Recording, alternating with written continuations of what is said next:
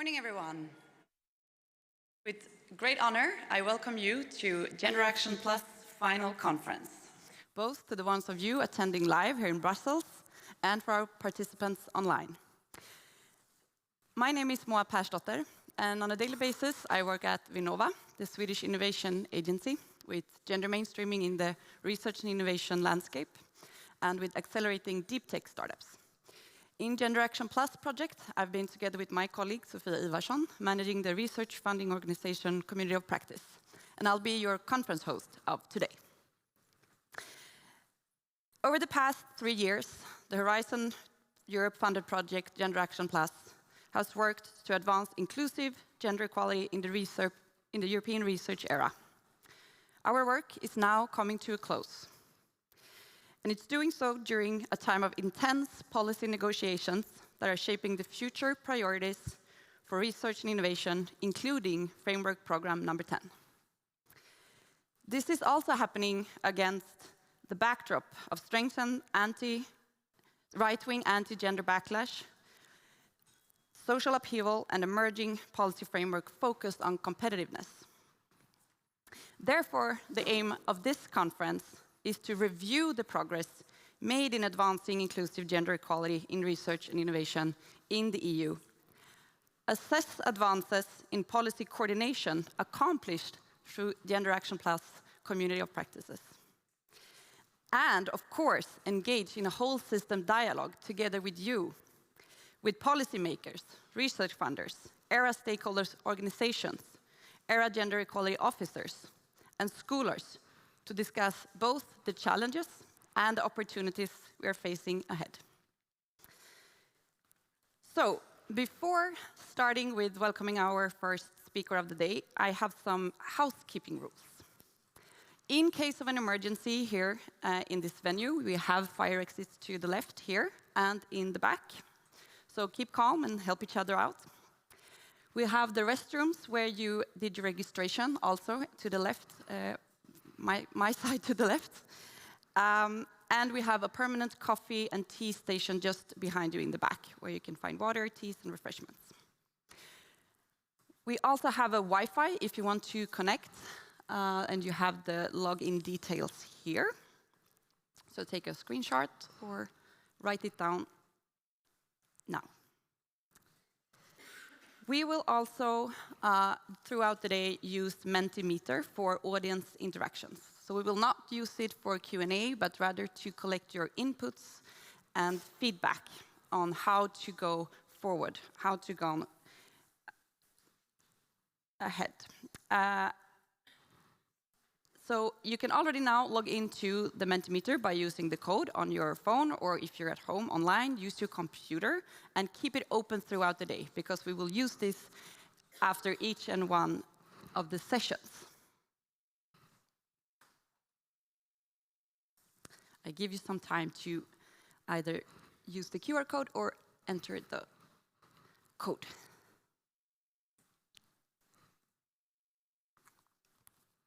Okay.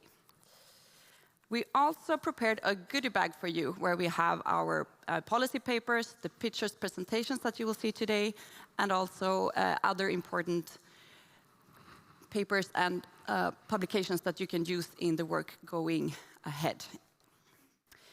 We will have many important and interesting speakers here today, but we'll introduce them quite short. But on our website, you can find bios and backgrounds of each and one of them, so you can read more about the work that they have done.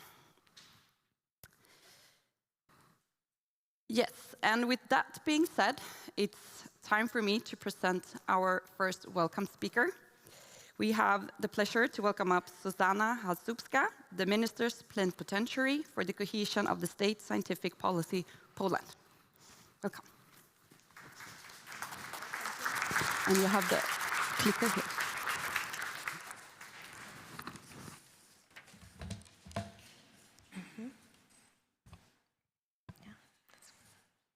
Thank you so much. Ladies and gentlemen, distinguished guests, it is a great honor to welcome you to the GenderActionplus final conference. Poland is very proud that such an important event is being held under the auspices auspices of the Polish presidency of the Council of the European Union. The overreaching priority of the Polish presidency is Security Europe, because a strong, resilient and forward-looking Europe must be safe for all. This priority extends beyond traditional notions of security. It includes ensuring that our higher education and research institutions offer safe, fair and inclusive working conditions. Eliminating gender-based violence, securing equal opportunities and fostering an environment where talent thrives, irrespective of gender, are fundamental pillars of this mission. Gender equality remains a key focus for the Polish presidency, particularly within employment, social policy, health and education. We are committed to ensuring fair, non-discriminatory and safe working conditions in the digital era. Our presidency will also highlight gender equality in higher education, as exemplified by tomorrow's meeting of the General Directors for Higher Education in Warsaw. This gathering tomorrow will address two critical themes: the active promotion of STEM education, including strengthening women participation, and the mental health challenges facing academia. These discussions will further strengthen our collective efforts towards gender equality across Poland and the European Union. Ladies and gentlemen, we must maintain the momentum on gender equality within the framework program. Significant progress has been made, particularly with the introduction of gender equality plans as a criterion under Horizon Europe. Additionally, the inclusion of the gender dimension in research and innovation, as well as gender balance in research teams as ranking criterion, has contributed to meaningful advancement in this area. Well, how do I know? First of all, I'm Polish, and in Poland, we love and we understand freedom. So I just feel it. But we also conducted a nationwide monitoring survey on the implementation of gender equality plans, just to be sure, because we know it, we feel it. The results clearly indicate that the requirement has had a tangible impact on institutional efforts to promote gender equality. At the same time, we recognize that advancing inclusive gender equality requires strong, consistent and committed leadership to address ongoing challenges such as the poor working conditions in the research in some parts of the EU, lack of career prospects and opportunities or pay inequality. I do hope that this conference will contribute to make such requests heard loud and clear. Gender equality in science is not just a matter of fairness. It is a necessity for Europe's competitiveness. Without fully utilizing talent, regardless of gender, Europe risks failing behind in any race. Let us take inspiration from the words of Poland's Prime Minister Donald Tusk at the European Parliament. Let us believe in ourselves again. We need a new self-confidence. So let us act together. I wish, on behalf of the Polish Minister of Science and Higher Education, productive discussions, meaningful exchanges, and valuable inspiration to take back to your institutions. Thank you very much.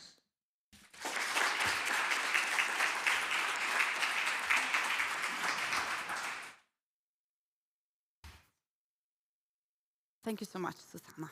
So now it's time for our next welcome speak, and that will be held by Lina Galvez, Chair of the FEM Committee and member of the ITRE Committee at the European Parliament. And we will have a video from Lina. Hello, I'm Lina Galvez, member of the European Parliament and currently chair of the Committee on Women's Rights and Gender Equality here in the Parliament. I'm also full professor of economic history and economic institutions at the Pablo Olavide University in Seville in Spain. And obviously for me it is a pleasure to address you today. although I deeply regret not being able to join you in person at this important Gender Action Plus conference due to my parliamentary activity. I have to be in Strasbourg this week for the plenary session.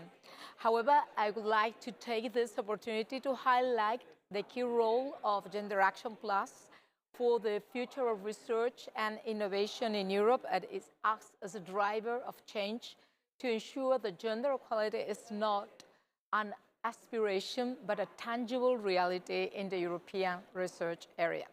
We are now facing a real threat, a real gender backlash, which is to dilute commitment to ensure gender and mainstreaming in research and innovation, and to reduce investment in gender research. This is just unacceptable, absolutely unacceptable. The budgets dedicated to gender research are already negligible within the framework program, and if these cuts are confirmed, I hope, and we will fight that it's not the case, we would be rolling back decades of progress in equality and inclusion, but also on creating a new knowledge, a new science that it is not androcentric. We cannot allow gender equality in research and innovation to become a side issue. These attacks on gender equality are not isolated, as you know. These attacks on science, on gender science are not isolated. They are part of a broader strategy of anti-gender movement that seek to undermine the fundamental principles of democracy and human rights, and to leave knowledge as it has always been, a male and androcentric domain, meaning that the male circumstances is kind of linked with the universal, when we know it is not the case. So policy foresights and gender-sensitive evaluation are essential also to challenge the tendency to treat male experience, opportunities, and perspectives as universal. This very androcentric perspective. And history has taught us that the erosion of women's rights and the denial of diversity are warring signs of retreat for democratic freedoms. Science and research must stand firm in the face of these attempts at censorship and denialism, and defending knowledge that is evidence-based and committed to social progress. Gender equality is not just a matter of social justice, it is a key strategy for scientific progress and European competitiveness. As the Draghi-led two reports underline, research and innovation are the fundamental pillar to maintain our position on the global stage. But without a true inclusion of the diversity of talent, without a firm commitment to gender equality in all levels of research, we risk falling behind, especially because we are most of people in Europe with a university degree, but never mind. This is a crucial moment when Europe must decide what kind of society it wants to build, one that makes the most of its human potential, or one that continues to reproduce inequalities that limit our capacity for innovation and development.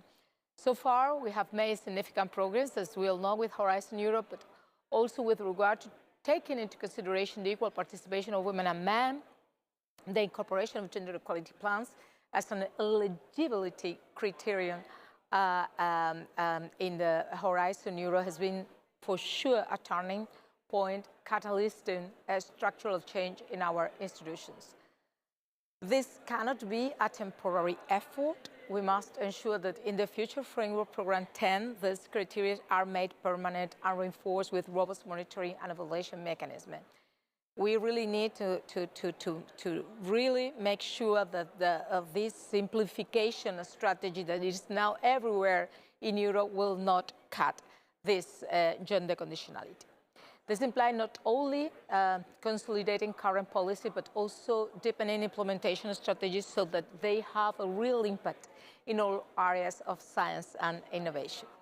To this end, strengthening the monitoring and evaluation of this measure is key, and to do it with gender lenses, of course, it is key. Without accurate data and effective monitoring mechanism, we run the risk of gender equality policies becoming mere formalism without a real impact. So inclusive science, also feminist science, is fundamental to excellent science. Mainstreaming gender in research and innovation not only improves the quality and relevance of results, but also boosts the creativity and sustainability of the European research area. We must also continue to push for innovation that is truly transformative, looking holistically not only at technological innovation itself, but also to social innovation. The inclusion of the gender perspective from also an intersectional approach, it is also essential to address the social and economic challenges we face, from the gender gap in health to the anti-gender discourses that threaten European democratic values. Research that excludes this perspective risks generating partial and inefficient solutions, leaving a significant part of the population behind and our specific problems and our specific voices. A key aspect to ensure the continuity and effectiveness of these measures is the allocation of adequate resources. It is not enough to include gender equality in speeches and strategy documents. We need specific budgets and strong political will to translate these commitments into concrete actions. It is imperative that the next framework program includes a clear funding line for gender-sensitive research and that evaluation structures are strengthened to ensure that projects effectively incorporate this consideration. We therefore need a strong political commitment and adequate financial resources to ensure that gender equality remains a priority in the next framework program. Inclusive gender equality is not an option, it is a prerequisite for the advancement of science, innovation, and Europe's well-being. With a real gender mainstreaming in research, we will be limiting our own capacities and wasting key opportunities for the development of the innovative and effective solutions to the challenges we face as a society. So just work all together for this excellent science and for the inclusion of gender equality, to doing even better in the future in the European research area. So we'll continue to work together, and thank you very much.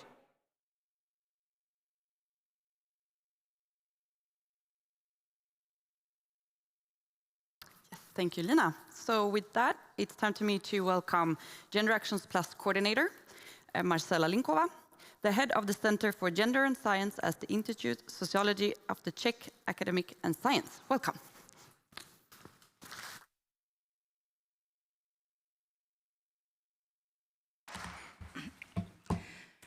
Good morning. It's really great to see you all here, and welcome also to those who are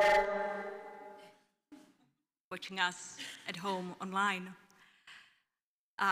Colleagues and friends, for the past 4 years, I have had the honor to work in GenderActionplus with amazing colleagues to coordinate and enhance inclusive gender equality policies in the European research area through a network of our incredibly motivated communities of practice of national authorities and research funding organizations.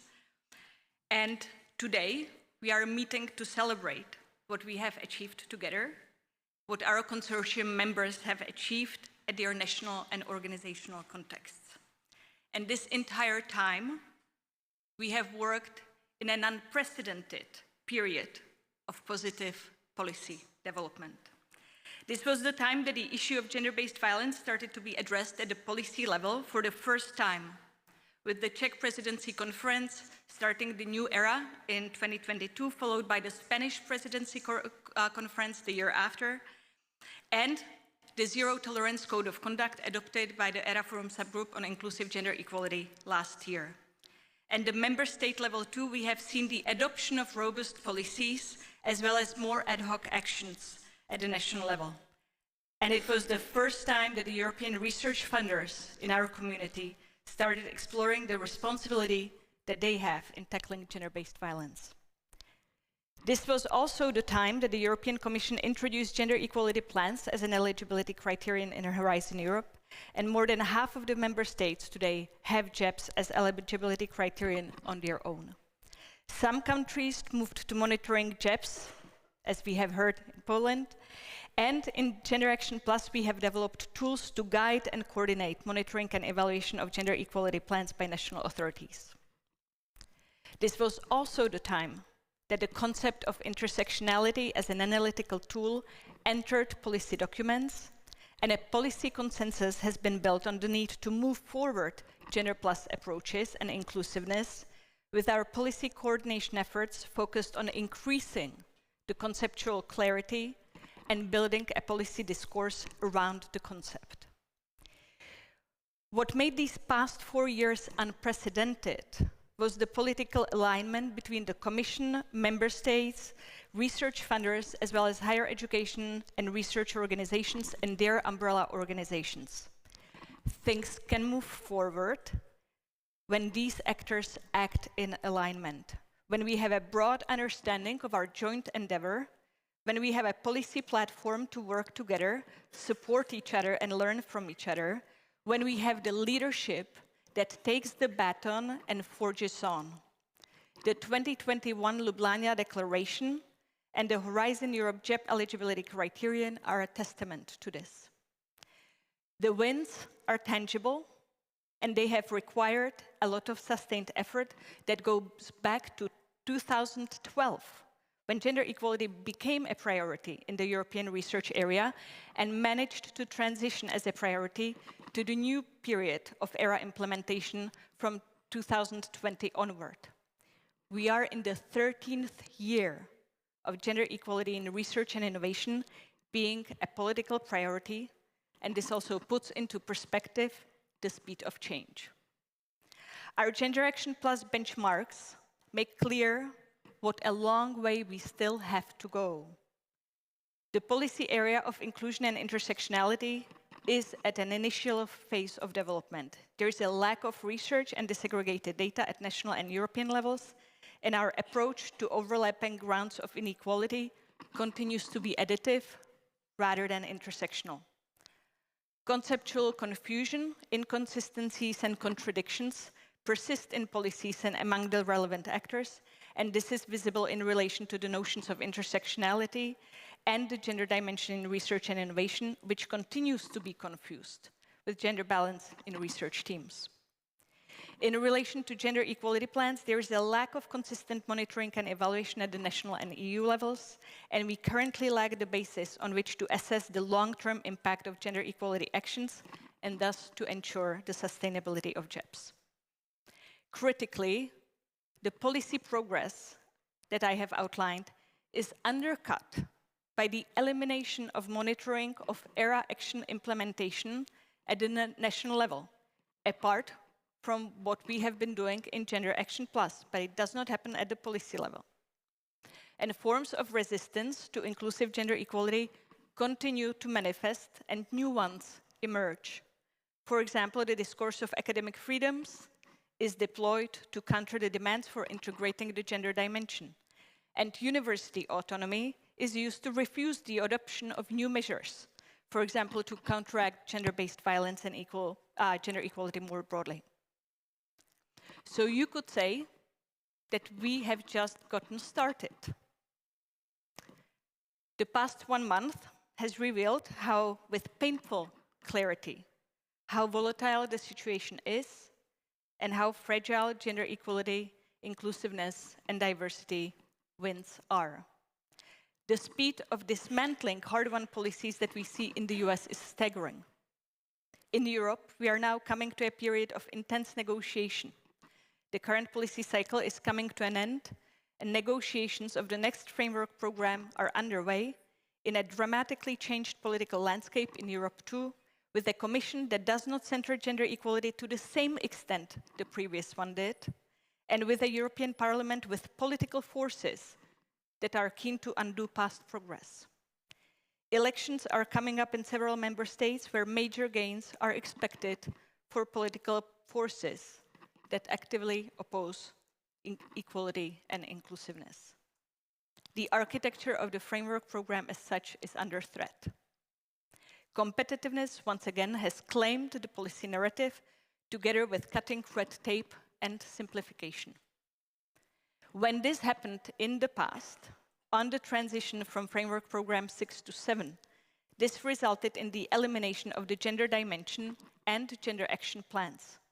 It also meant a focus on fixing women, as if systemic institutional barriers and biases could be tackled with negotiation skills, assertiveness training, and childcare facilities being open until 9 p.m. As we look to the future, we will have to consider how to navigate this new narrative while preserving our feminist objectives. We must focus on preserving what we have while maintaining where we want to lead and maintain our ambition. This is also what the Commission must do with its planned roadmap for women's rights.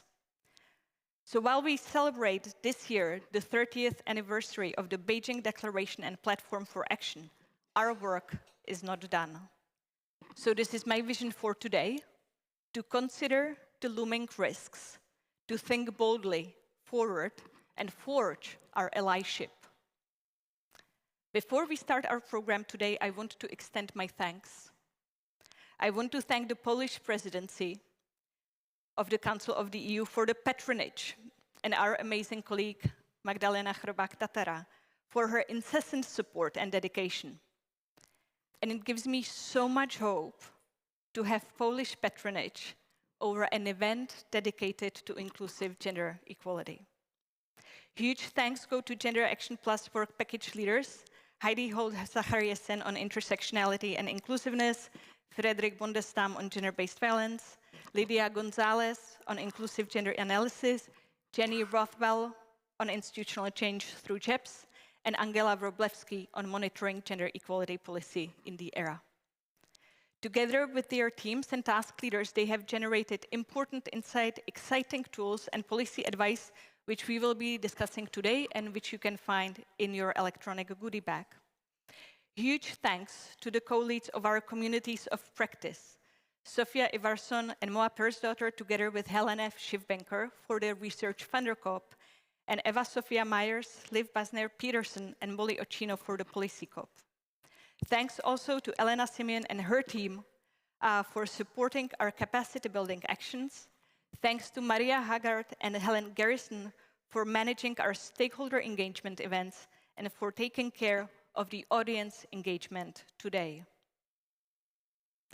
Today would not be possible without my colleagues at the Institute of Sociology.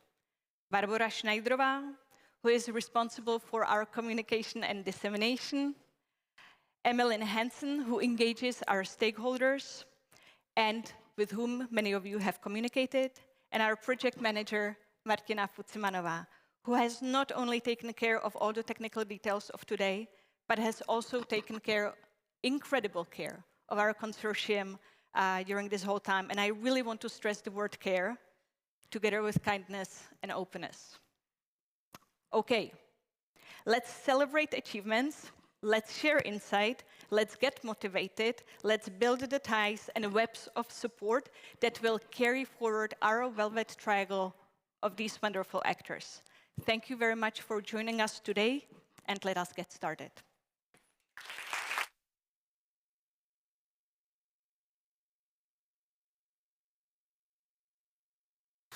Thank you so much, Marcella. At least I feel very welcome now, and we have officially opened this conference. And we shall work together. And throughout the day, we will have 4 different sessions with a chair each. And in between those sessions, we have coffee breaks where you can mingle and talk and interact. So it's time to start the first session. And the chair for that one is Fredrik Bondestam, the director of the Swedish Secretariat for Gender Research at the University of Gothenburg in Sweden. Welcome.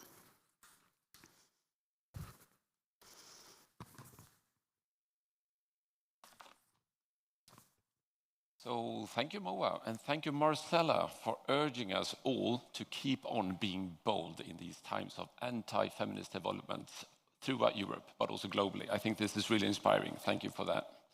So, yes, in this first panel today, we will share some insights on the work on ending gender-based violence in the era. First of all, I will invite all the participants in the panel on stage. And then I will just shortly introduce the topic of gender-based violence in the era. we will listen also to some country presentations displaying the ongoing work in this area, and then we will together discuss some potential and actual developments and challenges on ending gender-based violence with this truly magnificent expert panel. And then finally, we will engage all of you in the audience to take a specific stance on the issue of gender-based violence in relation to the upcoming Framework Program 10. This is going to be a massive panel for about 60, 70 minutes, so stay tuned. Anyway, I'm so happy to introduce the panel and the panelists, so I will welcome you all on stage. And first of all, I would like to welcome Lucy Viktorinova from the Ministry of Education, Youth and Sports, the Czech Republic, please. And you will have the first chair on this side. Welcome. Also welcome to Sofia Ivarsson. She is from Sweden, just as me, from Vinnova, the RFO that we have in Sweden, and she is also the co-leader of the GenderActionplus RFO Community of Practice. Welcome, Sofia. Further, we have Lut Megget from Yellow Window in Belgium. You're currently active in the Gender Safe project and been active for a long time in developing policies and policy implementation tools concerning gender-based violence and gender equality. No further ado, Marcela Linkova, welcome on stage again. You are the co-chair. I think we need to mention that you're the member state co-chair on the ERA Forum subgroup on inclusive gender equality, and you've been a long time, I would say long-term pioneering project leader on several EU projects, not the least GenderActionplus. And then finally, Jenny Rothwell from the Higher Education Authority in Ireland. Welcome up on stage. You will be sharing some insights from the really inspiring developments in the Irish higher education sector on ending sexual violence and sexual harassment. So you see, this panel will be a great venue for us to just listen into the developments and challenges. Thank you for all being part of this work today. So my job today is to be the chair of the panel, and I will just briefly introduce the issue of gender-based violence in the ERA. I will describe the current situation really shortly and then give a definition of gender-based violence and just say something on the policy framework that we have at the moment. So, we are actually facing an endemic of gender-based violence in the ERA. We know from extensive research that gender-based violence has severe consequences for individuals, for women, for marginalized groups. And this includes stress, depression, anxiety, increased alcohol abuse, a lack of motivation, an increased tendency to interrupt studies or leave work. We know this since long.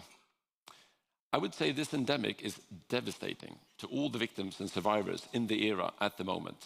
It's a direct threat to the quality in research and teaching, and it's actually undermining our own tendency to try to achieve excellence, but also undermining academic freedom. Now, I'm just citing all the 3 position papers that we've been developing in GenderActionplus through the years backwards. And I think this endemic, to speak up frontly on it, on prevalence, we know, as is illustrated by the UNICEF survey, that 2 out of 3 respondents to this survey reported experiencing at least one form of gender-based violence since they started their institution. And this was covering both staff and students. I mean, this is a study in 15 EU member states covering 45 research-performing organizations. And it's just such a clear evidence of the magnitude of this problem that we're facing in the ERA.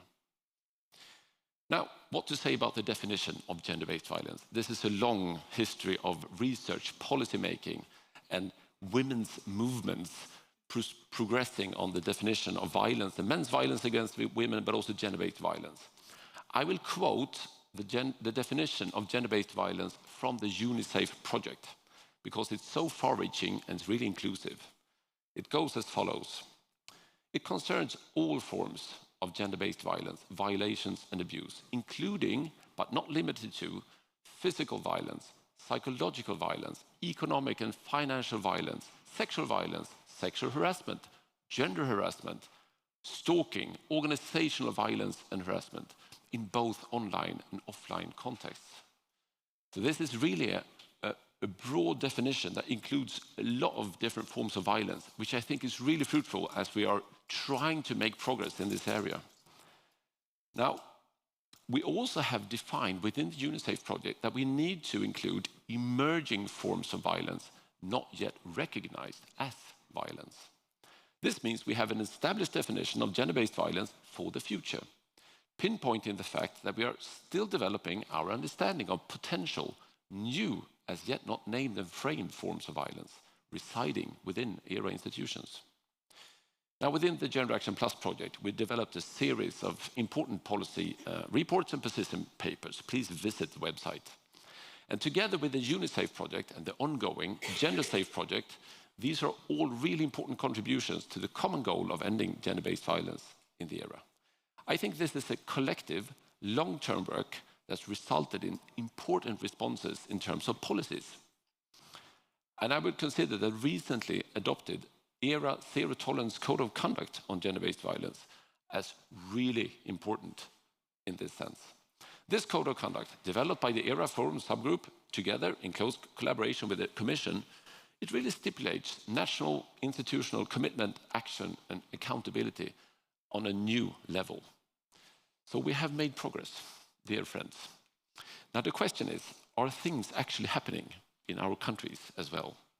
And to help us sort this out to some extent, we will start with a country presentation by you, Lucy, from the Czech Republic. Please, the stage is yours.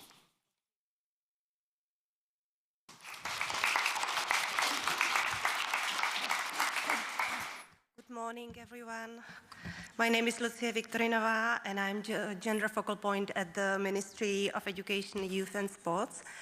And I'm very honored to be here and present as the first one today one of the small but hopefully effective tools that the ministry uses to support gender equality and specifically prevent gender-based violence at the universities of the Czech Republic. Okay, so just to give you the brief overview of the situation in my country, the National Framework for Prevention of Gender-Based Violence at the tertiary level of education is not really strong. Higher education institutions in my country have a great deal of autonomy when setting their internal environments.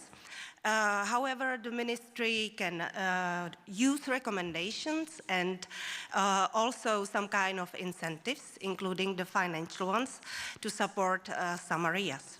So in 2017, we have decided to do a project focused on ministry itself and on our, let's say, stronger institutional transformation in direction of wider use of gender mainstreaming tools. And at this time, we had this idea to have a look at the so-called compulsory annual reports that are the universities obliged with.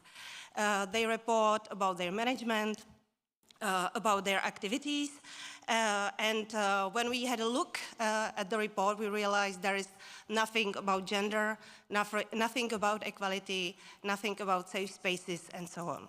So we decided to add these questions into the template there and there. And then we did analysis of the reports. And we realized that really the institutions lack all the policies, lack measures to support gender equity, address social safety, gender and sexual harassment, and so on.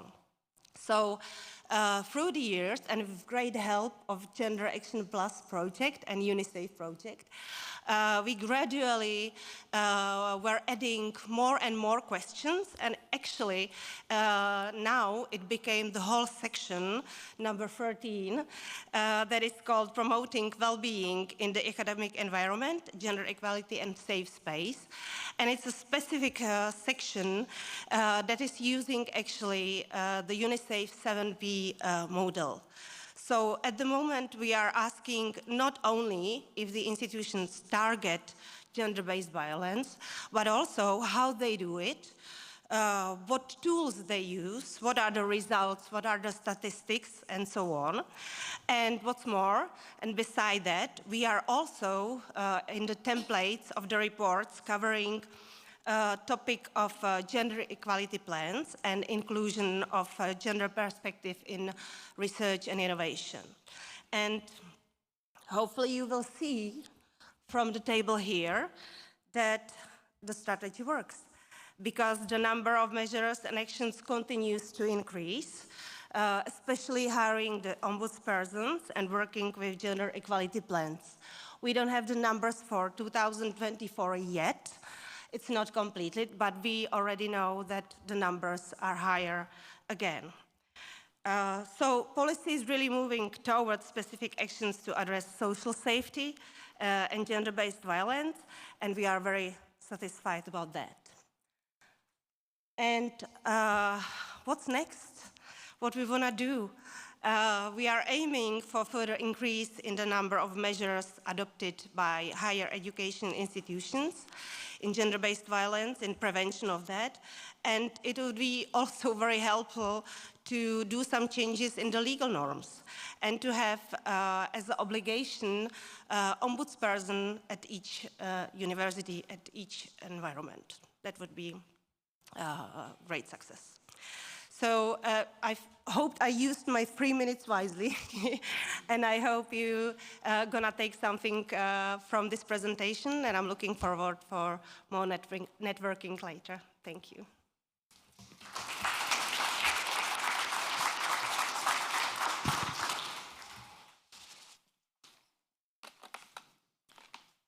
That was a lot of content for 3 minutes. Thank you, Lucy. And I think I'm always inspired by seeing different countries using the concept of ombudsperson. This is a Swedish word. It was developed in the 1970s, really. And now it's trickling into higher education institutions in the Czech Republic. This is really inspiring, so thanks a lot. What would also be inspiring would be to listen to our Spanish representative, Silvia Rueda, from the Ministry of Science, Innovation and Universities in Spain, but she could not make it today, unfortunately. So what you see is actually her presentation that we have prepared, but we will not go through it. You can find it in your goodie bag, and also her contact details.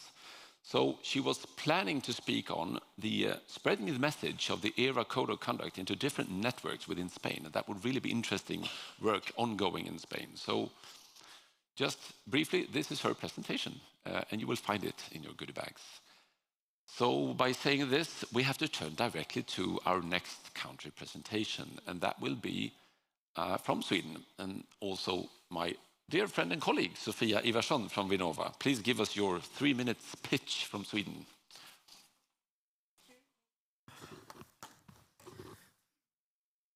Does this work? Yes. Very good. So I'm Sofia Ivarsson from the Swedish innovation agency Vinnova. I have a background as a gender researcher, and I'm heading the gender mainstreaming program at Vinnova together with my colleague and moderator today, Moa. So I will present to you the perspective of the research and innovation funding organization and their roles, or our roles, in mitigating gender-based violence in the research and innovation landscape that we fund. So during GenderActionplus project, it moved by itself. So, no, the next one. So during the GenderActionplus project, we initiated a pilot at Vinnova, a pilot intended to test some part of the relief model. And the relief model was developed during GenderActionplus project. It's a framework for RFOs on steps and processes, a guidance that RFO can take action through already existing internal processes. So we decided we will test this model that was co-created with the Work Package 2 and the RFO COP Community of Practice. And the measures that we decided to try in this pilot was to have applicants, they were required to certify having a code of conduct or policy on zero tolerance on gender-based violence in place in order to get funded. And that goes for, I should say that Vinnova does not finance individual researchers. We fund consortia and organizations in all sectors in our country.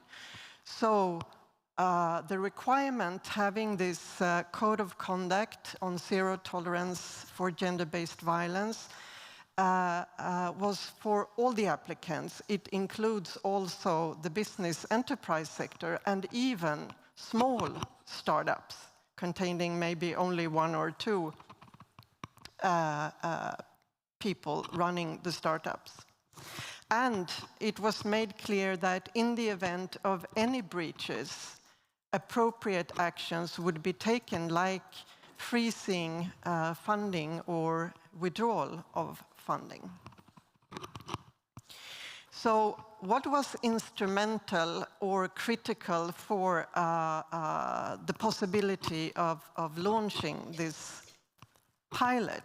Well, it was of course critical to have a model, a framework to work with, to guide us with the step-by-step understanding of the processes, the mechanisms, the instruments that could be used as an RFO in the research and innovation funding process.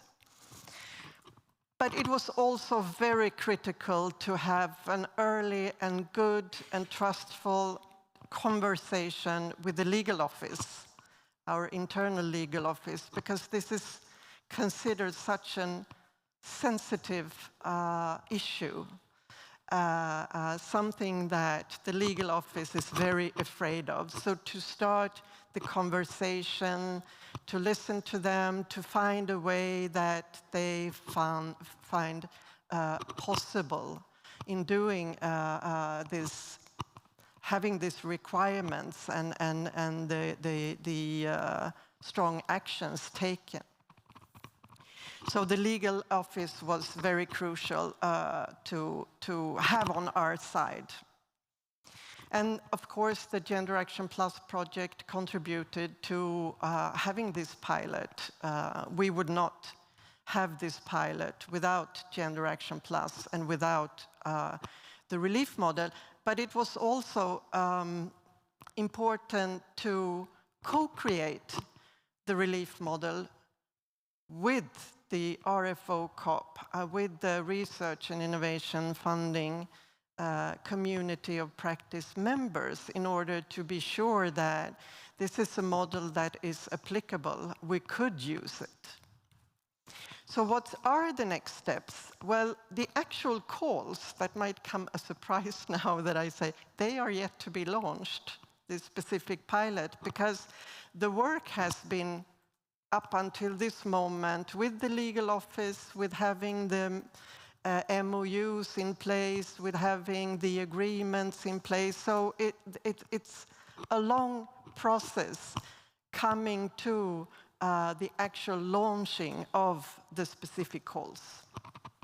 And we have decided to have evaluations during a 2-year process to analyze the effects of these measures. But the end goal with this pilot is then to introduce the EU Code of Conduct that was mentioned by Fredrik, inserted in our terms and conditions, and for all our calls, for all our programs. So thank you for the possibility of presenting this pilot.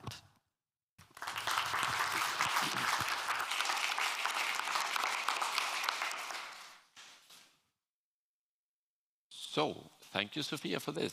And as you're saying calls in this pilot are yet to be launched. That's quite fine. And in the event of any breach of the Code of Conduct among the applicants, there will be appropriate measures will take place, right? And you include that withdrawing funding might be a possibility. Now, I think this is a burning question to all of us. Will this actually take place? Yes or no? Yes, it could be. I mean, we have a model that is that we crafted with our legal office that is quite simple. So it means that we inserted this requirement in our formal requirements, which means that, and I maybe it wasn't clear in my presentation, but I would say that in the case of any breaches means that they have certified falsely. If we find out that they have certified falsely, they don't have this code of conduct in place, we can freeze or withdraw the funding. And I think this is an interesting country example of what might be the case if we turn gender-based violence into a mandatory requirement in the gender action plans within the era, whether the Commission actually will freeze funding or not as a sanction. So I think this is an important pilot and example that really touches on the large-scale sanctions that might be used also in the era. So thank you, Sophia, for this. Now, we're turning to the panel, and we are exactly on time almost, and that feels quite nice, so we don't have to stress this. Thank you for being part of the panel, dear friends, colleagues, and champions of gender equality. We have prepared this panel by trying to frame the issue together, right? So we have this opening generic question for all of you that you have prepared. And this is on what kind of remaining or persistent issues within research institutions concerning gender-based violence, which we know are affecting particularly women and marginalized groups. From your perspective, what is the most urgent things that we need to progress on and actually focus on? And you probably have really different views on this. And Lut, you will be the first to take a stance on this. Please. Frederick. Thanks. Yes, well, a persistent problem, I would say an important one is that institutions often do not yet have proper policies in place. So my main point would be to insist on the importance of developing and setting in place comprehensive policies along the 7 Ps that UNICEF developed. And the 7 Ps expand on the known 3P and 4P Ps frameworks, models that were developed by the United Nations and the Council of Europe, and include beyond prevention, protection and prosecution, and policies in the case of Council of Europe, also prevalence, so knowledge of the scope of the problem, partnerships, and provision of services to those concerned. So if institutions develop policies keeping in mind these different angles and dimensions that have to be covered, these policies will be more effective. A second related point is that for policy development, the institutional stakeholders should be involved so that the perspectives and the lived experiences of all the staff groups and the students in the case of higher education institutions are integrated and that the policies are truly inclusive and intersectional.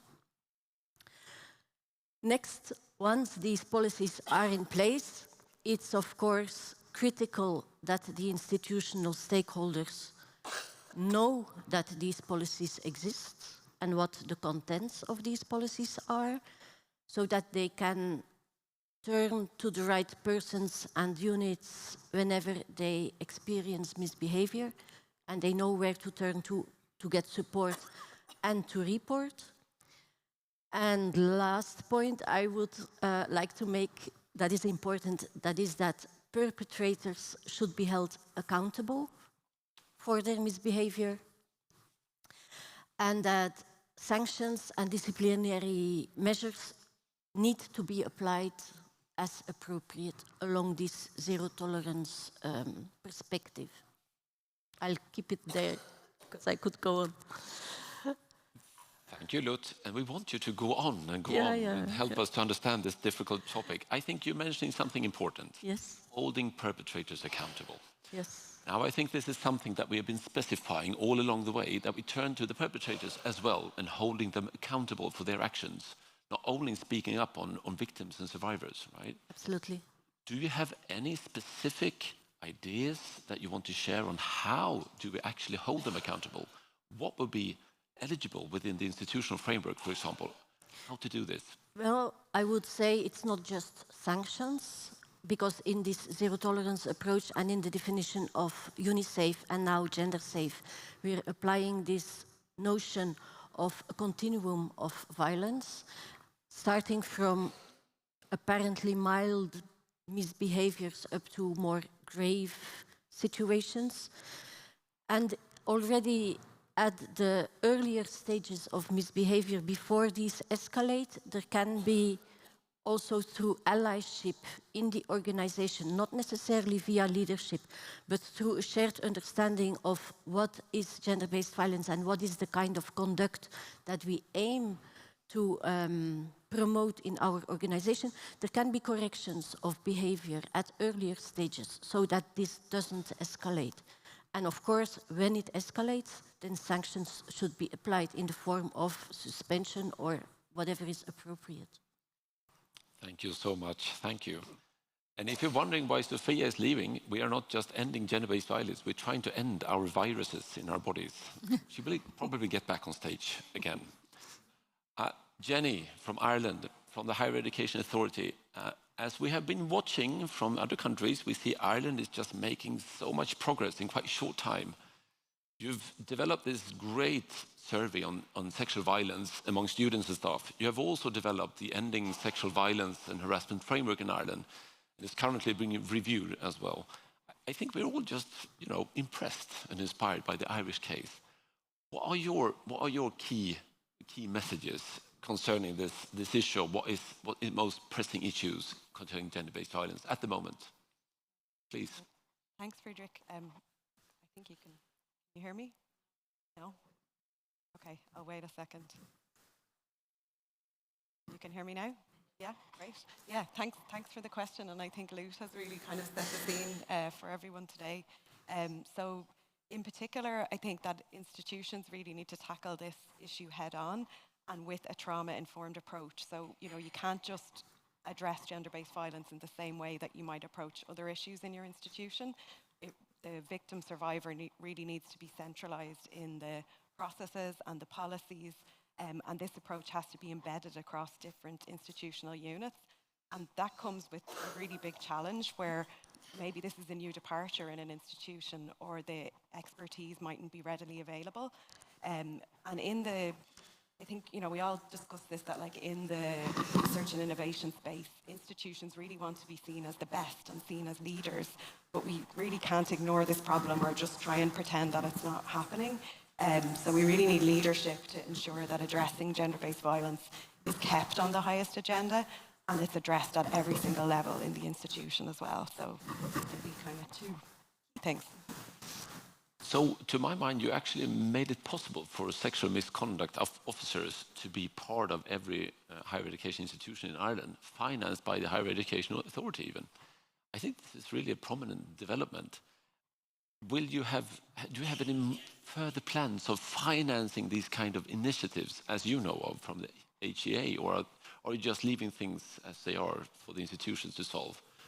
Yeah, so you mentioned, these officers that have been appointed. So in 2022, our then Minister for Higher Education announced funding for dedicated roles within institutions as prevention and response managers, specifically for tackling sexual violence and harassment. So these have all been appointed, which is really, really positive, and they're very much at the centre of this work in their institutions. These are really key change agents that we have in Ireland in this work, but they really, really need strong support within their institutions to advance this work, to make sure it's not siloed, and to kind of embed this whole of institution approach, where it's not just one person or one office looking at this. So yeah, we're very keen to continue to support that, and there's a very strong network of those people that come together and share knowledge in Ireland, so we're seeing that as really positive.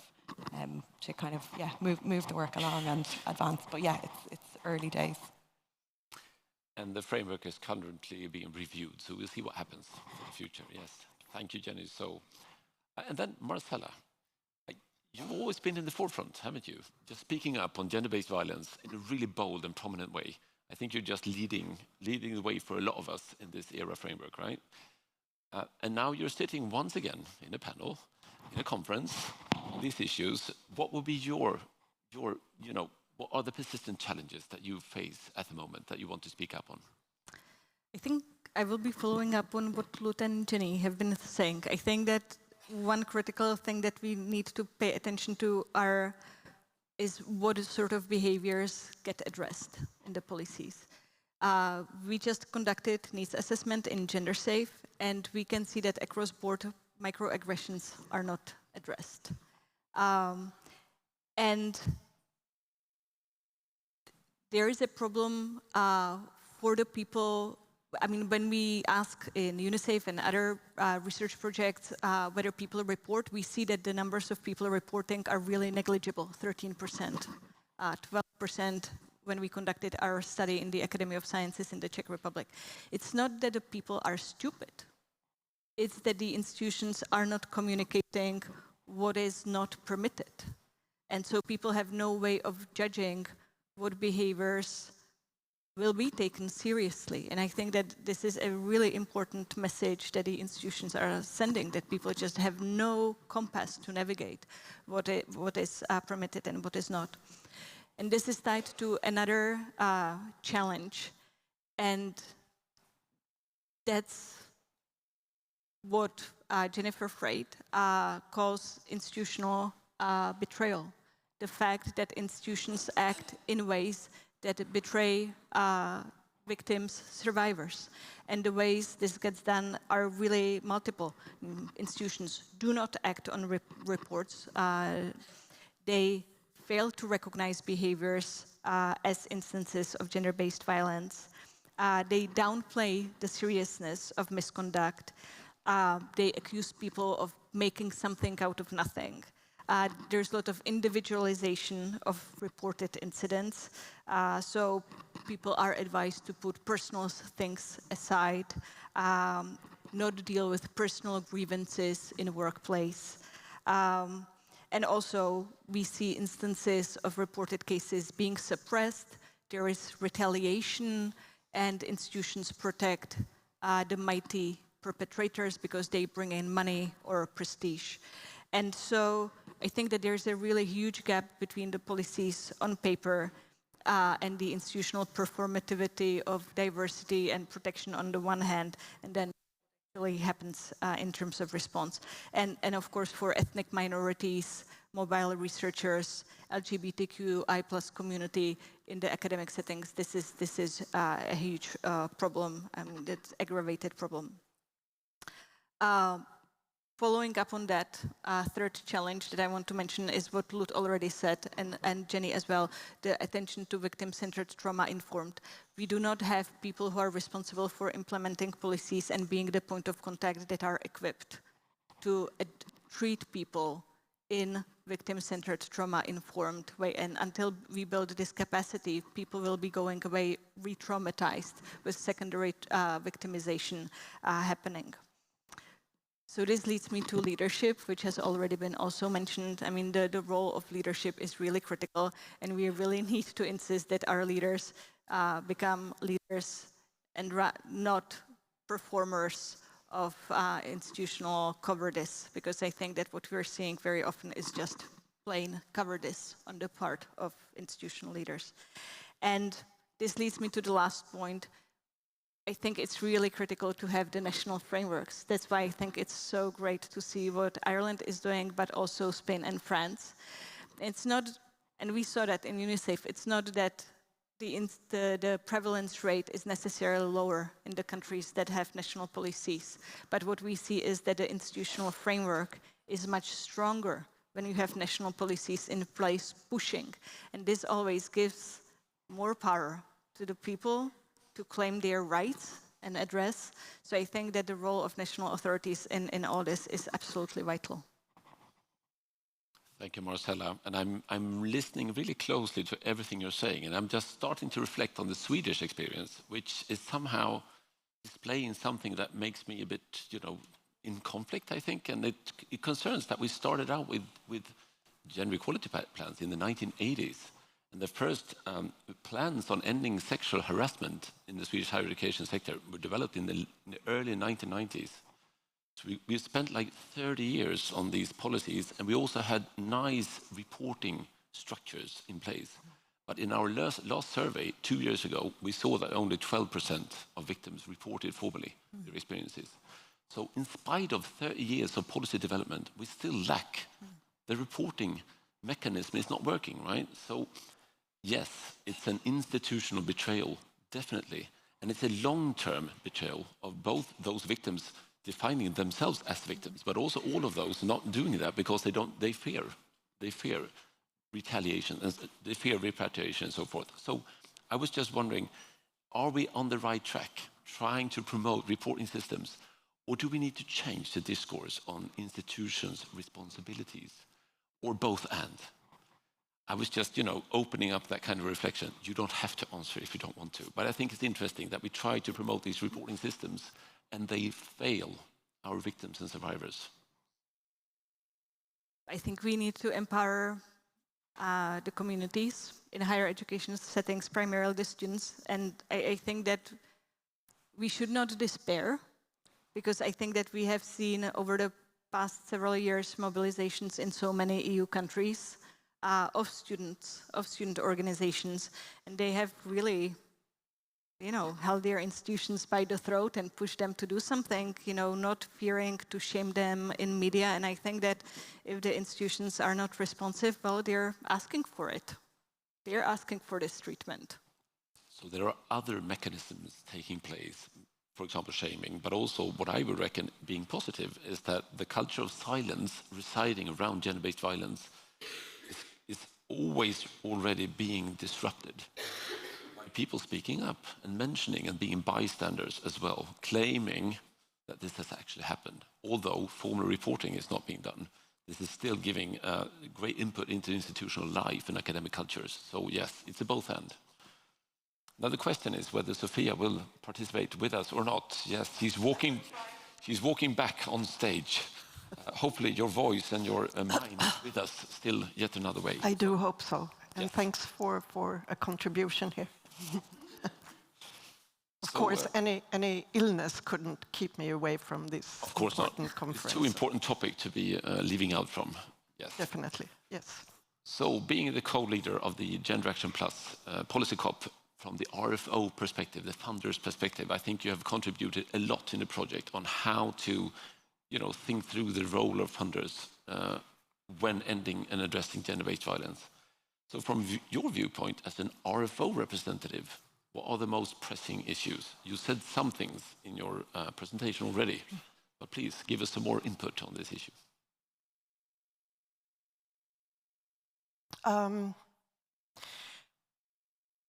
It was obvious for us in the RFO community of practice when we started to raise this issue on gender-based violence that many of the RFOs are developing with speed their gender equality plans, the GEPs, but very few of, and I mean addressing gender-based violence is part of the GEP, but few of them are actually thinking about, or it was about raising awareness of the role that RFOs has in ending, mitigating gender-based violence towards the applicants in the ecosystem that we fund, because they have the policies and mechanisms in place for their internal organization, their staff.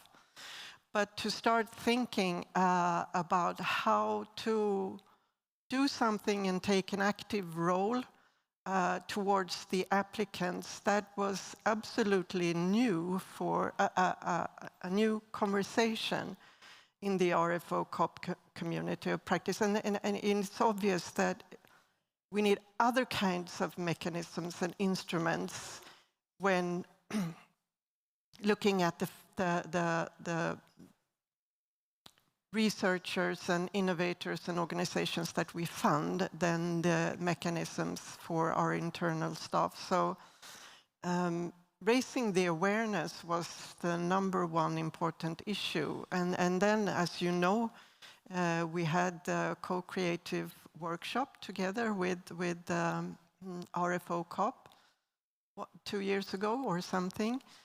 And we step into these traps all the time. Well, this is not possible, or we couldn't do that. So it was, I mean, it is really challenging to see how we, as a funder that do not have the employer responsibility for those that are affected, what can we do? What can we legally do? So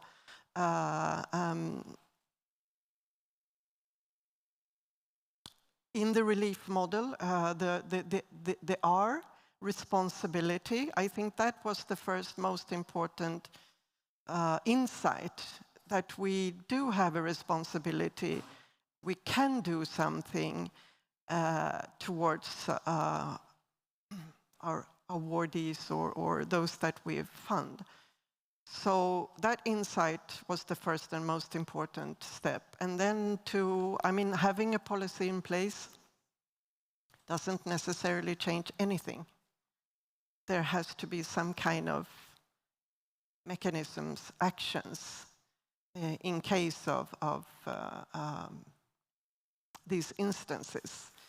And that's that's the next difficult step. And I think that we saw our pilot as some kind of model to try this measures in a call, to evaluate the effects, to have somebody to step forward and say, well, this is our experiences, this is what happens, this is what you could do, and this is what you shouldn't do, is important. So we were happy to take on that role in launching this pilot. You see my voice is there. Thanks, Sophia. And I think, speaking up on the relief model, there's an E in the model, which is on ethical governance. And this concerns the possibility to claim incidents of gender-based violence being part of our policy or framework on research misconduct. And I'm curious whether you think it's possible to align the issue of gender-based violence to the concept of research misconduct. Me, myself, think it's self-evident. And I was wondering whether RFOs are pertinent to actually go for that kind of statement or not. What would be your opinion on that case? I mean, in most RFOs, the terms and conditions states something about ethics and about misconduct, but it's not explicit in this sense. So I think it is possible, but we need to carve out the exact framing of these terms and conditions. But in terms of the relief model, I would say that, and it's not part of the letters, but it's part of the model, that strong partnership is one of the most important things that we have encountered during this initiation of the pilot. We have to do this together with other RFOs. And we had the roundtable discussion. I think it was 2 years. You were part of that, so you know. With the national RFOs in Sweden, with the RPOs in Sweden, to discuss together, to form these strong partnerships. That is, to have this good conversation. That is the next important step, I would say. Realizing our responsibilities, #1. Forming these strong partnerships is #2. And then go into action is #3. And this is actually taking place in Sweden this year, as you and me are participating in these discussions with the RPOs and RFOs in Sweden, taking the Gender Action Plus knowledge into the Swedish context. Exactly. It's a nice progression in terms of policy implementation going on at the moment. Yes. We will come back in a panel in 2 years' time and describe the success. Yes, and we know already that it will not be easy discussions and conversations, but yes, interesting. Really interesting. Thank you, Sophia, and thank you for staying on the panel. So in terms of framing, the importance of framing, I think turning back to you, Marcella, framing this issue of gender-based violence on a high policy level means actually getting the Commission to both participate and be part of actually almost adopting a framework that is moving things forward. And I think the ERA Code of Conduct on gender-based violence is so important. But why is it so important? And what are the measures in it that is really, really important from your perspective?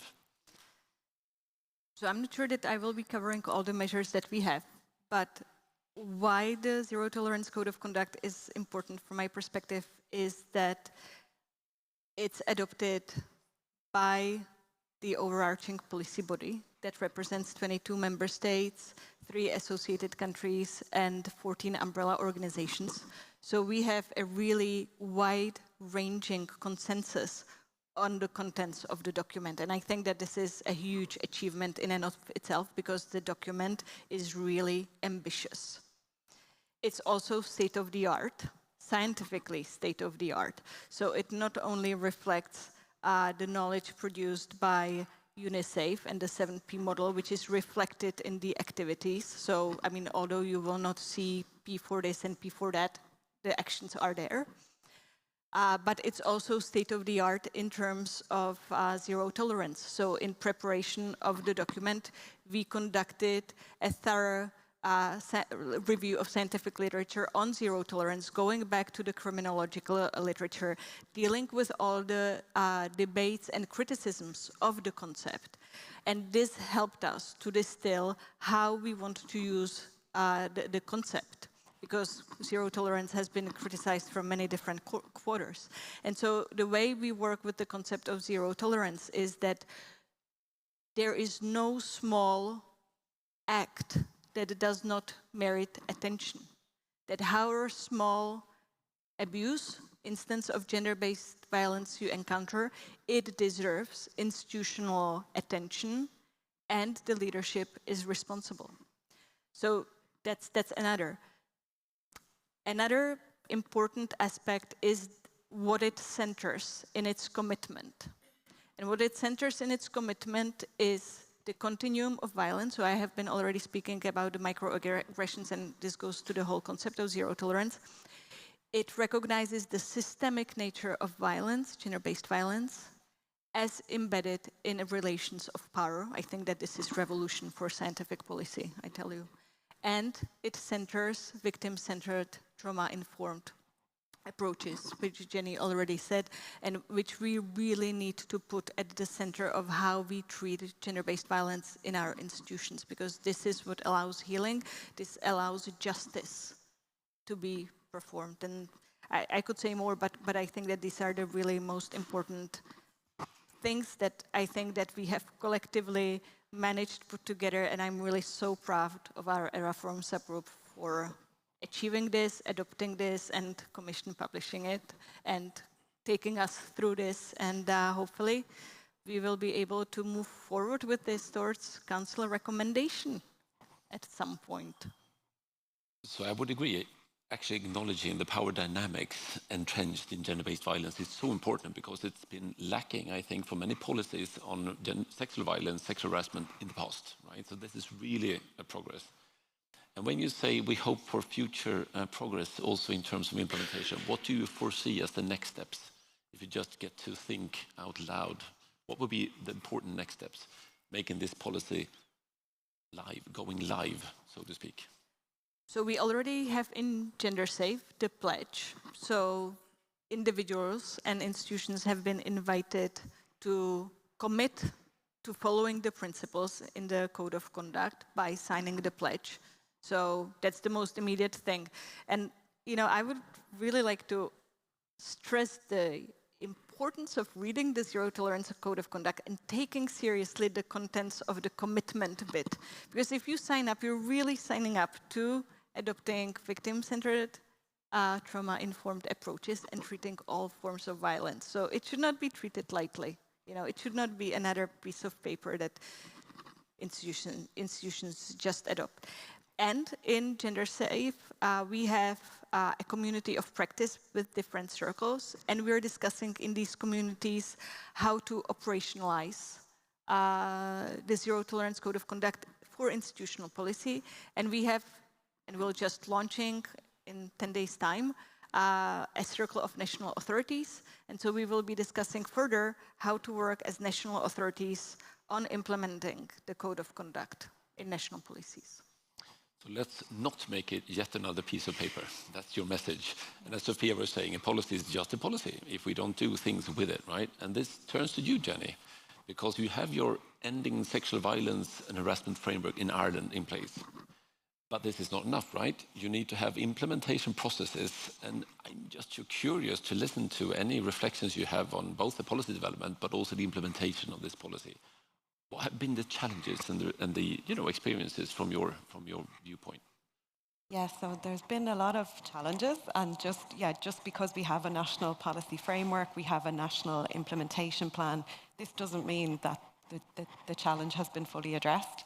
And Friedrich, you mentioned earlier that we're actually undergoing a review at the moment of our national framework. So it's been in place since 2019. So, just over 5 years of implementation now. So it's a good time to reflect and see kind of what are the challenges we're currently facing, and what has worked well and what we should continue with. But I think, and this has kind of come up through the conversation, like what we're really trying to do.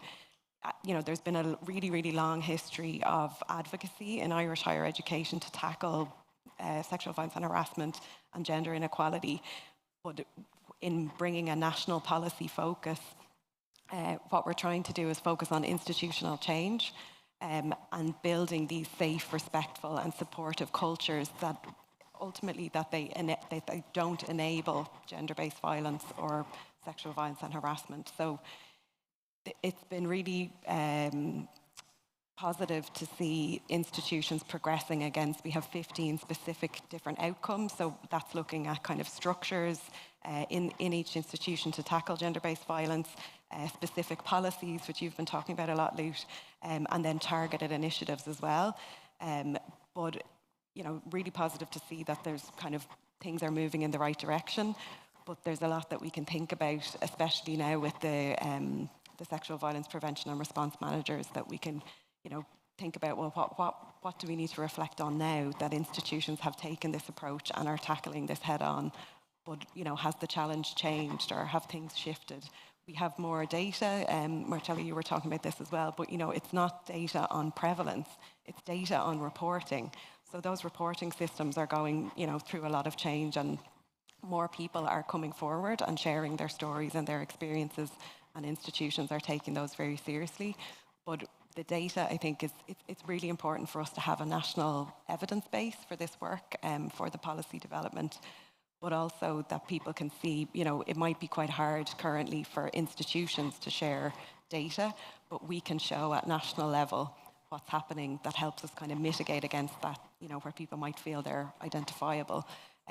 But it really informs, I think, what we're doing and where things are going as well, so that we can reflect really on where we are now. But there's a lot more work still to be done.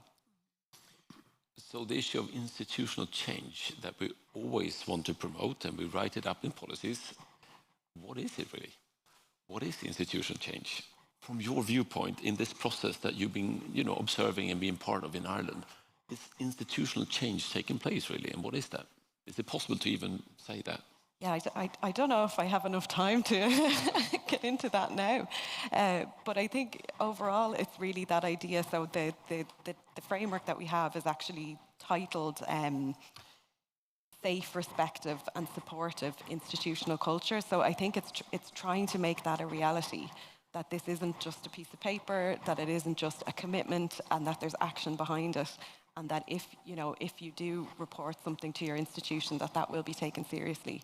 and there will be an outcome, or there will be some form of resolution, and that you will be supported through that process. We talked a bit about things being trauma informed and focused on victim survivors. So I think as part of, we've seen that gender equality plans are becoming more and more important as an eligibility criterion, but also if it's possible to address sexual violence and harassment through the gender equality plan also, that brings it as part of this wider institutional change plan too. So that's another way I think that this can be highlighted and kept at the highest level, but that everybody in the institution will benefit from it.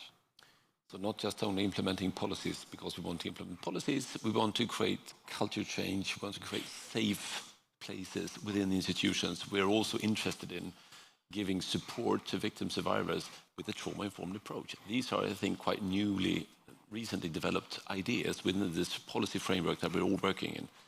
We've said it for a long time, but now it's taking place as ideas on how to create institutional change. I think this is, really interesting input from Ireland. So, Sophia, you're listening to these policy frameworks ongoing. You're yourself at an RFO. I mean, the relief model, you described it in some detail. It's been vital within the project to develop this pilot. What are your view on, the ideas for this model, relief model, but also other policy implementation measures from the RFO perspective? What do you want to add on to this discussion as so far as we've gone so far? Like to add on is the fact I would like to point to the definition that you mentioned in the introduction, because I think that is really interesting, being a representative of innovation and an innovation funding organization, that you include a definition which says that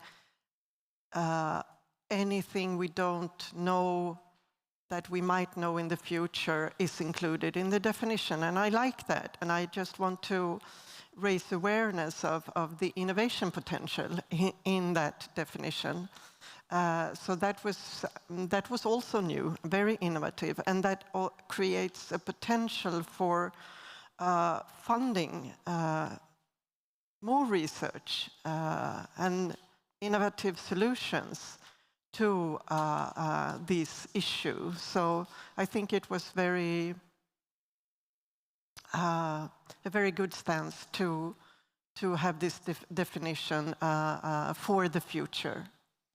It gives a possibility of designing new kind of calls and programs on this issue.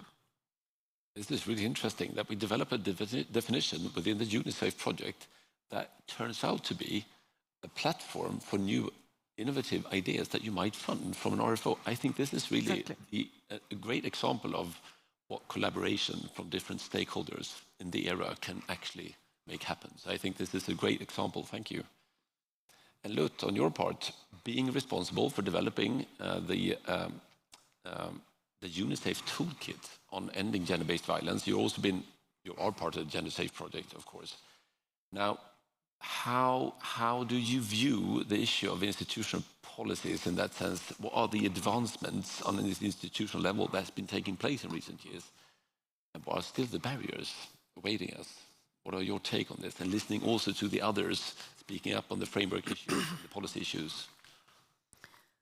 I would say it's really encouraging to see how much traction UNICEF has had and Gender Safe is enjoying among practitioners, mostly in the institutions across Europe.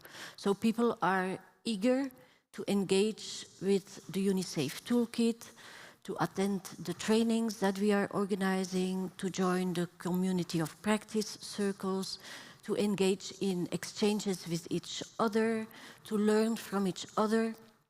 And these are mostly the change agents, individuals in institutions who feel the need to make change happen. But we also experience that these people do not necessarily have the support from their institutions and from their institutional leadership. They are facing resistances internally. They do not get the resources they need. They do this work on the side, next to their real jobs.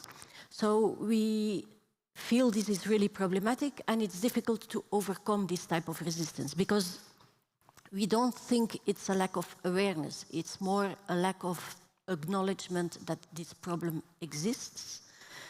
Some fear of lack of reputation from the leadership, the moment that they would acknowledge that this problem is present in their organizations. Thinking that it's not worth the investment somehow to invest in proper policies until some case breaks out in their institution, hits the media, gets public attention, and then suddenly the institution finds itself in a situation of crisis. And then there is the realization that there is a need for proper policies and they don't know what to do first. So it's a bit more than a bit problematic that crisis has to lead to change. So I think we're still struggling to find the ways to convince leadership of institutions that this investment is needed.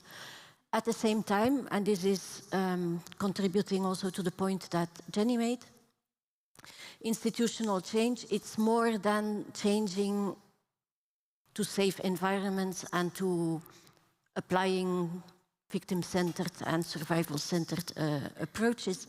It's also realizing that people who find themselves suddenly in leadership positions are not necessarily trained to be good managers. Their dream job was probably to be a good researcher and to be an academic, and suddenly they find themselves in leadership positions and in management positions. So I think that also these aspects of academia have to be rethought, and that leadership itself should be questioned and critically investigated and interrogated. So there are a lot of issues here, look, that you're mentioning. So the passive leadership, being passive reactive to incidents instead of being promoting, change, but also as institutions being reactive, ending up in a crisis where they have to do something is not the best way of supporting potential actual victim survivors, right? Crisis is development from a psychiatric viewpoint, but it's not a good thing, right, for our institutions.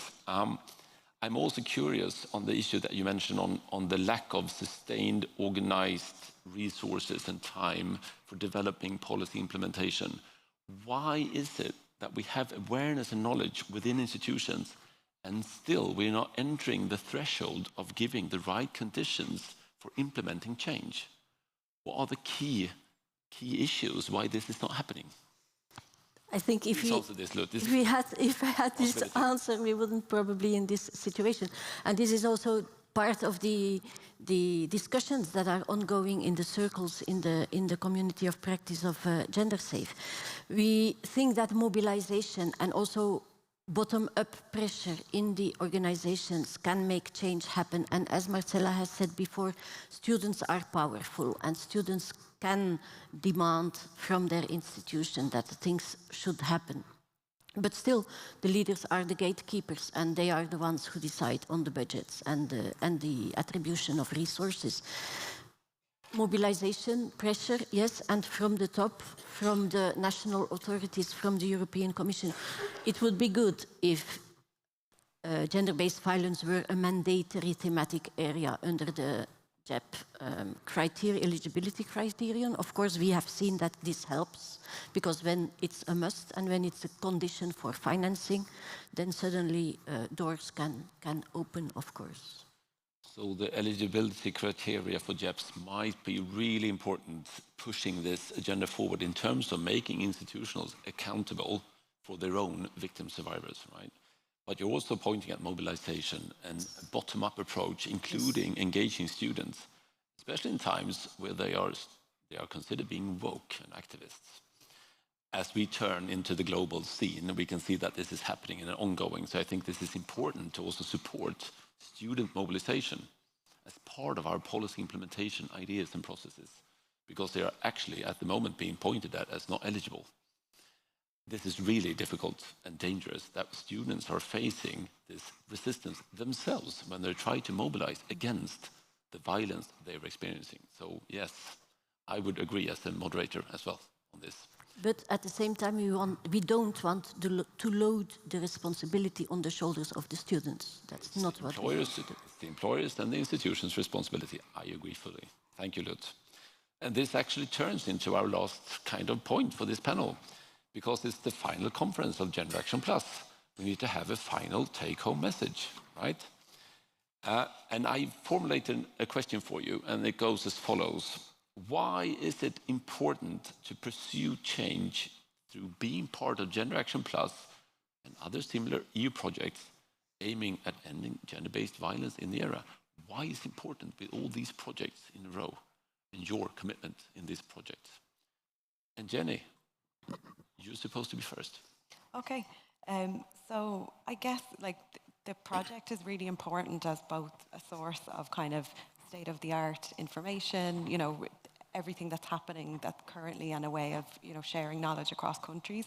But really for us, I think discussing the issue together at EU level really helps us to tackle it as a systemic issue of institutional culture, and really kind of think of how we can have, you know, systemic solutions to a systemic problem, and not just kind of, as Lut was saying, you know, where there's a jump in when there's a crisis. We want to make sure that we have this ecosystem that we can be all happy to work in, you know, and that people can achieve their potential. They can't do that if they feel unsafe where they're working or where they're studying. Thank you. That's a great pitch and take-home message. Thank you. And from your viewpoint, Sophia, what will be your message? I mean, it's obvious, and to what I just said, the importance of having strong partnership. We can that through the projects that you mentioned. So it's so important on this sensitive issue that organizations are afraid to touch, to form this strong partnership, but also together, not on isolated in our own organizations, but together co-create maybe new policies or models, but to co-create future actions on mitigating and gender-based violence. And the only thing we can do that is to form these partnerships in the different kind of projects. So co-creation beyond institutional and national boundaries. That will be your message. Thank you for summarizing. Thank you. Lut, and on your part. Well, as we have heard, it's unfinished business. There is a lot that remains to be done. And we can learn from each other a lot. We can mobilize together across the boundaries of institutions. So this is important. And also important, I think, at the individual level, is the fact that this work together, these collaborations, are very motivating and energizing for change agents who often feel alone and exhausted in their institutions. So I think that this kind of togetherness is really important in that respect. So this is actually counteracting being alone. Yes, really important. Thank you. And Marcella, the last words from you. I will not be adding anything new. I essentially have what my four speakers, my colleagues said, and you know, I think that just shows where really the benefits are. So we develop something together. We share the practices. We learn from each other. We learn about things that are working, that are not working, and the not working bit is also really important for learning and sharing across the different cultures. But we also together develop visions for the future, for what can be, because based on where we are, we can really together be ambitious and say, okay, so this is where we're going, and it's going to be stronger.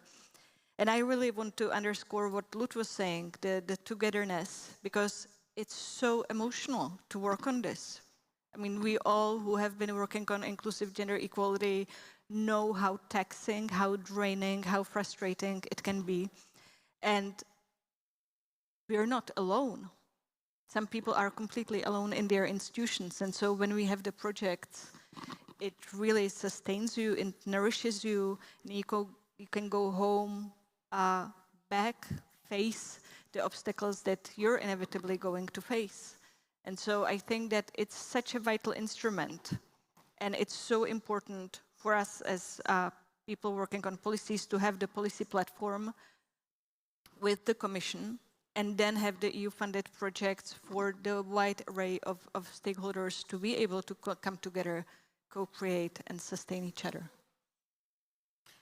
Thank you for these ending visionary ideas, Marcella. And by this, I would like all of you to give a warm round of applause to this panel.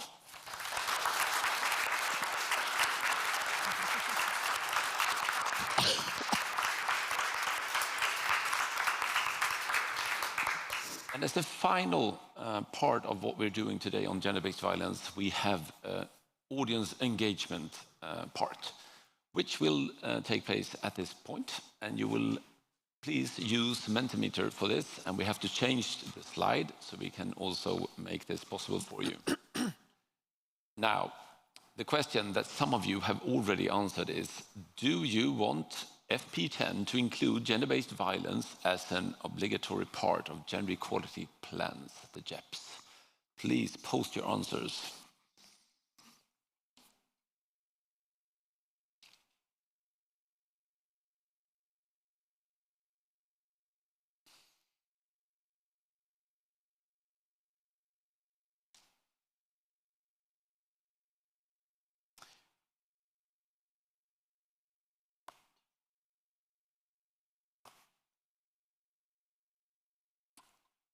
And as answers are flowing into the Mentimeter, we can all see that there is a strong commitment and agreement on that, yes, we want this to be a mandatory requirement. So everyone listening from the Commission, please follow the incentive from all the participants at the final conference here today.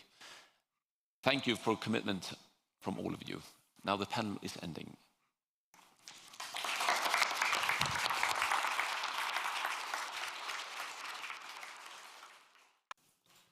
So, we will start with our next session, and I will introduce the chair for that one.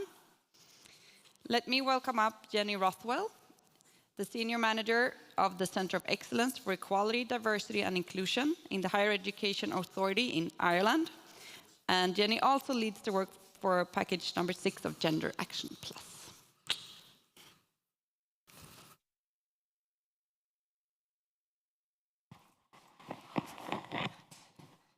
So thank you, Moa. Thank you, everyone. It's good to see you again after the coffee break.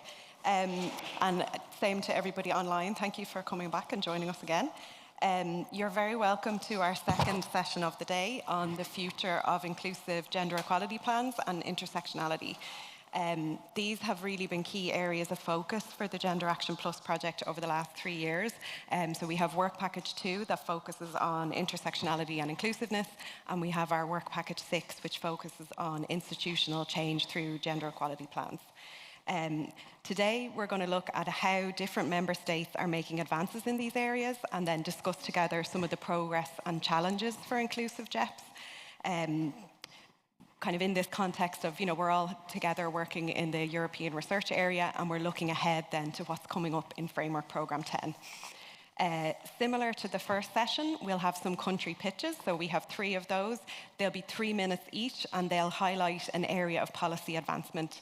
And after this, then I'll invite up our panel for a discussion, and this will be followed by some audience engagement with Mentimeter. And if we have time at the end, we'll try and get the panel, maybe will respond to what comes out of the Mentimeter. So as the moderator, it's my job to be really strict on the timing and keep everybody moving, because we're conscious this is the session before lunch, and we want to make sure we have enough time for the panel discussion.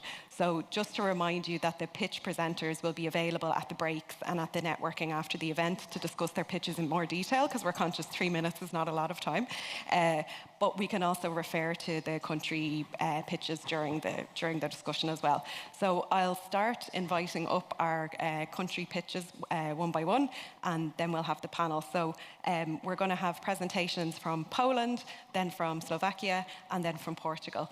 So I'm delighted to invite up our first presenters, Anna Napinska and Aldona Tomczynska from Poland.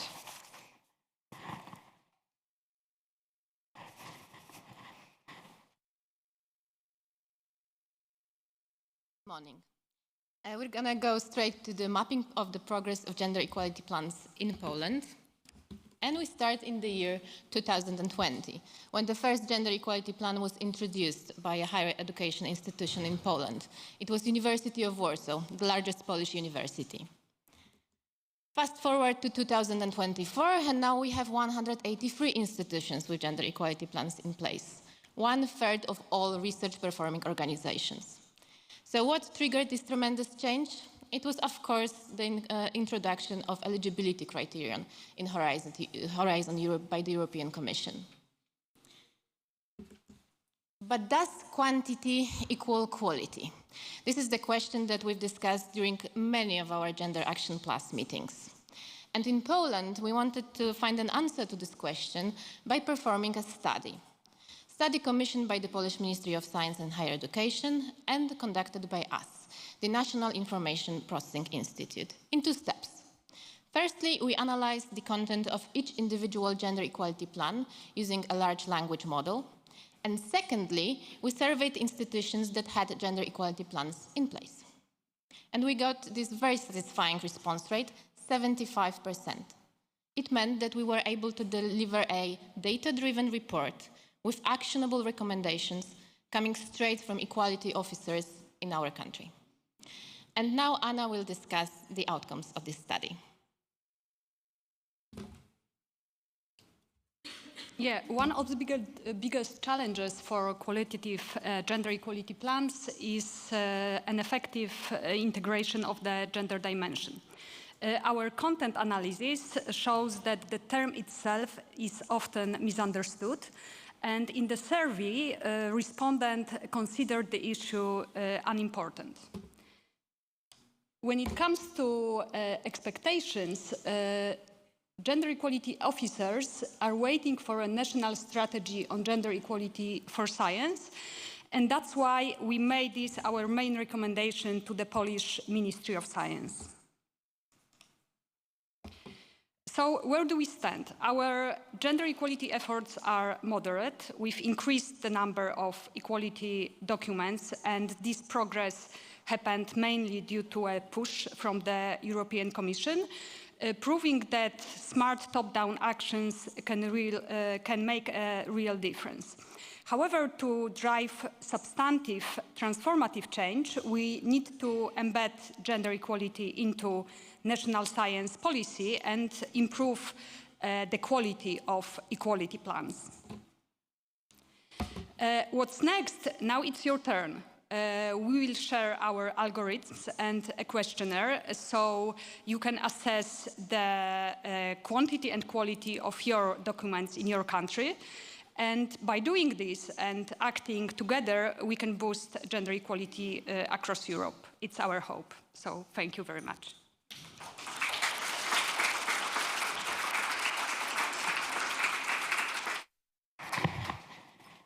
Thank you, Anna and Aldona.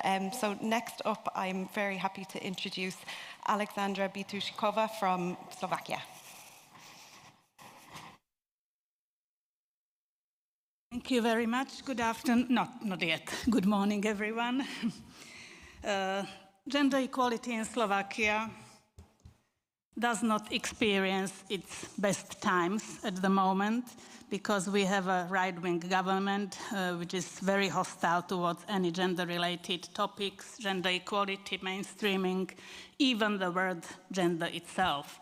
So we cannot expect any national progress in this area, and that is why we need to work harder from bottom up at the institutional level, and we try to do. Thanks to the Commission, majority of our universities, really large majority, of our institutions do have gender equality plans now, usually now in the second already round, new plans now. So inclusiveness is more and more also mentioned. And thanks to our Gender Action project, we try to network better. And that is why we established a network or community of practice of people from universities and research institutions who try to start working together. We had several online meetings, and now we had, in a few weeks ago, we had the first face-to-face meeting in Bratislava, where about 30 people participated, and I was really excited to see their strong commitment and hunger for new information, for sharing experience and good practice, for learning from each other, building trust and really fostering this collaboration. It was really very exciting for me to see that. And with this commitment, we want to meet regularly,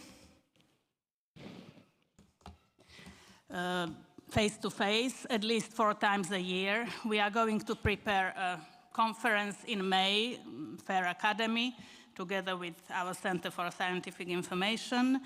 We started to collaborate closely with our recently established Slovak Association for Female Researchers and Innovators. And what to say at the end, I want to finish with my favorite quote from a social anthropologist, American social anthropologist, Margaret Mead, that never doubt that a small group of committed, thoughtful people can change the world. It's exactly that what has ever been, what has been, or whatever. So with this, I want to conclude that despite all populist leaders and right-wing politicians which are around us across the whole globe, we are not giving up. We will stay committed, and we will make the difference. Thank you very much.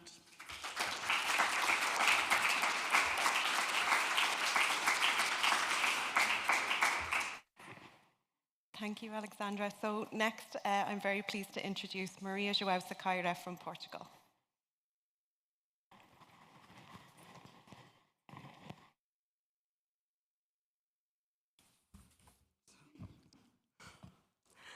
Hello, everyone. Happy to be here. Well, 2 first things before starting. Our approach is focused on the JEP of FCT, and unfortunately, not on the national impact of JEPs across the R&I and higher education system. Existing JEPs certainly led already to structural changes that needed to be evaluated, but this is still a challenge. Another point, policy advancements were indeed top-down impacted by GenderActionplus and by the participation in European groups. We all know this. There is capillarity, high-level capillarity. And we had internal discussions. A lot took place on position papers, on policy recommendations, on new concepts, with new skills, some of them through the Gender Action intensive capacity building. So, however, we should take into account that there are existing national dynamics that have to be accounted for. Now the problem. We are there now. So, next. Well, the problem.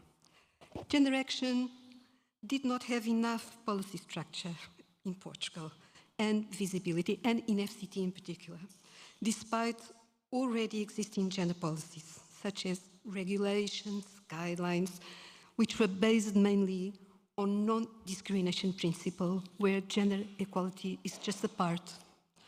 Well, of course, JEPs do not have to replace all gender equality policies, but they coexist with other gender equality policies, but they have a very important role in policy commitment, coherence, continuity of policies, and coordination. Okay, so this is the gap that was existing. Which was the policy solution? The establishment of a permanent internal group dedicated to the subject, to gender equality, diversity and inclusion, so an infrastructural step. And then we have already two GEPs. The first one with an organization-centered rationale, with mainly concentrated on staff working conditions, but with a new focus on gender equality itself, in internal guidelines and procedures, codes, and so on, and already with whistleblower mechanisms, concerns, and staff training. Next GEP has still a focus on staff working conditions. I think this is normal, mainly on professional reintegration and conciliation, kept on sexual harassment channel and proceeding with complaints, but gave another important step forward to EDI, so integrating the intersectional concept, and also moving to the role of funding, so not being only internal, so with a greater system reach, namely by first steps in gender domain and research content, as funding lines for projects that integrate the gender dimension, and also training on gender bias in evaluation. So here we can see a clear influence of GenderActionplus. So we picked up for next impact the gender dimension research content for its systemic relevance, enlarging knowledge on inclusive gender equality across projects and fields of science, and the NIP implementation itself, in particular strengthening a national COP with expertise on gender action issues.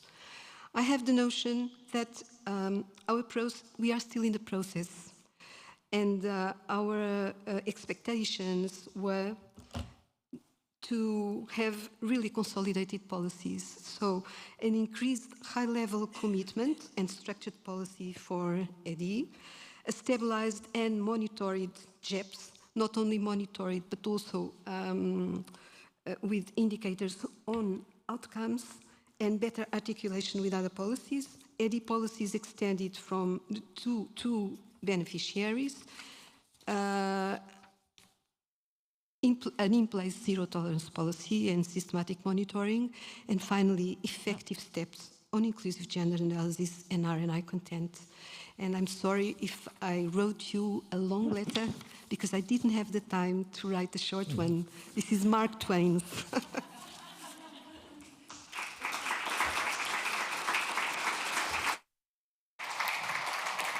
Thank you so much, Maria. So thank you to all the presenters today. It's really, really positive to hear about these important advancements and the challenges faced by member states. And I think it's really indicative of all the wonderful collaboration and relationships that we've developed through the communities of practice. So please join me in another round of applause for all of our country pitches today.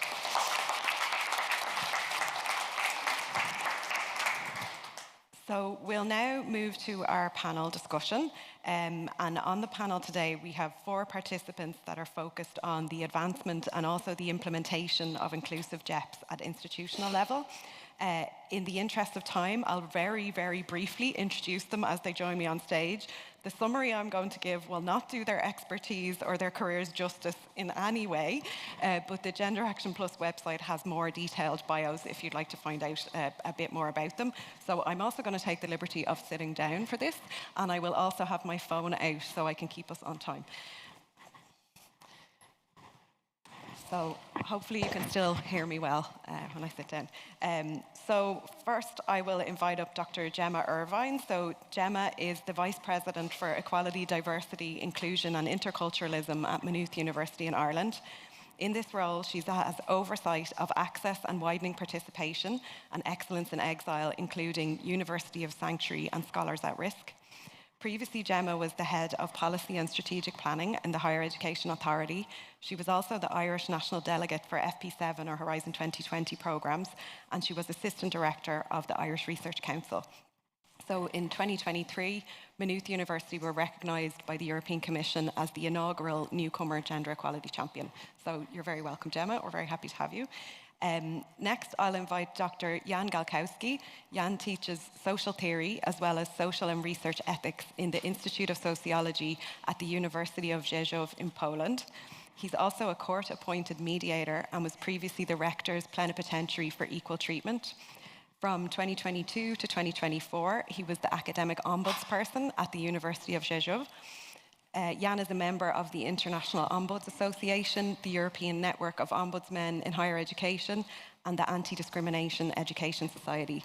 He's the co-founder and member of the board of the Academic Network for Equality and Security. So you're very welcome, Jan. Thank you for joining us today. Next, I'd like to introduce Dr. Rachel Palmain. Rachel is a senior researcher at the Universitat Oberta de Catalunya in Barcelona in Spain. She's currently coordinator of INSPIRE, the European Centre of Excellence on Inclusive Gender Equality in Research and Innovation. A lot of you probably know the INSPIRE project already. It's a Horizon Europe project that's working with 14 different partners in Europe and in Latin America. Rachel has worked on a really high number of European Commission funded projects that promote gender equality in research and innovation, and these include FRT, ACT and Target, and she's also authored numerous publications on the topic of inclusive gender equality. So thank you for joining us today, Rachel. We're very happy to have you. And I'd also love to introduce Jakob Feldfuss Christensen. Jakob is the director of Diversity Unity, a consultancy based in Denmark. And this consultancy is dedicated to making diversity and internationalization work in research and research management. He also fumbling my words. He co-hosts the Diversity in Research podcast with Lachlan Stephen-Smith. He's currently writing a book, Strategic Diversity Leadership for Research Managers, a Practical Guide, and that's due to be published with Emerald Publishing later this year, so we might hear a bit more about that. So thank you for joining us today, Jakob. You're all very, very welcome.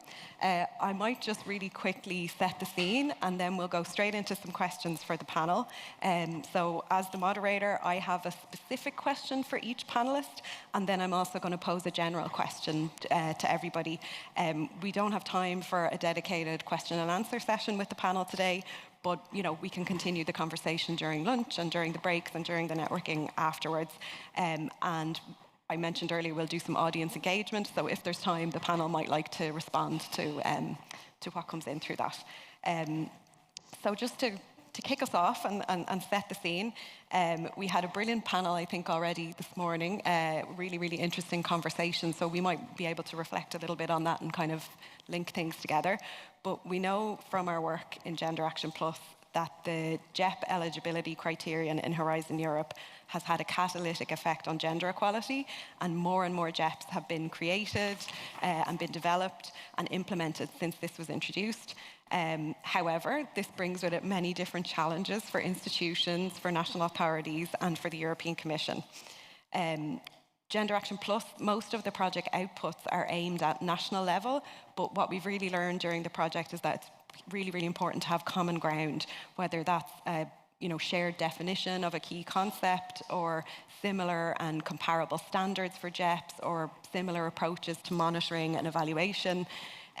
What's emerging from the project is that all the different levels of actors within the era, so whether that's the EU, the national level, or the institutional level, we need these to be more connected so that we can have GEPs that are comparable, but that also take into account the different and specific needs that we have in different countries. We're all working from a different basis. So what we've really learned from our communities of practice is that having a platform for mutual learning and sharing good practice is really critical for this collective advancement. There's very important learnings, I think, for member states and for national authorities in relation to institutional experiences of developing, implementing and monitoring GEPs. And as we look towards Framework Programme 10, we're kind of moving from this period of developing GEPs into monitoring them, evaluating them, and even renewing them in some cases. So in that regard, my first question then is to Gemma.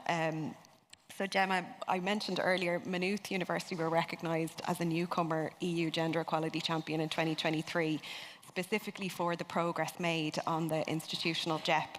So could you maybe just tell us a bit more about that journey from newcomer to maybe where you are now, some of the challenges you might have encountered? And I think a lot of people in the audience would be really interested to know, like, how do you keep the momentum and accountability going, while you're doing all this work? So any thoughts? Absolutely, and thank you very much, Jeannie, and everybody for the invitation to be here today. So you may be familiar that in Ireland, we've got this public sector equality and human rights duty, where every public sector organisation is required to integrate their human rights and equality issues into every aspect of how we work. So that's a really good umbrella for us and sets a framework for how the presidents have to account for their work at the highest levels.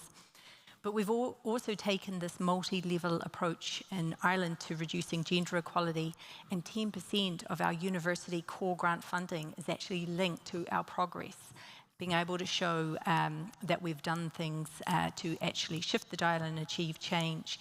And also our eligibility to apply for research funding is linked to having a bronze Athena Swan Ireland certification of our gender equality plan.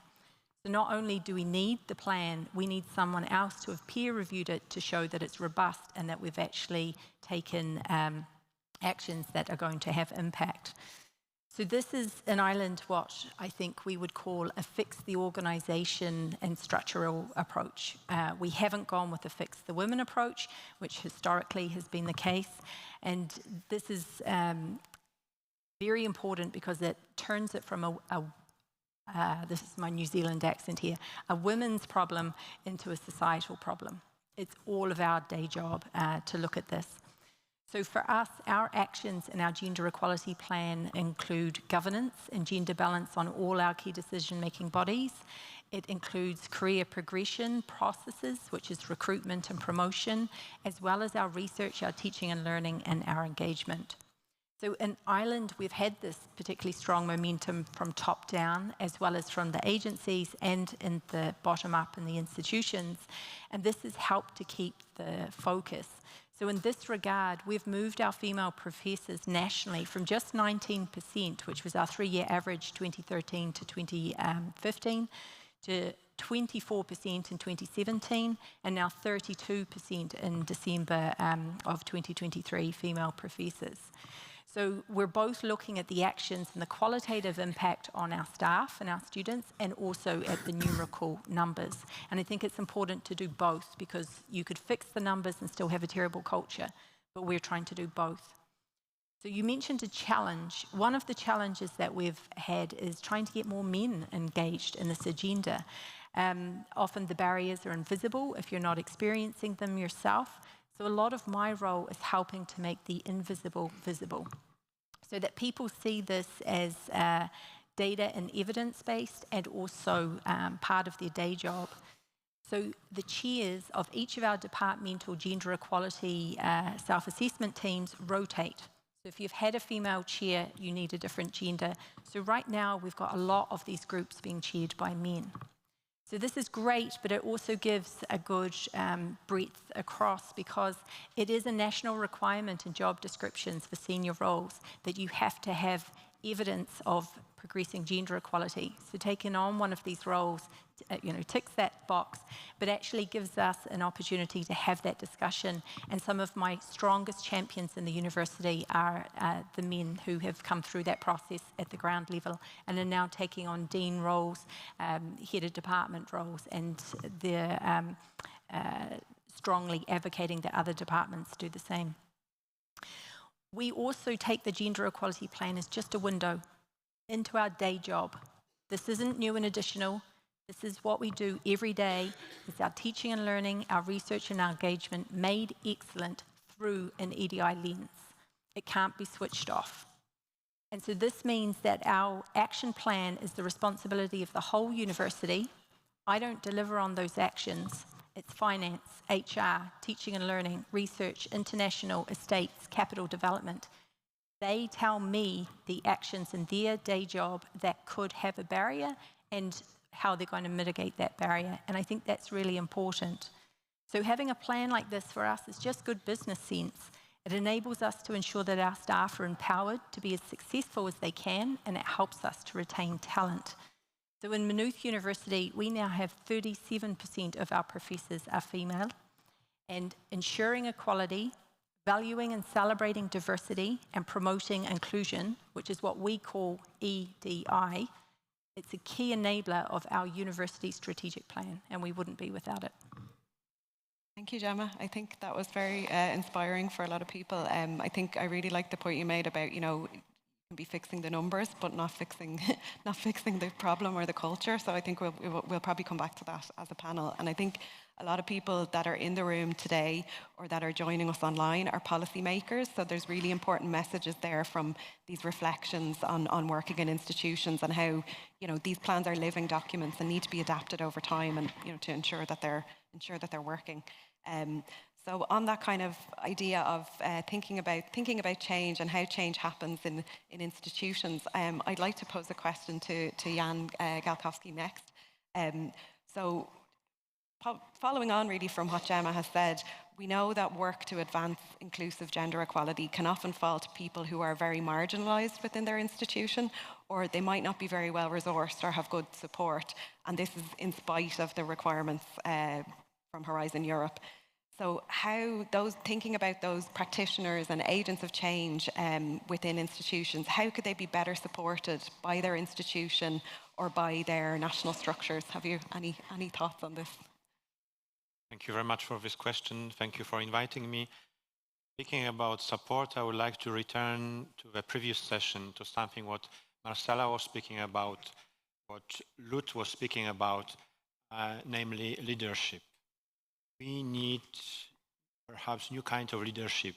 We need new generation of leaders who will do something for this important issue. And of course, we always think about some practical dimensions, legal support, financial support, organizational support, yes. But firstly, in my opinion, the most important is the will to do something, willingness.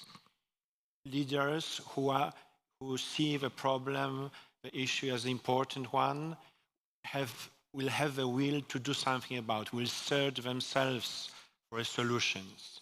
They will try to support. They will do care. The care, Marcela was speaking about the care 1 hour ago. So we need leaders who would engage personally in building better academic milieu, better research area. And then we can talk later where we can find them, of course.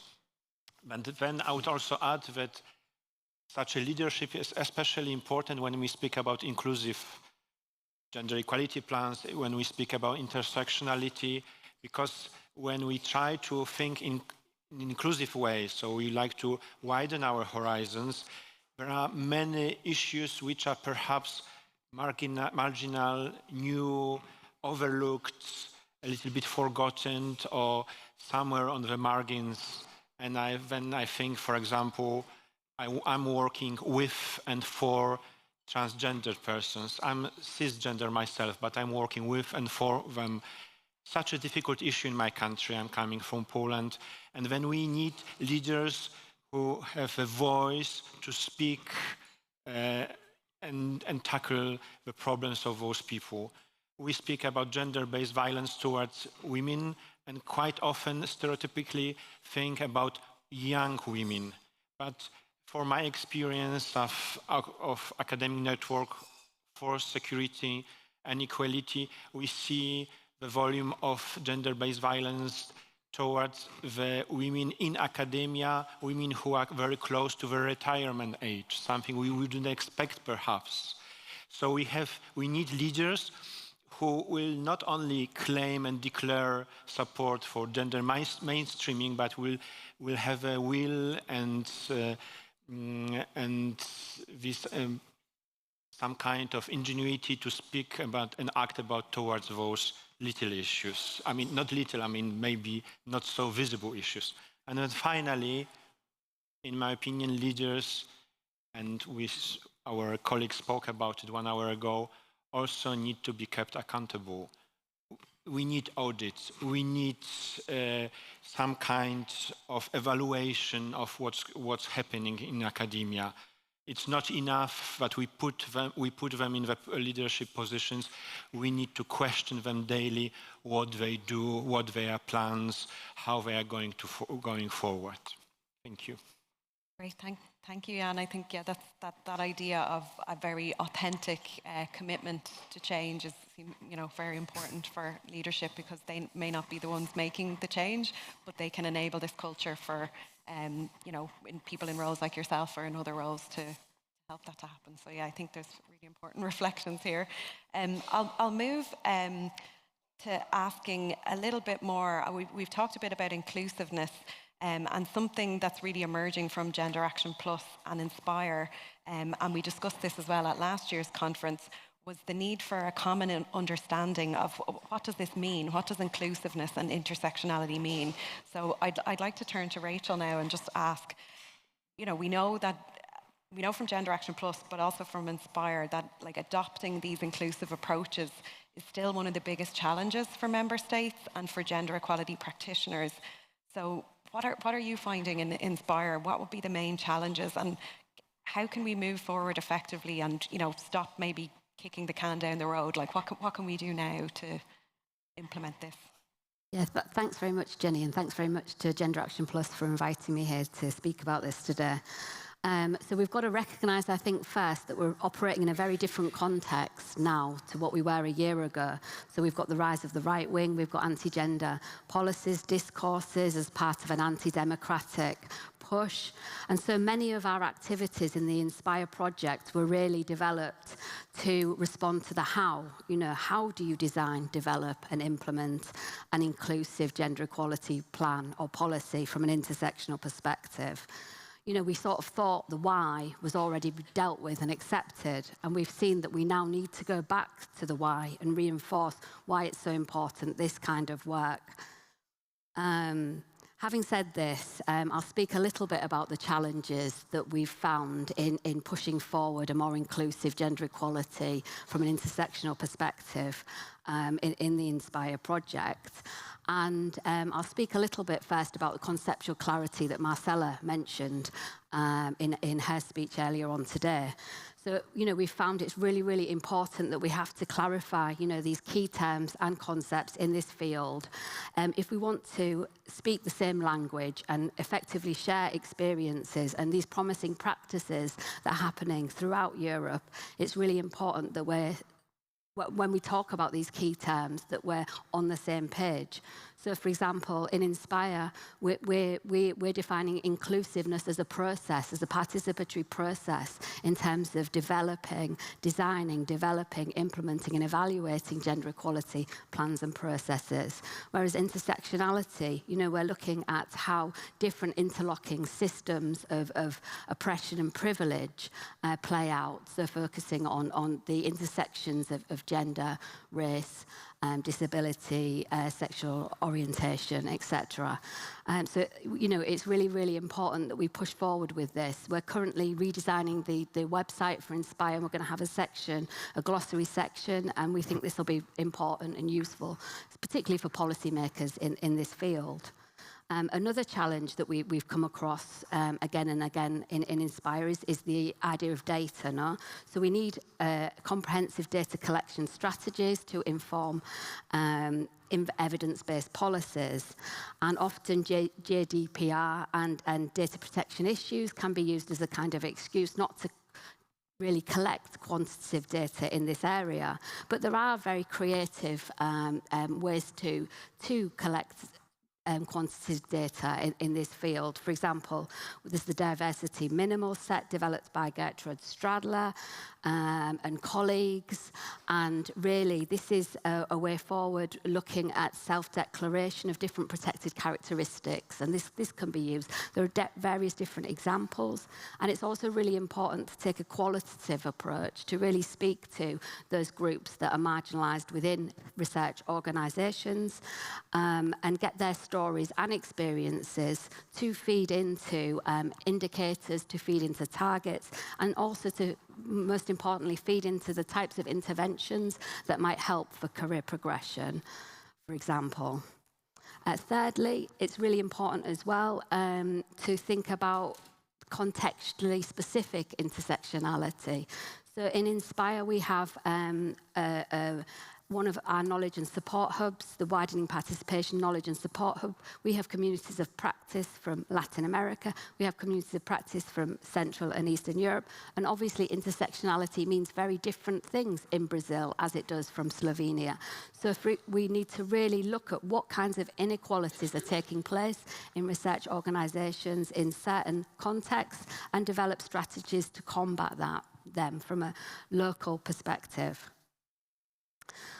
It's also really important, we found, these kind of events to share practices, to share practical examples of what is going on, because even if that example is working in one institution and would need to be slightly adapted in another institution, just creating a forum where people can share these kind of experiences is really key. And part of this is this focus on, communities of practice. We've heard communities of practice referenced here, and I think we've all found these different communities of practice that we belong to very, very useful, both within organisations. So how can communities of practice be used within an institution to push forward gender equality, inclusive gender equality, but also between different organisations to share these kinds of experiences. And lastly, I'd just like to mention the gender dimension. We've heard since 2012, the gender dimension, integrating the gender dimension into content in terms of research content and innovation. This has always been the area where least progress has been made. So it's really important that we don't forget about integrating the gender dimension, because androcentric science cannot be excellent if we don't integrate the gender dimension. And if science and innovation are going to really effectively tackle these societal challenges that we're facing, it needs to be inclusive. Great, thank you, Rachel. I think you're giving great ideas and inspiration to everyone who's thinking about their JEP at the moment, and you're really setting up our after lunch session where there will be more of an exploration of the gender dimension, so this is great. That idea of having conceptual clarity at every level of the institution, and that everybody understands their role within this work, I think is really, really important. And I'm going to move to Jakob now, and you're working with a group of people who we often actually don't kind of spotlight or talk about, which is research managers. So you're currently working on the practical guide on strategic diversity leadership for research managers. So what would be the main concerns and considerations within this, and also where is intersectionality within it? Yeah, so when I started as a research manager 13 years ago, I was a bit surprised to find out that when we said diversity, what we actually meant was gender. Because as a gay man, I was like, I think it's a bit more complicated than that. So I've spent an awful lot of time working on budgets. And the only thing we know for certain is that when we draw a budget for a research project, that is the absolutely only way we're never going to spend the money. So we spent a lot of time on budgets, but we never talked about intercultural issues or minorities and all the issues that I could imagine could happen. So back in 2020, I founded Diversity Unity to run workshops on how to write about diversity and internationalization in research proposals and give research managers tools for managing projects. And what's interesting is that when we approach institutions about this, the first question we always get from researchers and research managers is, does the funder require it? And I usually say, no, this is your opportunity to not be a dick. And this is when the conversation stops. Perhaps that's why I'm not running a booming business. But I think that is actually one of the main problems here is there is actually a big majority who actually don't give a shit unless they are forced. I think that is a harsh reality about this. Now, some do, of course, and that's wonderful. But what we found out is that these people who are left there with managing projects, writing proposals, they don't have vocabulary around this. We haven't given them any tools to deal with this. And so this book is trying to give them like a pragmatic guide, because their daily work, it has to be pragmatic. in many ways. And I think that is one of the main problems with the gender equality plans, is that they are institutional. And so much research relies so heavily on research funding. Look at today's event. And it's international, and it's messy, and it doesn't fit into those frames. And one of the examples we often use is, what if I was a PhD student in a project? And one of the partners in the project is the King Abdullah University of Science and Technology in Saudi Arabia. Can I go? Who's going to advise me on that? And if I decide it's too dangerous to go, or I'm not going back into the closet, who can guarantee me that that decision won't impact my career negatively? I haven't found a European university that can answer that yet. So in that sense, I think there's a whole section of reality that we're not really dealing with, and leaving some people who don't have any tools or vocabulary to deal with it. So one of the things that we're talking about is, and it will be a key part of the book, is talking about diversity literacy. Because when we move into intersecting identities and intersectionality and put it in this messy context of internationalization, just to make absolutely sure that we can't work with it in a stringent way,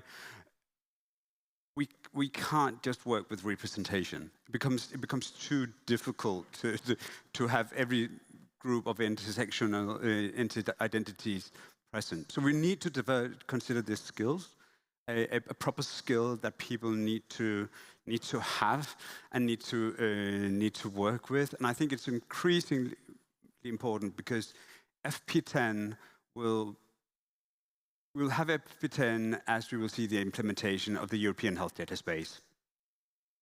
And when I talk to researchers, research managers, the open science cult, I can, and talk about the European Health Data Space, I can in 2 minutes create a scenario where they are the reason why I'm suddenly in a camp and on my way to being executed for being gay. And the first comment is always, oh, I hadn't thought about that. What really worries me is the next comment, which is, oh, but we need the diverse data for the greater good of society. As if that's going to be a comfort to me when I'm on my way to being executed. We need better answers. We're not dealing with reality as it is, and the combination of the first European health data space and the other data spaces in Europe, combined with the political environment we are in right now, I think there's a lot of potential for a tremendous amount of good.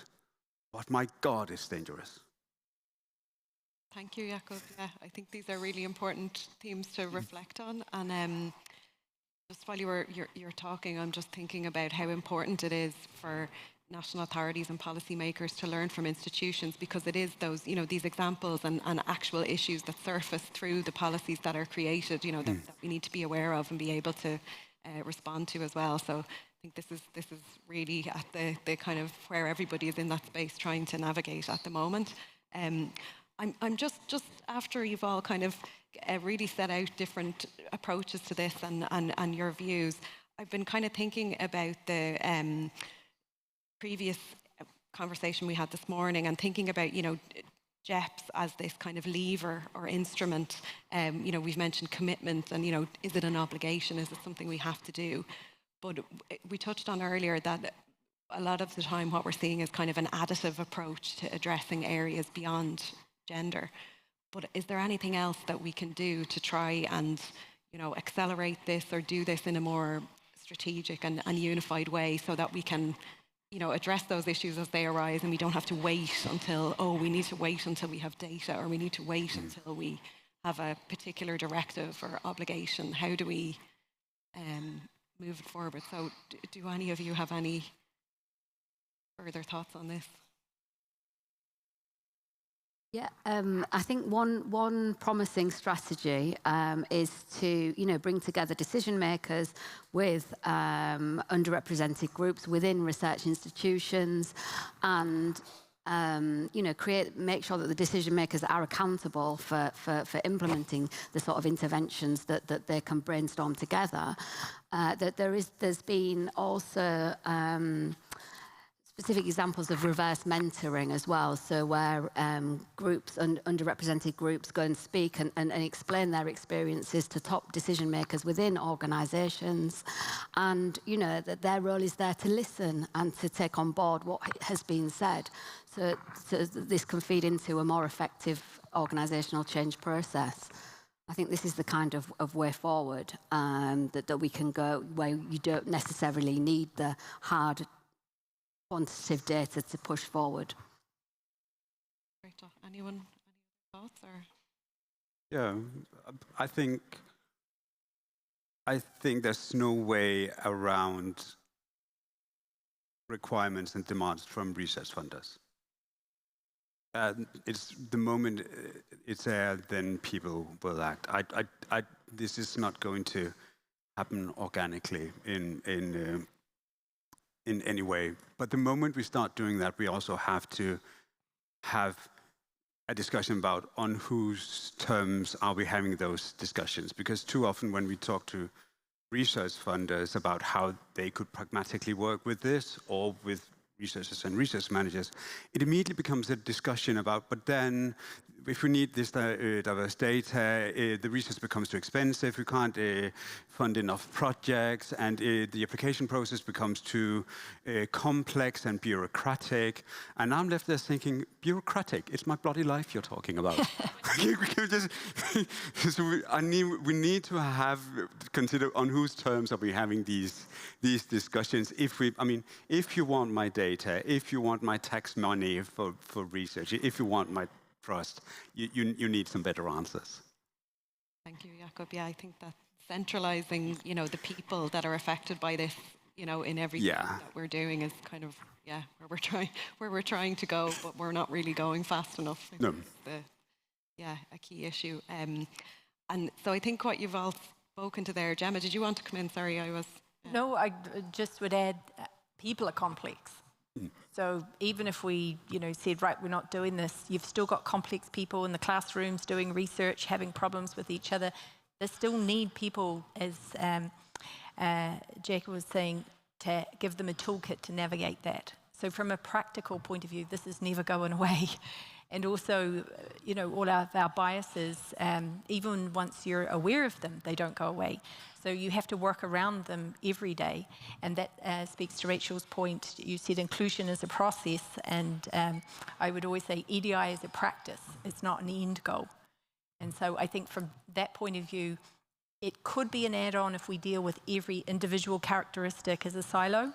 But in actual fact, having an umbrella, people are complex, and let's look at the person in front of us, means that all the time you're trying to tailor it, and the organizational plan has to be about the way that we respond as units, finance, governance, whatever. And then if you're looking at a specific policy, identify, so the public sector duty would identify who could be impacted, and then you approach them to come and talk with you about that issue, so the lived experience. So it could be different every single time. So it's very hard to have one way to do it. What we need is to be thinking about our day job through the EDI lens, and then you can try to do everything. Thank you. I think it's really, what you're all saying is really leading us to think about maybe gender equality plans and how they work as this lever, where there's an obligation to do something, and it's moving from this idea of, commitment by having a document into action or accountability. So as we're looking ahead, there now seems to be a threat that JEPs may be simplified in the preparation of FP10.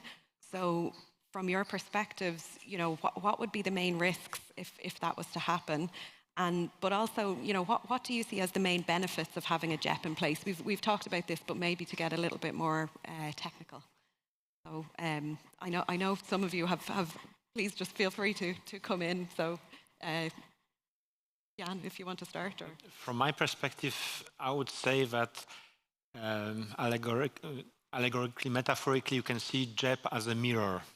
If we like to change something, we need to stay, we know in what situation we are, so we need to look into the mirror to know something more about ourselves, our institutions, way we are organizing research, teaching.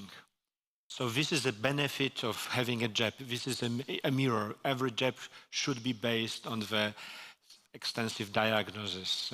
We need to learn about ourselves. So this is the most important benefit. And this is a risk, because in so many people, in so many persons, there is a fear to know the truth about ourselves. So many people are afraid of mirrors, of course, in metaphorical way. So if we have a properly made, organized, prepared JEPs, we have a great starting point to discuss, to think about our institutions, universities, and when we can go forward. But when we have, coming back to leadership, when we have leaders who are afraid of mirrors, when we have leaders who doesn't like what they see, they doesn't want to see at all what mirror is showing them, that's a risk. And we spoke in the morning, we speak during the breaks about the changes in political world, United States, in Europe. It's so much more easy for so many people and for leaders to refrain from looking into the mirrors, to say, it doesn't concern us, that's not a problem, that's ideology. But we need this mirror, and having looked into the mirror is a great starting point, in my opinion. Rachel, did you want to come in and... Yeah.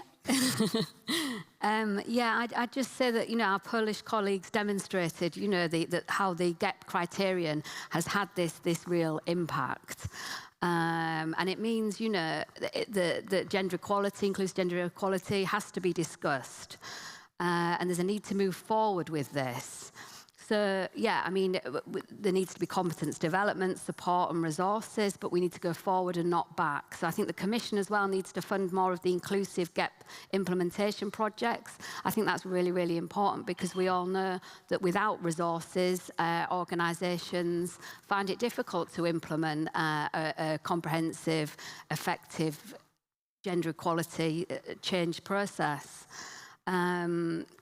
I think the benefits of GEPs are numerous, just in terms of providing like an organisational forum so that gender equality issues can be discussed, and how the GEP impacts to organisational change processes.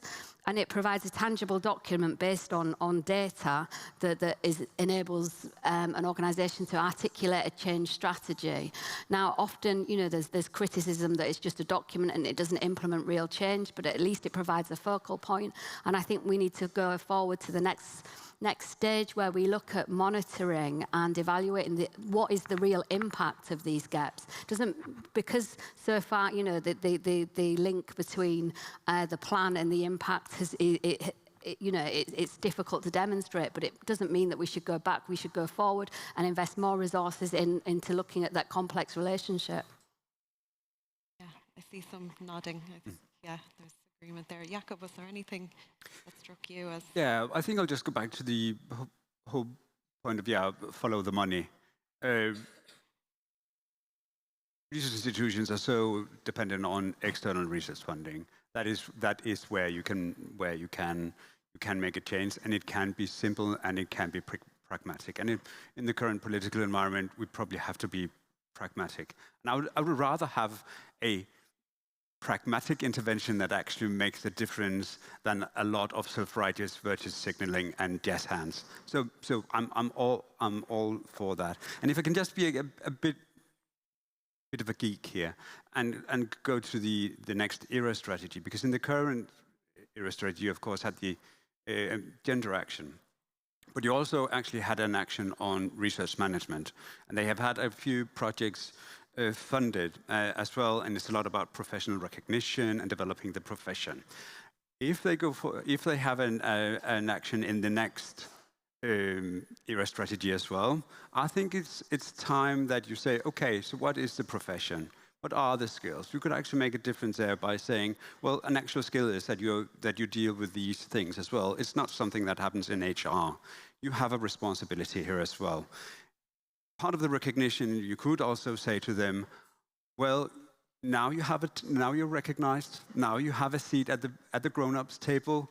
With that follows responsibility as well. Here is an agenda. It's time to put on your big girls' pants and show some responsibility and make a difference here. I think that could be done. Now they will do it kicking and screaming. Trust me, I know them. One of them. But I think there is an ally, and I think there is a road for implementation that hasn't been used yet in this. Thank you. Yeah, I think that idea of linking and joining the dots where there's different things happening across our ecosystem and the value of the skills, you know, you were talking about that earlier. I think that's something we can think about. But Gemma, had you any thoughts on this as we look ahead to FP10? Yeah, I would quote one of our researchers who said, genius and talent is equally distributed across gender, race and class, but opportunity and access are not. And it's Dr. Katrina O'Sullivan, the author of the book Poor. And she is a classic example of a phenomenal researcher who is winning research grants, changing the world, has initiatives for working class girls getting into STEM. And she didn't get the opportunity to get into higher education along a traditional path. So these initiatives that are being put in place helped her to open a door she'd never even considered, coming from a family situation where nobody read books, let alone went to, finish school or higher education. So I think in looking at it from a business case point of view, this is just good business. This is excellent research that we're talking about. And so the risk of not doing this to celebrate and identify that talent and get people in higher education is that we don't have excellent research. And is that a risk that the European Commission is willing to take? I wouldn't think so. And people are complex and intersectional, as we've heard. Individually, we're unique, but collectively, we're diverse. So this is all of us. This is not about a group over there that something is happening to. This is about our environment that we work in. And I think having the gender equality plan, as was said, is the mirror that we need to be able to look into, just like our quality assurance for our teaching and learning and our research. Every 5 to 7 years, we check in and make sure that we're on the right track. We really should have an EDI assurance process every 5 to 7 years to check in with our people and culture and to make sure that we're on the right track. And I think from that point of view, having the plan is because the framework enables a complicated organization like a university, which is like a mini city. Waste, security, hospitality, accommodation, teaching and learning, research, engagement. Trying to have an environment where everyone can thrive needs a plan. But also it's the planning that is important. Developing the plan and working across all of those units brings a unity and an inclusion through a process that you can't get if you just take that plan off a shelf and say, right, we'll just take somebody else's. So actually, it is often said, the planning is everything. And so I think in looking forward to what we're trying to achieve, it's not simplification we need, it's almost embedding that complexity, but in a way that is visibly simple and that it is a mirror we can look into. Thank you, Gemma. Yeah, I think there's a strong case emerging here for continuing GEPs. There's still a lot of work to be done, but they are an important tool that we have to keep this agenda moving forward and becoming more and more inclusive. We might go to our audience engagement now, and we can ask the panel to respond. So you're all familiar with Mentimeter at this stage. So what we're going to do is a little bit broader maybe than just what the panel have discussed, but we're going to ask you to rank 5 different recommendations that have emerged out of Work Package 2 and Work Package 6 of Gender Action Plus. So some of these we've talked about or touched on, others less so. But what we'd like you to think about is based on the discussions today, so that's thinking about the whole day so far and your own experience and knowledge, what is the most important to act on right now?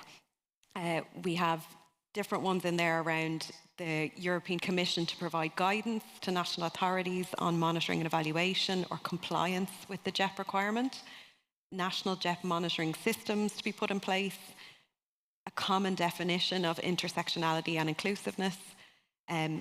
This is something that came up in the previous panel about strengthening the JEP requirement to make some of the recommended thematic areas mandatory going forward. So that could be addressing gender-based violence or the inclusive gender analysis or career progression.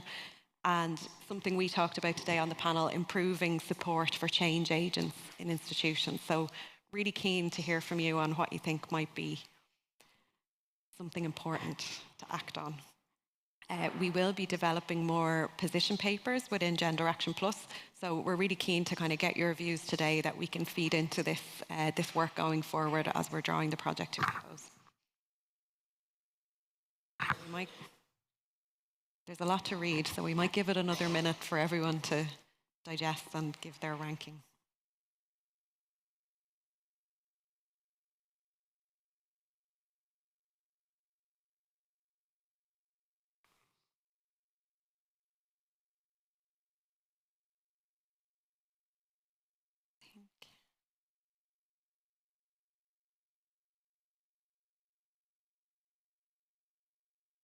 Oh, things are shifting.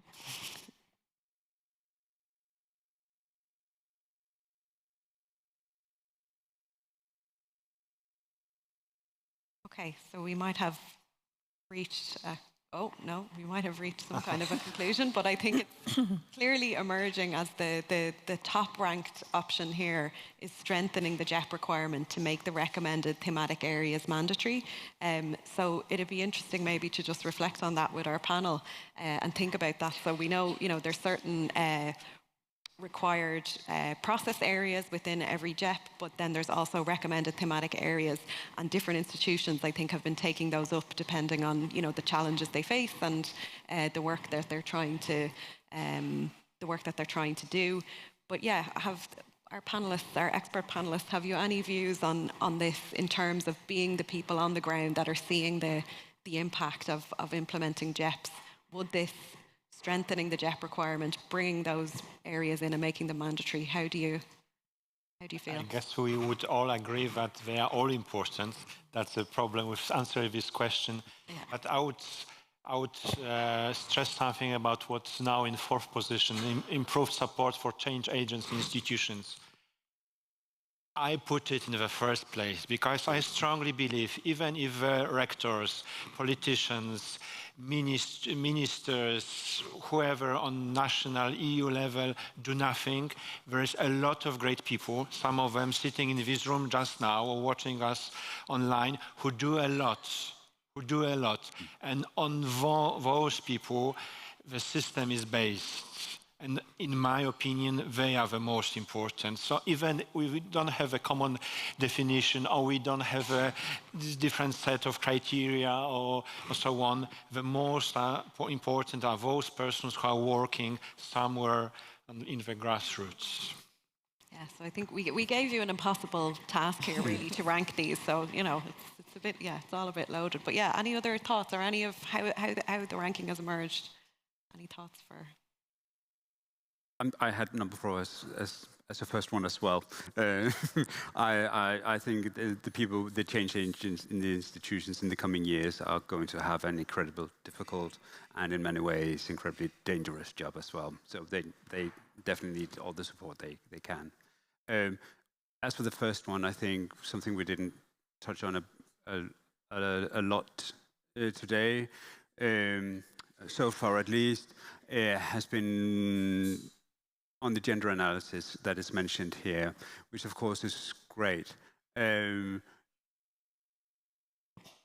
I was at an event about the use of AI in research management, and I had some questions about this particular topic, and 3 independent research managers came up to me in the break and said, I'm so glad you mentioned this because my manager's boss sent me here specifically with the job.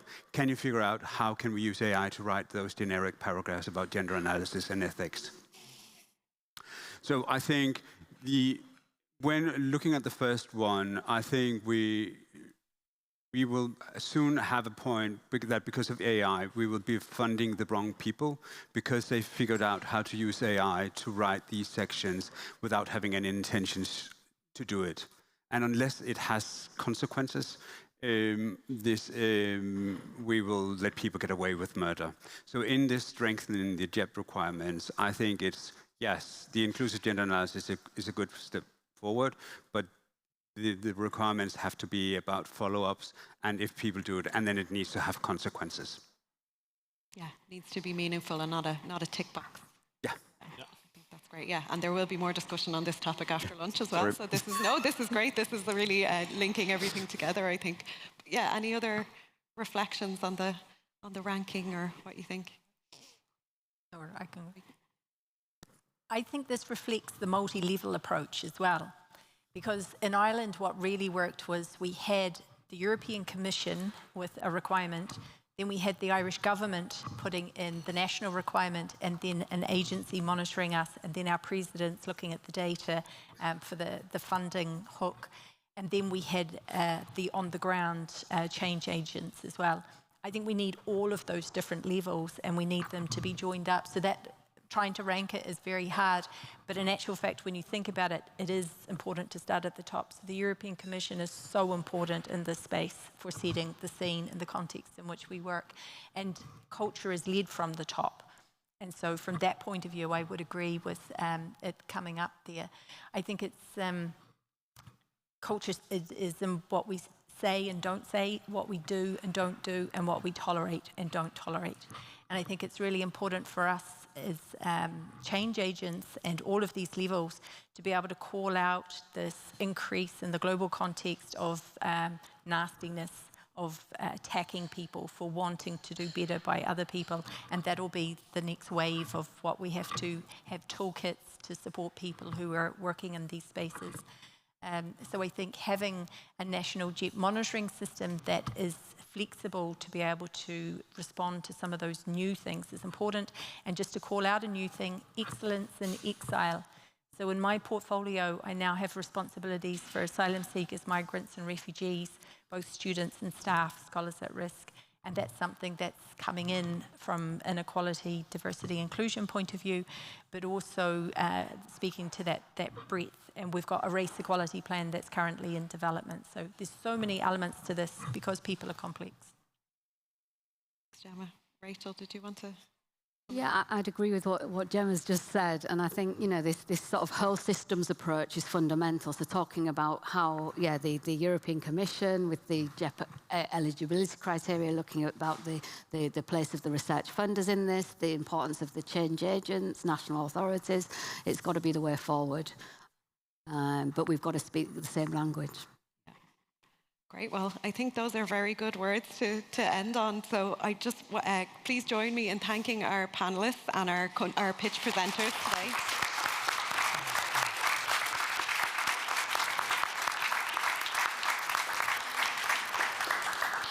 You'll all be very happy to know that the next session is lunch. So this, for those online, we hope you enjoy your lunch where you are. There will be food served at the back there, and if everybody can be back in their seats or back online for 1:30, we'll see you for the next session. So thank you very much.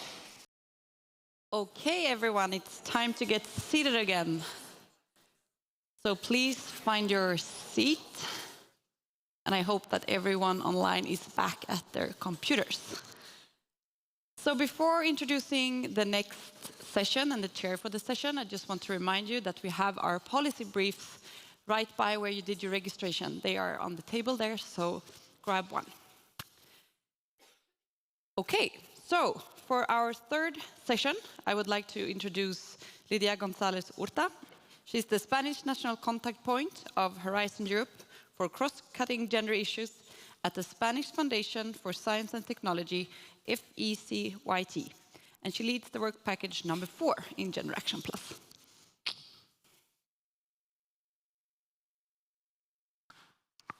Thank you for the introduction, Moa, and welcome to this session on the future of research assessment. We will be discussing this topic for about 1 hour with a panel of experts headed by 3 policy developments in the field. But first of all, and given the broader scope of the topic, the many layers it entails, the different meanings we can give to it, I would like to ask our audience, both on-site and online, what is the purpose of research assessment? From your point of view, okay, you can see a mentee ready for this. So, but first, please talk to your neighbor about this for 30 seconds, self-reflection online, and please introduce in the mentee code just one idea, a headline on the purpose, just a couple of words on what is the purpose of research assessment.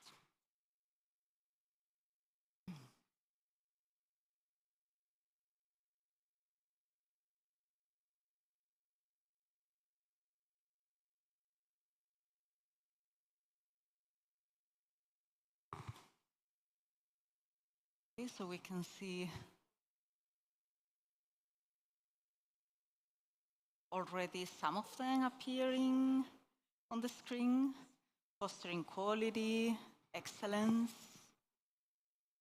justice, great. Fairness, fostering quality. Great, thank you. Thank you for contributing to this. Indeed, research assessment has to do with all of these ideas. I hope you will see some of them reflected during this session and that they will be inspiring as well for our panelists. So, without any delay, I would like to invite our first speaker of the 3 inspiring experiences we will be presenting at the beginning of this session, Emer Cahill. Please, Emer, would you like to? Yeah. So Emer is a program manager responsible for early career awards at the Irish Research Council, but has been also involved in research policy, gender, and EDI topics for many years. She will present the policy of the Irish Research Council on the gender dimension in research and innovation as a member of the GenderActionplus RFO Community of Practice. So the floor is yours. Sorry. I'm actually going to introduce my situation more than myself now, because the Irish Research Council, as some of you will have known, has recently been joined with the Science Foundation of Ireland, which was the other major research funding organisation in Ireland, and they have been brought together and they are now Taide Éireann, which is Research Ireland, and this is going to be relevant later on, but no spoilers. So, this one. Okay, so I suppose for me, one of the really big, important take-homes that came from being a part of GenderActionplus was how much it fed into the finer details. I mean, we have been working for a long time on these areas and working alongside Jenny and our colleagues in the higher education institutions. But what really gave meaning and weight to some of the more recent policy developments that we have is the conversations that took place within GenderActionplus. So, for example, we introduced a policy on sexual violence and sexual harassment, and having taken part in the workshop in Milan, it was really interesting for us to see from colleagues who would, particularly in the NSF in the States, who had introduced these policies, to really know how much more we could do and how much more strength we could give to our policy. So having those conversations has made us reflect more so that the next iteration of this policy under Taide Éireann can be stronger and do more. And likewise, we had a really interesting conversation last November on bias in the evaluation system. And it was really just through these conversations with colleagues that we were questioning, you know, the idea that is all bias bad? You know, that sometimes through working with underrepresented communities, there is a sense that, well, is it really biased, or is it the right people looking at the right applications? So it's just perspective, and you can't get this perspective if you're not exposed to it. So these exposures are so important for us developing policies that are fit for purpose.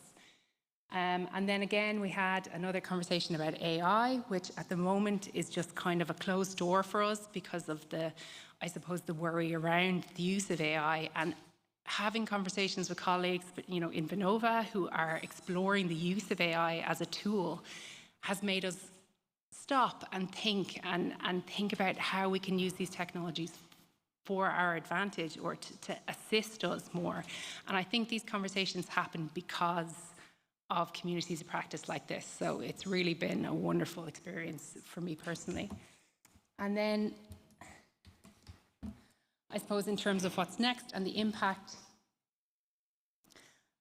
when we formed as Child Éireann, we had to revisit the legislation that underpins that agency.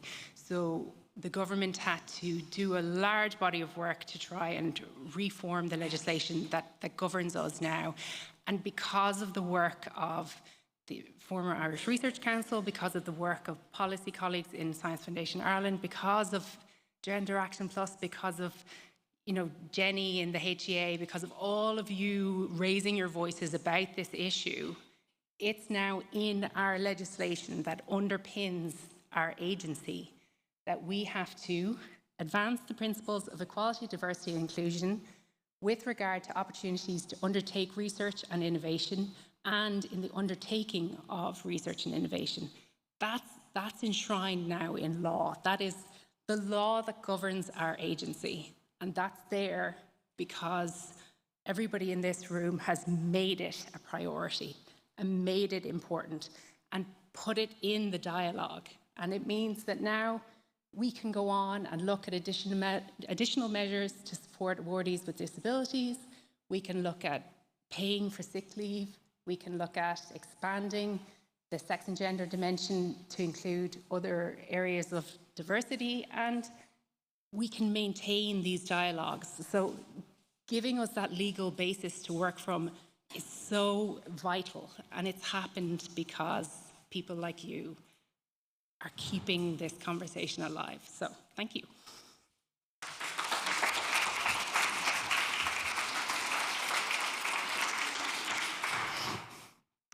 Thank you, Emer, for sharing this practice. And our second speaker is Jana Borakova. She's a gender expert at the Technology Czech Republic and assistant professor in gender studies. Establishment of the Czech RFO community as part of the Czech National Impact Plan.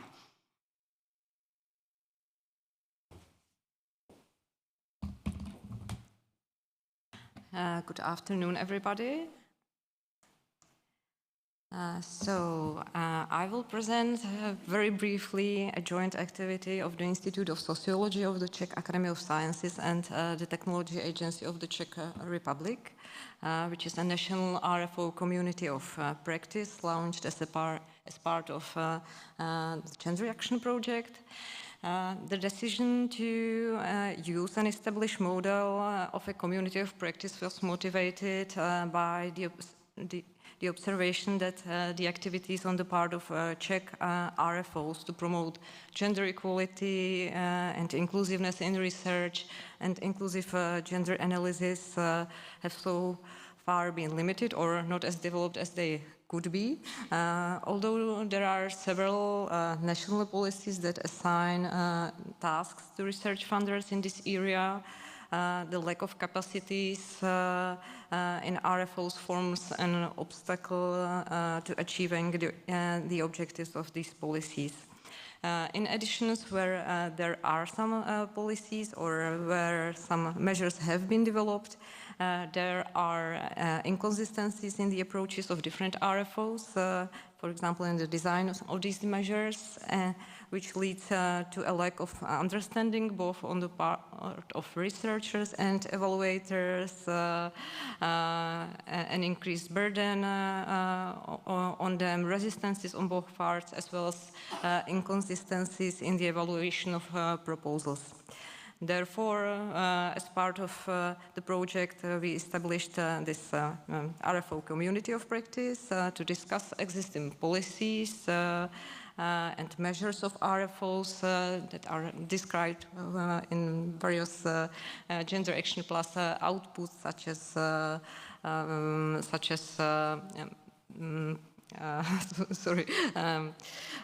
policy briefs, for example, or other, for example, benchmarking analysis. Another aim is to share experiences and to support the harmonization of approaches in the Czech Republic. So far, 3 meetings for RFOs have been organized with 21 participants, so this has really been a small-scale activity. And another meeting is planned for March. This one will focus specifically on first experience with requiring the consideration of the gender dimension and evaluating this aspect in research proposals. And what is very important, because the project comes to an end, we have ensured the sustainability of this activity within a new project funded by the Czech Ministry of Education, Youth and Sports, called Strategic Intelligence for Research and Innovation. And within this project, this activity will be funded until 2030, which will provide for RFOs a good space for promoting gender equality in research and inclusive gender analysis in concerted effort. Thank you.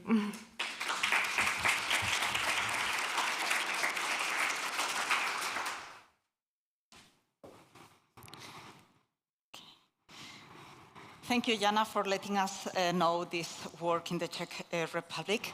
And for our third policy development, I'll be presenting the framework for the integration and evaluation of an inclusive gender analysis in research and innovation content. This is part of our policy advice in Gender Action Plus and also part of our synergies with the ERA Forum subgroup on inclusive gender equality. Indeed, this is an output of ERA Action 5 subgroup and ERA Action 5 in the ERA policy agenda, and was drafted by a dedicated task force on the gender dimension in research and innovation. Why such a framework with principles was needed? Well, despite the progress made in recent years in the field of the gender dimension in research and innovation, both in Horizon Europe, in many RFOs, there was a need of providing guidance to national authorities and funding agencies on policy measures to ensure the effective implementation and evaluation of sex-gender analysis in research and innovation content from an intersectional perspective. In other words, there was a need of common and recognizable principles in the ERA. The document will be published soon by the gender sector of the DG RTD, fulfilling our mandate in ERA Action 5, and you will be able to read and use the common principles we have agreed. So this is just an advance for you today. Why can we consider them to be a policy advancement? I'll give 3 reasons for that. First, they include a call for national mandates to coordinate these policies from a whole sector approach. This means involving key actors of the ecosystem, such as higher education institutions, the best sector, and scientific journals as well. Second, they pose a conceptual step forward by acknowledging the intersectional perspective and inclusive research through the term inclusive gender analysis in research and innovation. And third, they propose a concrete framework for monitoring and evaluation of the integration of an inclusive gender analysis at the research funders level, considering both a quantitative and a qualitative approach. What was critical to achieving this common understanding was certainly the commitment of 3 key actors working together. the ERA Forum subgroup on inclusive gender equality I mentioned before, the gender sector of the DG RTD, and Gender Action Plus Work Package 4, and the coordination of the RFO community of practice in our project, and Sofia Iverson. This means that gender equality structures and policy coordination are crucial to advance our agenda. And what next? Well, we have come to an agreement. We have tried to advance the agenda for the field, and now there is a tool available for all actors of our research and innovation systems. This is not for gender experts only, and ready to be used and adapted to our institutions. I hope you'll help us to bring this document down to the ground and make the principles a reality. So thank you for your attention to this policy developments. And now I would like to invite our panelists to take their seats while I introduce you to the audience. So our first panelist is Tanvi Anand. So please, yeah. Tanvi is an academic researcher at Antwerp Management School. Her research focuses on projects involving ecosystem strategies for societal transitions. And along with that, Tanvi has a strong focus on gender equality in business and leadership. Tanvi is also a member of her school's diversity task force and co-founded Step 1, a non-profit focused on developing student skills with an emphasis on gender inclusivity. So welcome, Tanvi. We have Sara de Rijske. Yeah. She's professor in Science, Technology and Innovation Studies at the Center for Science and Technology Studies and Dean of the Faculty of Social Sciences in Leiden. Sara specializes in social studies of research evaluation and has published widely on the topic of the relations between quality control mechanisms and knowledge production in different fields. We have Jasmine Lorenzini as the head of the Equality, Diversity and Inclusion Office at the Swiss National Science Foundation. She holds a PhD in political science and has worked in different academic institutions as a researcher and as a scientific advisor. These multiple perspectives enrich her current work on EDI-related topics, academic careers and research funding. Welcome. We'll have also Silvia Penati. Yeah. Silvia is a full professor in theoretical physics, working at the physics department of the University of Milano Bicocca. Her main activity focuses on research in theoretical high-energy physics, but she has also chaired a COAST project that included 500 theoretical physicists around Europe, which adopted specific measures for the promotion of women scientists. She's currently chairing the COARA working group towards an inclusive evaluation of research. And last but not least, we have Helene Schiffwanker.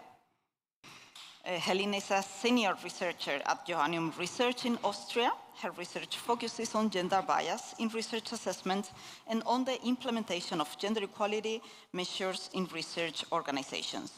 She's involved both in GenderActionplus and in the Inspire Widera projects. Thank you all for accepting the invitation to take part in this panel and discuss about the future of research assessment. Research assessment indeed has had a lot of visibility in recent years, largely due to the important COARA initiative, which reflects debates that have been going on for many years in the academic field. It builds on initiatives like the DORA Declaration and the Leiden Manifesto. However, it's not yet completely clear whether we all understand the same by research assessment, whether we are all on the same page on the debates on the reform of research assessment, and moreover, even if we may be more familiar with the debates on the assessment of researchers and research careers, which are of course very relevant for the field of gender and science, how to address the gender dimension in research and innovation content as part of the assessment of research has not been developed as much. So in this panel, we have different profiles to help us understand the topic and bring it to our own context and also to develop on these debates on research assessment. So my first question, as a first approach to the topic, is for Sara de Rijske, as a specialist in social studies of research evaluation. Could you give us, Sara, a short introduction to what research evaluation means from this perspective of social research? What are the most important debates in the field nowadays? And if I can add, how is gender relevant to these concerns? Well, thank you very much.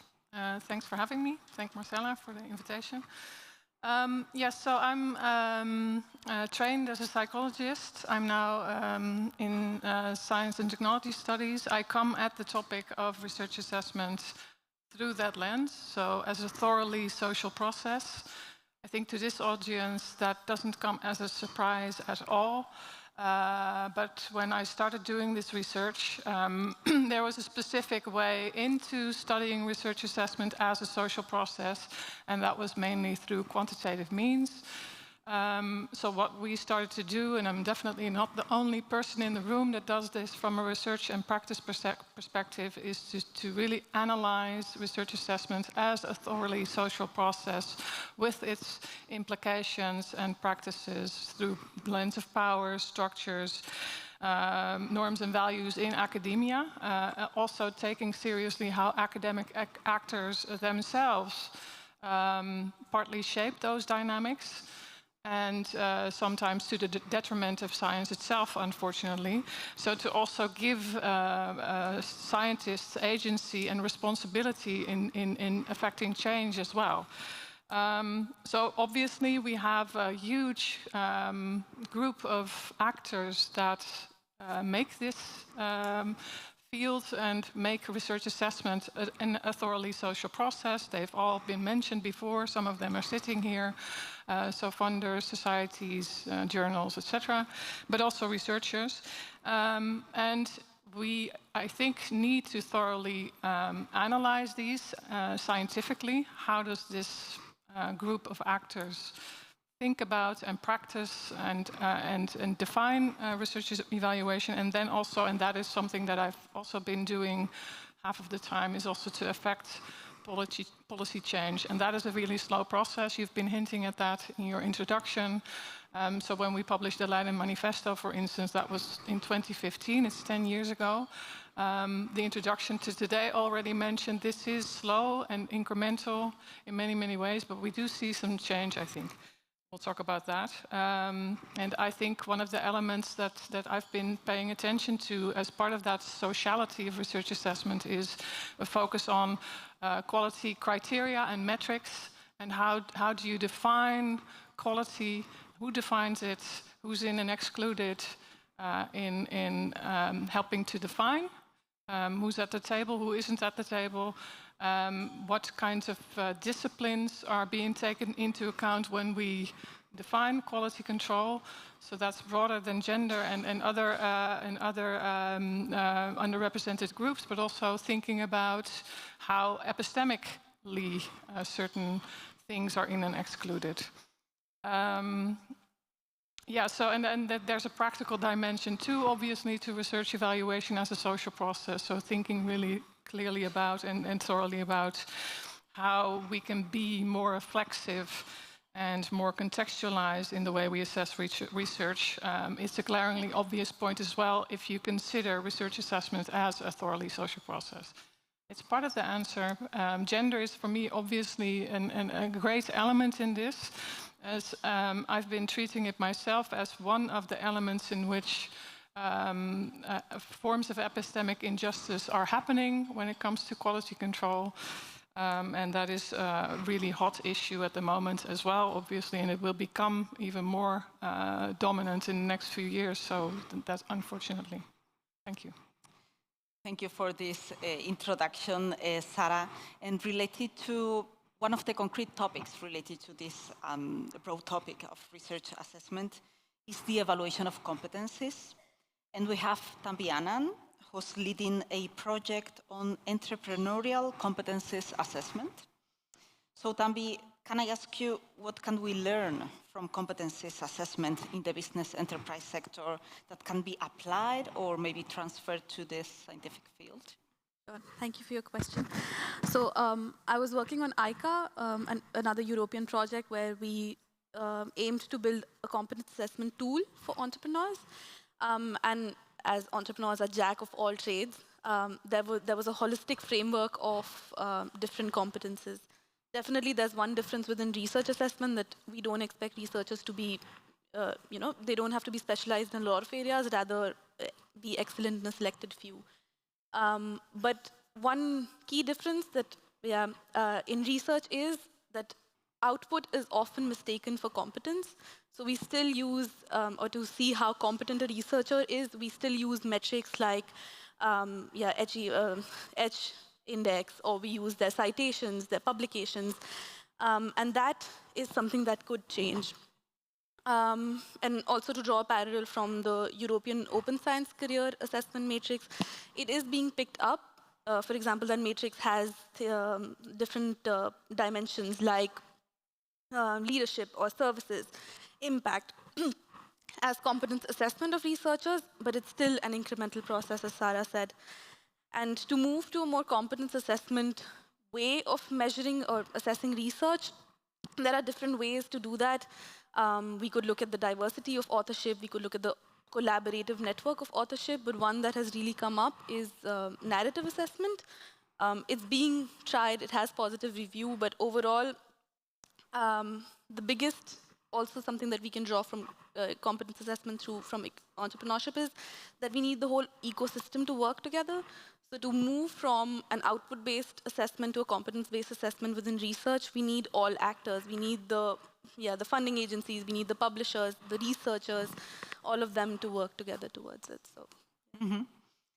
Great. So thank you for this. I'm sure that many of these topics you have mentioned, for instance, a narrative assessment, have been part of the discussions in the COARA working groups. And Silvia Penati is the chair of the COARA working group towards an inclusive evaluation of research that kicked off in 2024.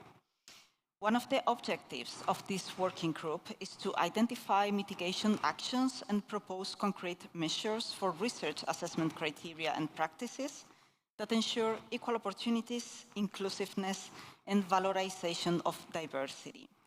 So could you tell us, Silvia, which issues have you identified as the most pressing ones, and what are your recommendations so far from this group? Okay, first of all, thanks a lot for inviting me here today, because it is very, very important, I would say crucial, for everybody to keep the very strong link between research projects as yours and what we have been trying to do in COARA.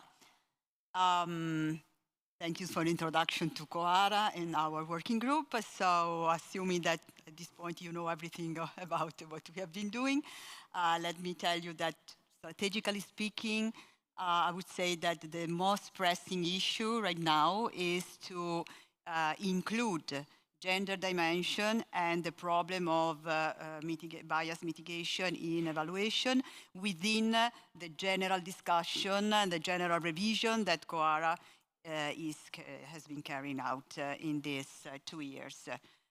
I would say that here, our working group is not properly a research project.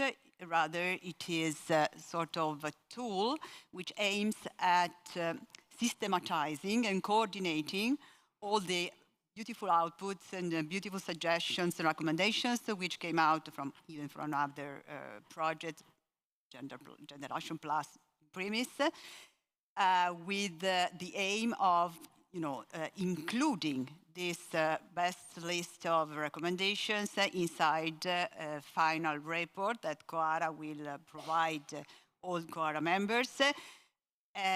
Because I would say that the joint value of COARA in premise, and I would say of our working group, is that when an institution wants to become a member, COARA member, it is asked to sign an agreement, and the agreement contains the main principles, COARA principles, based on what we have been developing the discussion about the revision of research assessment. If we manage to include a good list of recommendations and best practices towards a more inclusive and gender mitigated evaluation criteria, then we will provide set of suggestions that in a way or another, all QARA members will be committed to adopt and to import in their institutions. So that's why I like to say that somehow our working group works as a sort of loudspeaker of your outputs, basically, of what you found out in your research activities on this topic. Okay, topic-wise, the most pressing issue that we recognized is, as you keep mentioning, of course, the definition of excellence in science, because this, once we have a very clear idea of how to define excellence, and of course this has to be I would say at least a scientific community dependent concept, because within different communities the definition of excellence may be different, but once we have a very clear idea on how we should define excellence, then it is sort of obvious what we should provide as a list of recommendations and best practices in order to build up and stick to this definition of excellence. Why we are not happy about the current definition of excellence? Because you know that typically the excellence is defined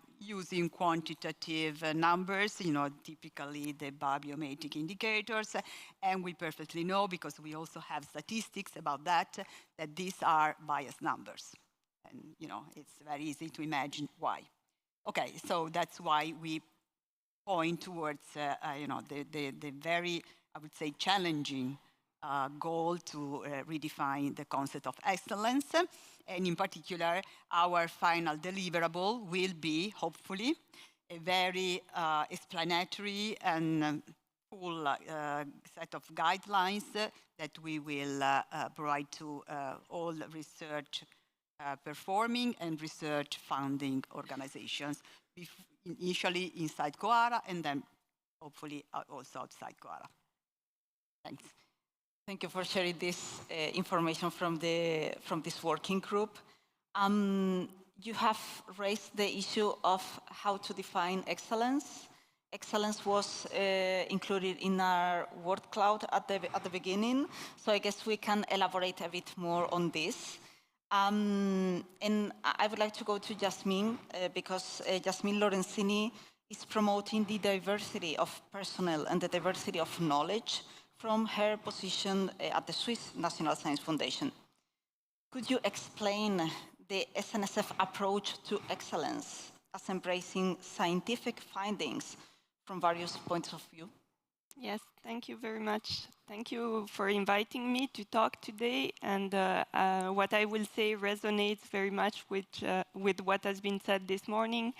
The topic of gender-based violence has many links to what I will say, but also something that was mentioned about the responsibilities of leaders and institutions, and also what you said about competencies. So really the first element that I wanted to mention is that for the SNSF, the scientific excellence is not a characteristic of the researchers or of the output that they produce. And this is very important because often excellence is seen as a personal characteristic of researchers, and as you said, competencies are equated with outputs, so also with the outputs that they produce.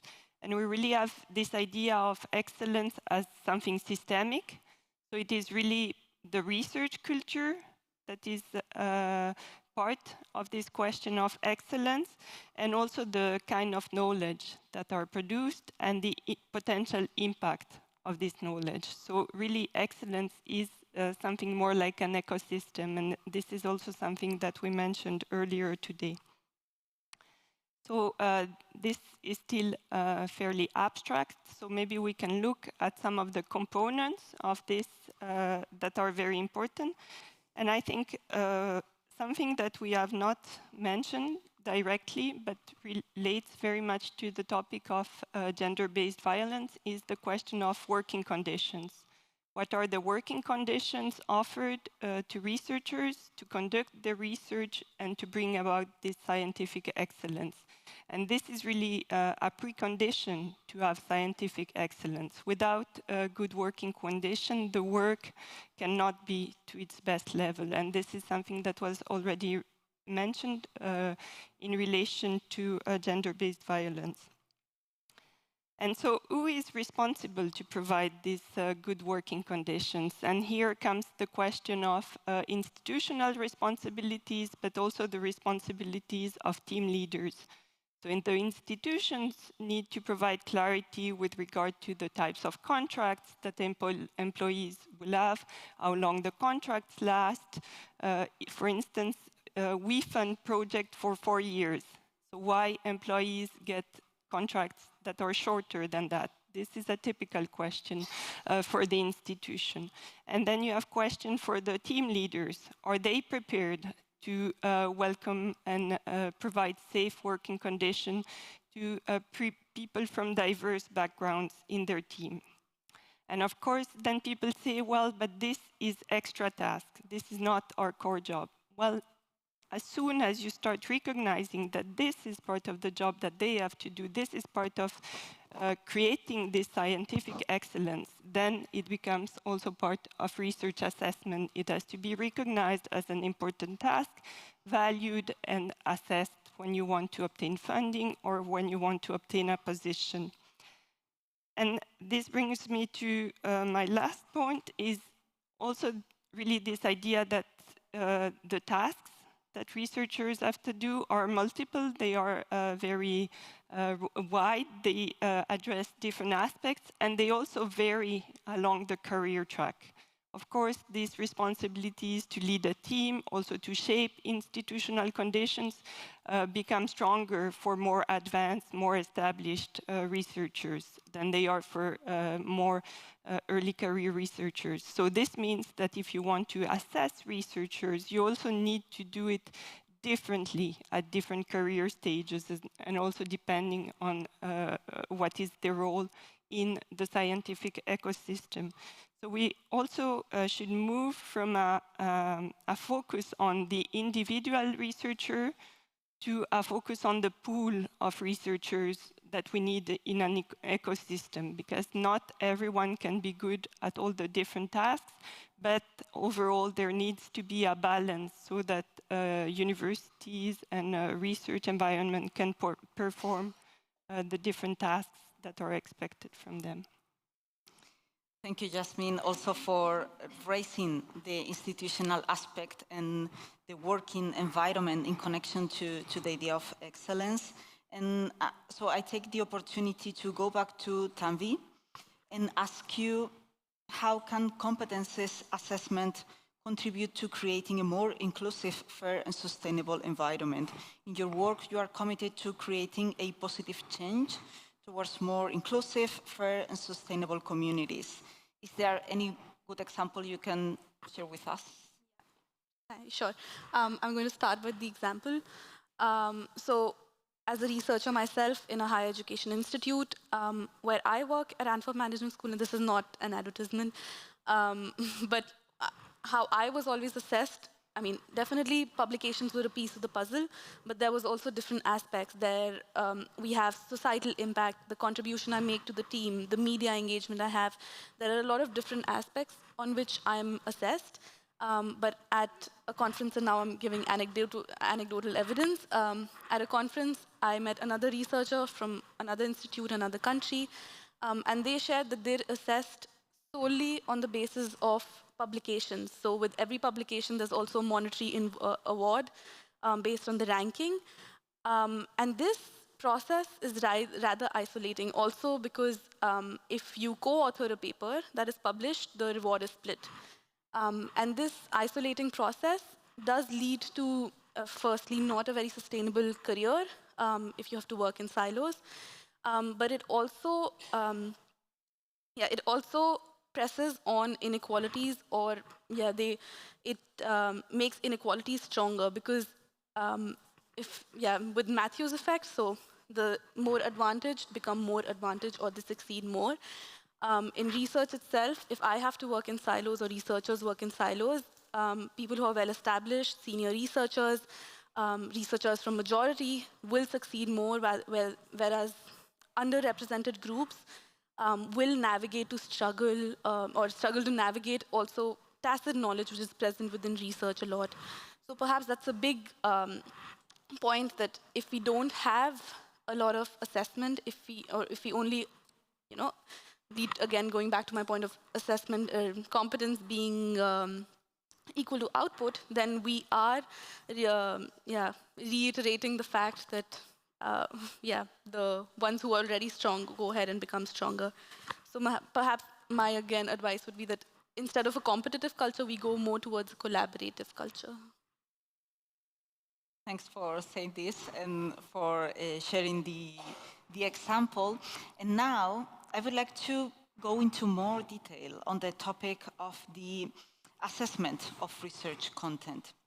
And for that, we have Helene Schiffbanker with an extensive experience on gender in research and innovation. She has conducted research on the performance of panel reviewers with a focus on gender. And you have claimed, Helene, that the gender dimension in research and innovation implies a need to change the ways of doing research and of assessing research.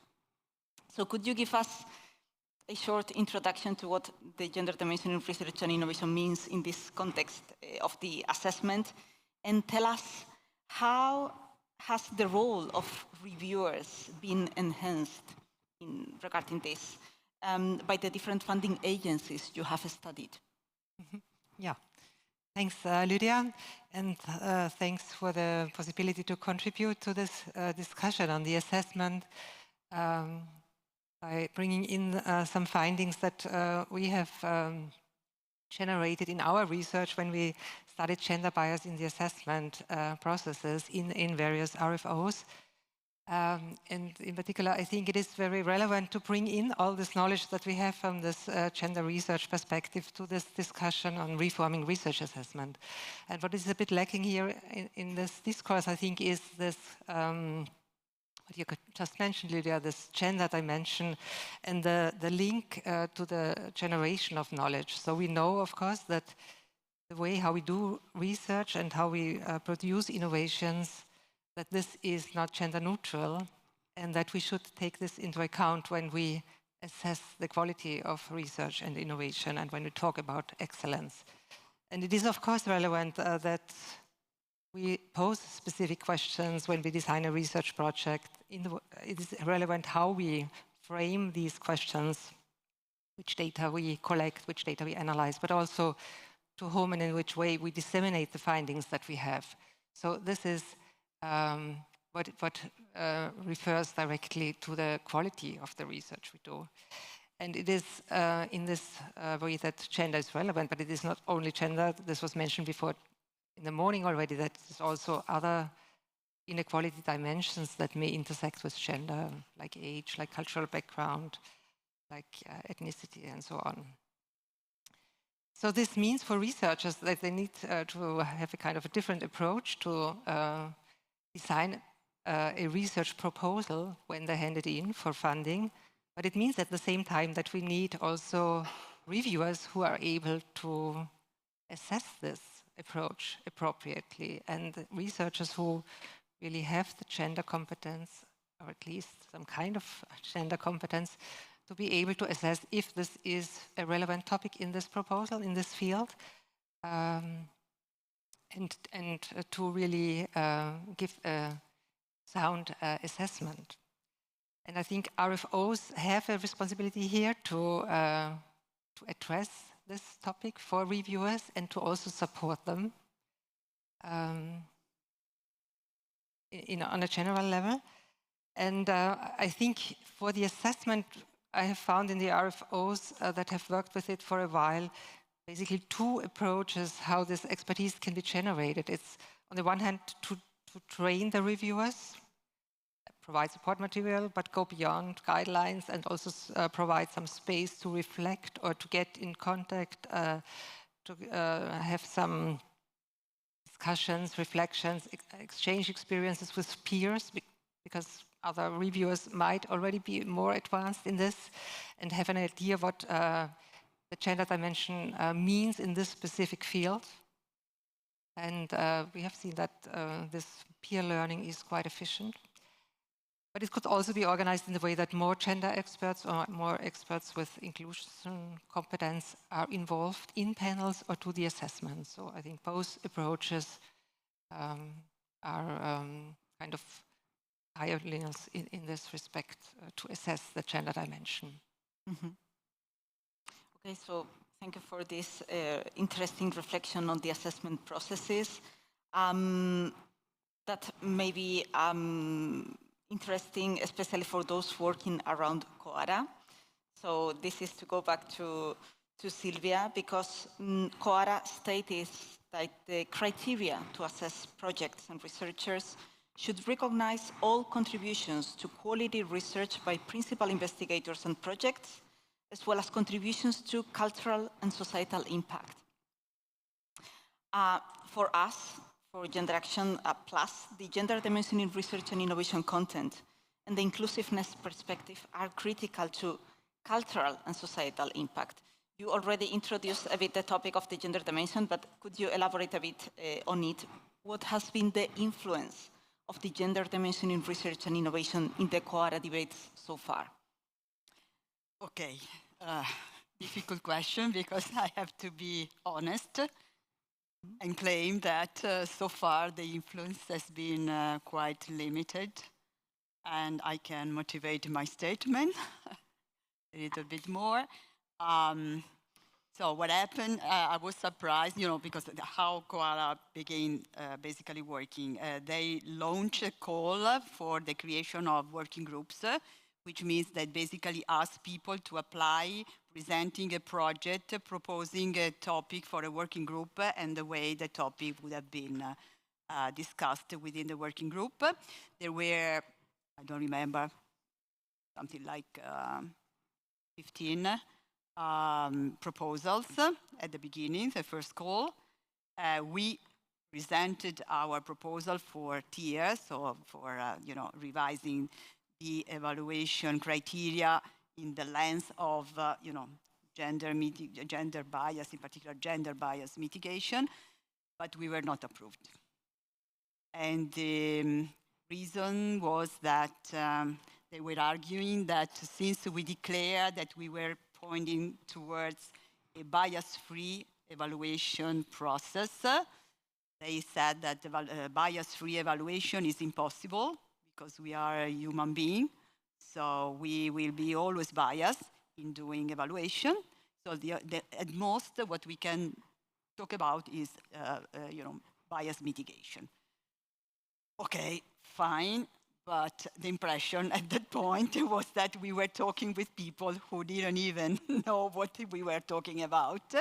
So probably the sensibility and the knowledge about, gender dimension, gender bias, blah, blah, was not very deep inside COARA, at least the COARA committee who selected the working groups. Then later, we talked to some people in the steering board of COARA, telling them, look, this is a big issue, come on, what are you doing? And then in the second call, we were approved. In fact, we are 6 months behind the work of the other working groups. Still, when we had the meeting a few months ago with all the other co-chairs, sorry, I will take just 1 minute because this is also very instructive.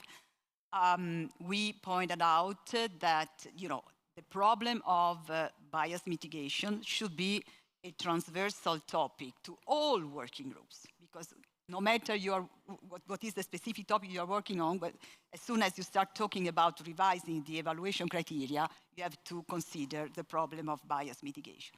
They were not aware. So we launched the idea to have a link between different working groups on this specific topic, proposing that some of our tier members could participate in their meetings, and mutually some of their members could participate in our meetings. They happily accepted the idea that some of us could participate in their meetings, but most of them basically refused to come and participate in our meetings. So probably, I don't want to be too pessimistic, but since COARA works will end in less than 1 year, I'm afraid that at this point is a little bit too late, not for us to bring inside the final document something related to bias mitigation, but to have sort of synergy with other working groups and come out with a shared proposal. We'll see. Thank you also for sharing the obstacles of the topic as well.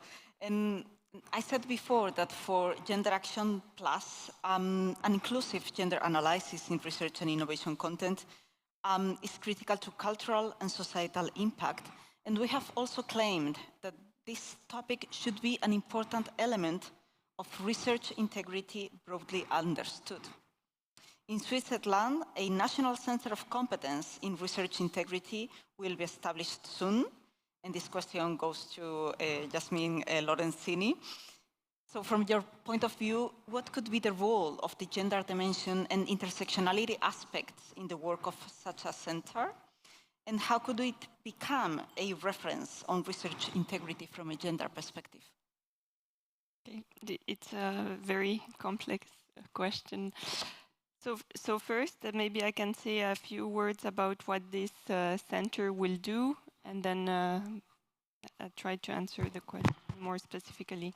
So the aim of this center is to have something at the national level which collects all the data about cases related to scientific integrity and scientific misconduct.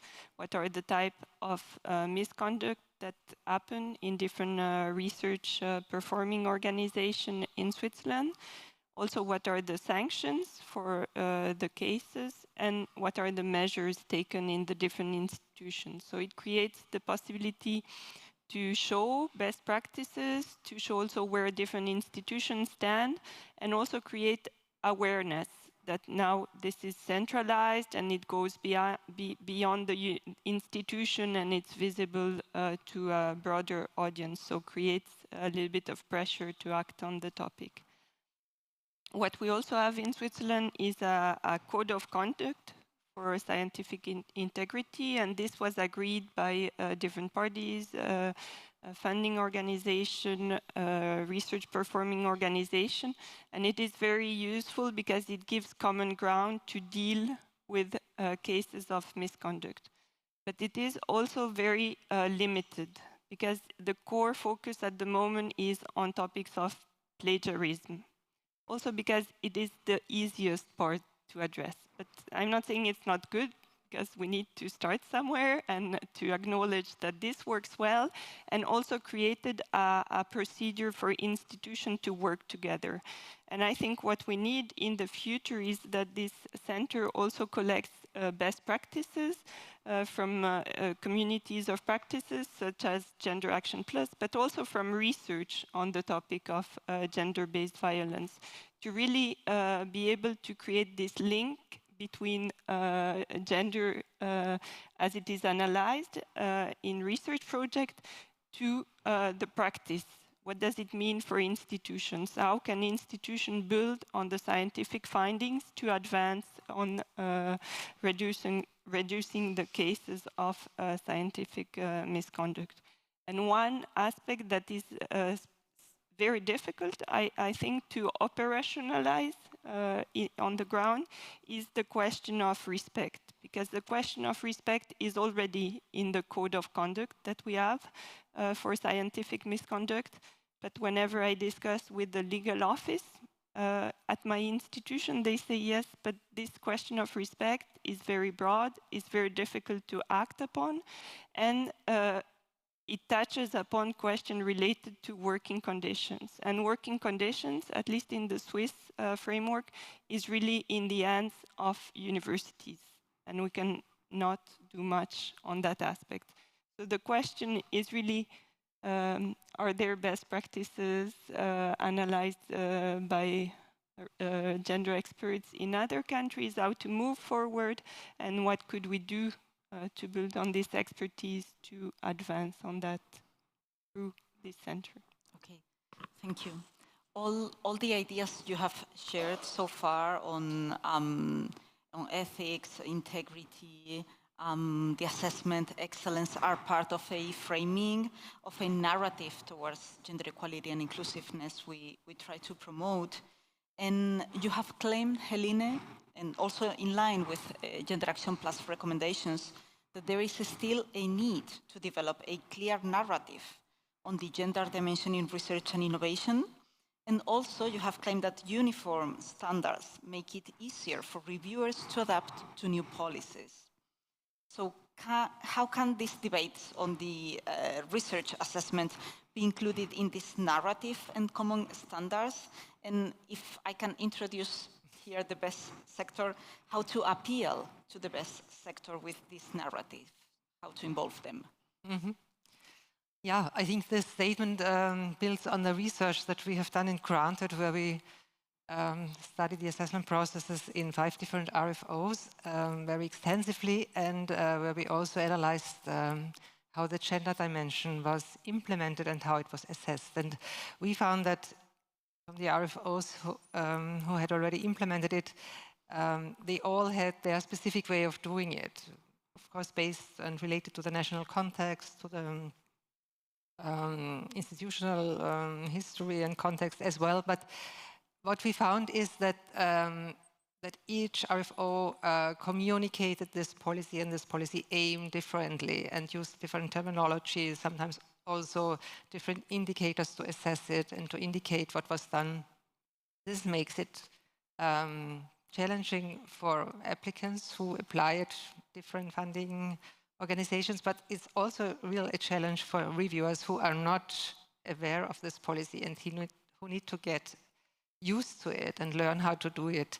And I think here aligning standards and using maybe also an aligned terminology would really help the policy to be fostered, because it makes it easier to apply if you just have one standard and not, as reviewers who often are active in different RFOs, always need to adopt their assessment practices from one RFO to the other, what practically does not work because they would not have the time to do it and not the capacity to reflect on this when there is a new policy that is demanding to be implemented anyway. So aligning would help this, and I do hope that we can get this gender in research dimension also in the COARA setting, and that COARA could really help to find a common language and communicate this to all these many hundred signatories that we have at the moment, and probably and hopefully more, so that there is a kind of push for the standards that we agree on. And I think the framework that you just presented is a very, very important step in this direction. And if it is really communicated to the broader ecosystem, then I think this is really the step that we need to make clear what we want to achieve with the gender dimension or the intersectional inclusive analysis.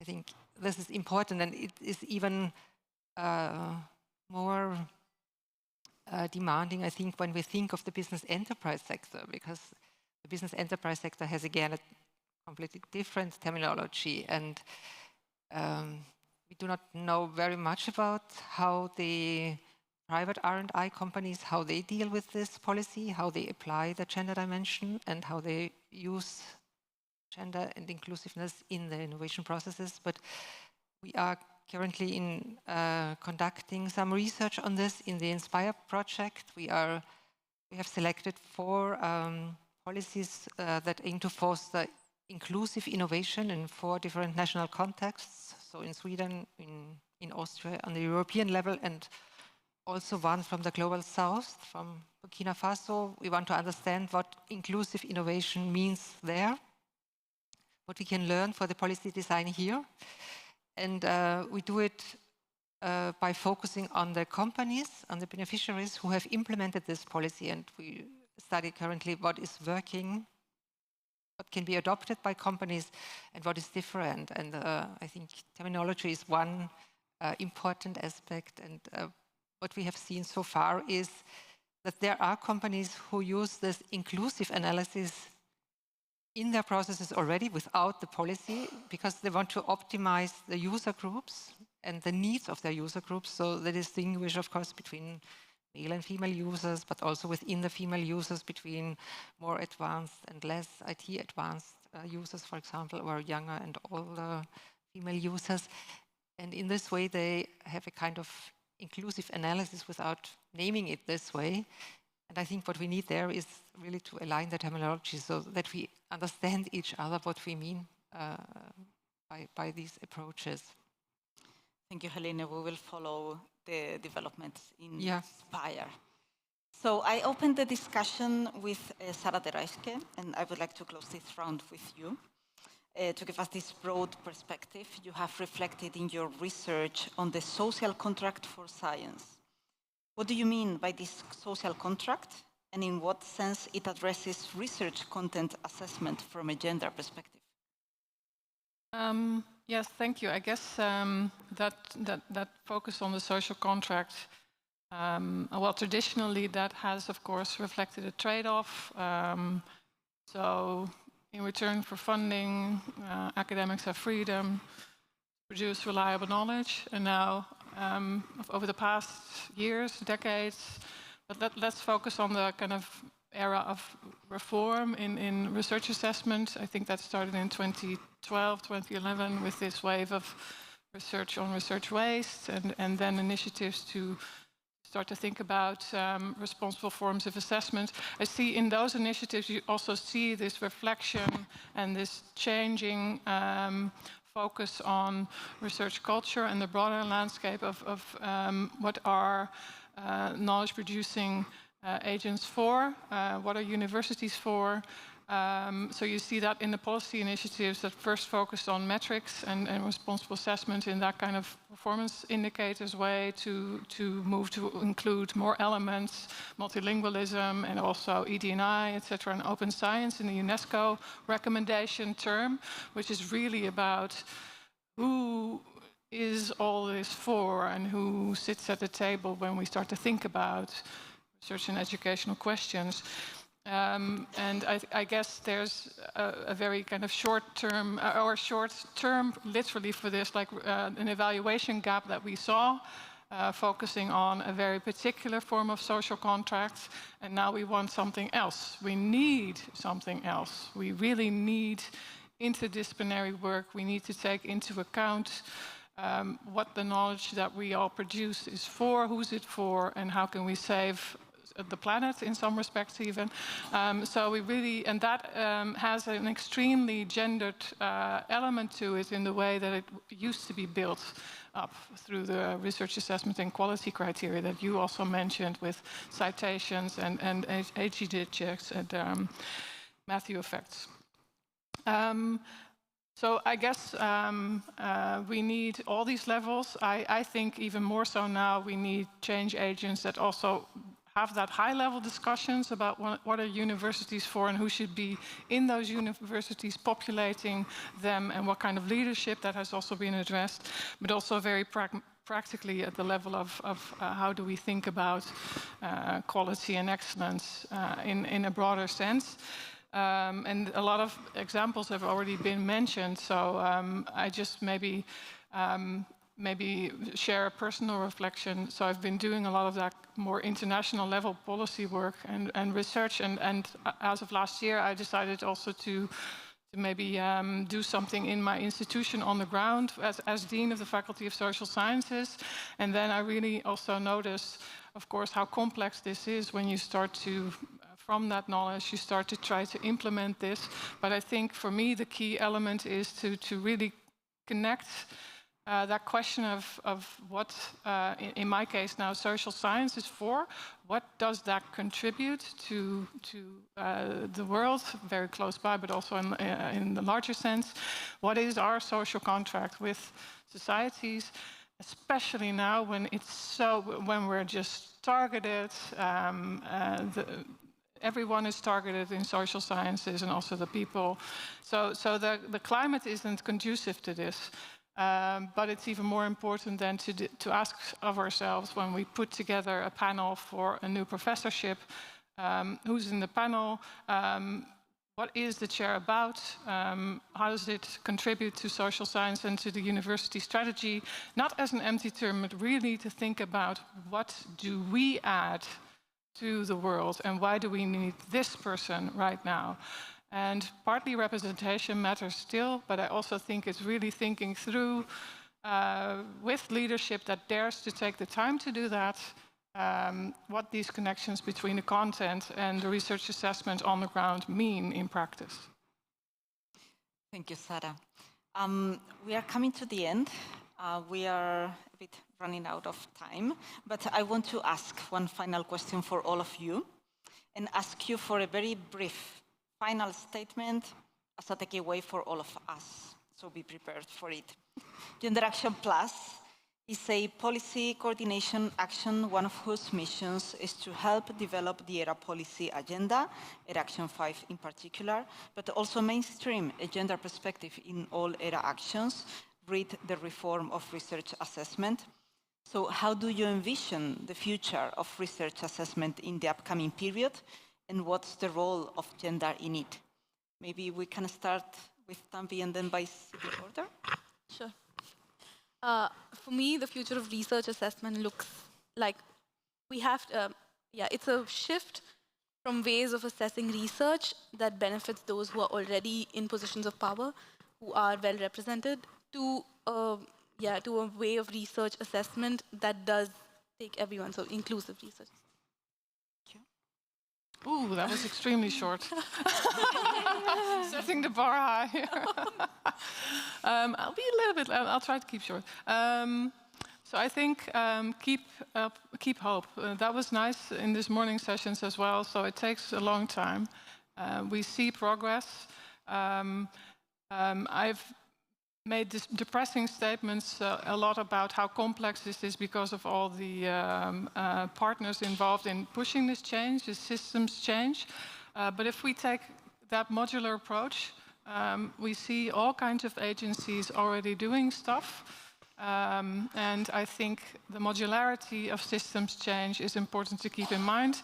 And also echoing this morning, I just want to do that, centering the people. And also that quote about from Margaret Mead that I liked a lot. Never doubt that a small, thoughtful, committed group can make a huge difference. So continue and have hope.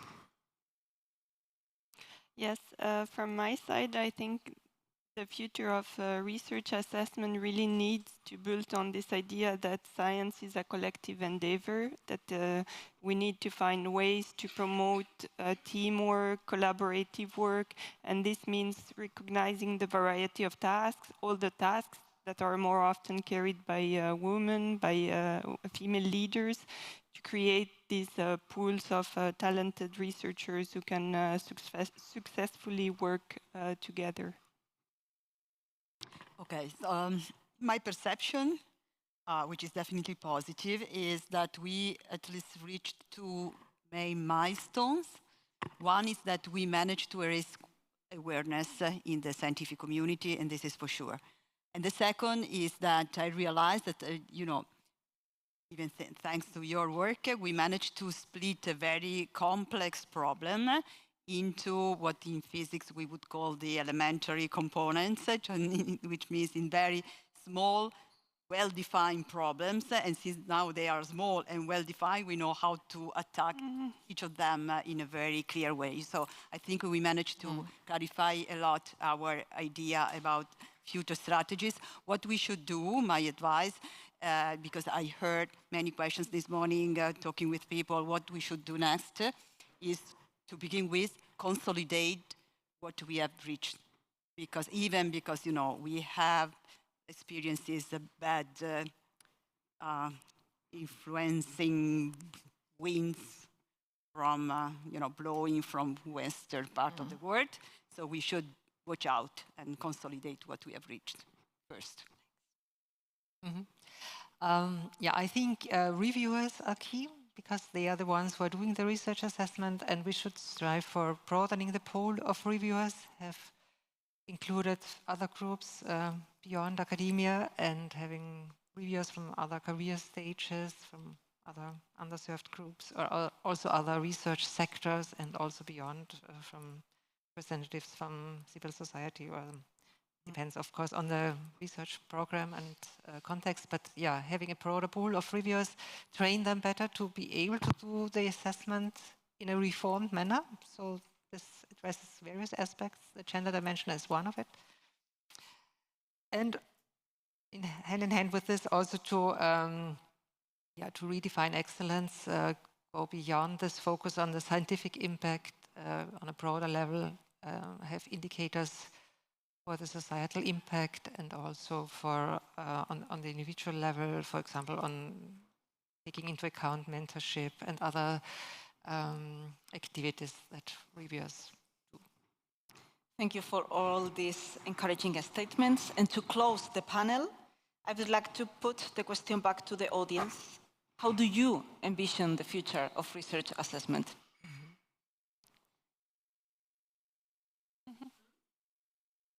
Please use Menti for this.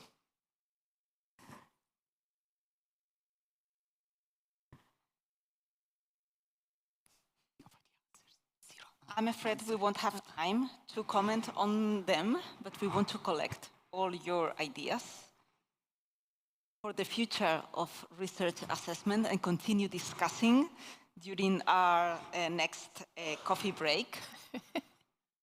Okay, so we can see they're multidimensional. Okay, great.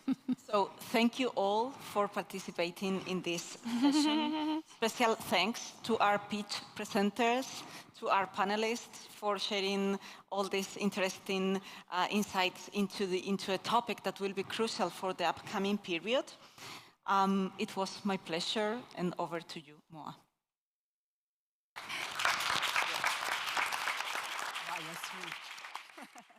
So for the last and final session, I will be the moderator.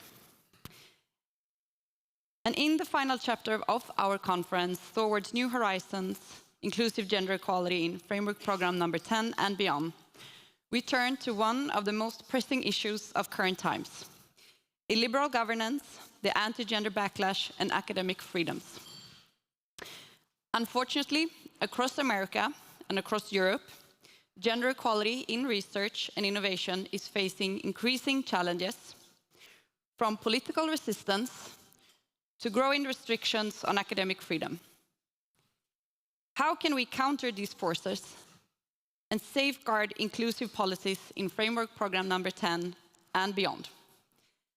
That is what the following panelists will have a critical discussion about.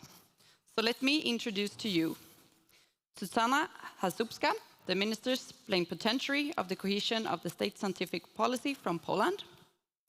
We have Fredrik Bondestam, the Director of the Swedish Secretariat for Gender Research from Sweden and the leader of GenderActionplus Work Package 3 on gender-based violence. We have Katarina Zyskova, the current head of the gender sector at DG RTD of the European Commission, and Anne Pepin from National Center for Scientific Research, CNRS in France, and former head of the gender sector. Welcome.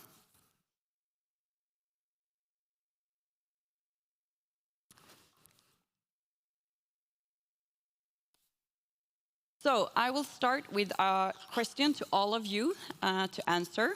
And after that, we have some specific questions for each and one of you. But this is a discussion, so please feel free to react on each other's answers. Over the past decade, we've seen increasing attacks on gender studies, academic freedoms, and gender equality policies across Europe. How do you, in short, assess the current landscape of academic freedom and gender research in your respective contexts? I'll start with Anne. Thank you a lot for having me today. So, well, I won't lie, and you made it clear, it doesn't look good. So, threats to academic freedom and to gender equality, gender research are real, exist in Europe, are increasing, and as you said, threats are really being put into practice in the US at a really stunning speed. But there are means to resist and to push back, and we can see that in some countries. So Poland is an example.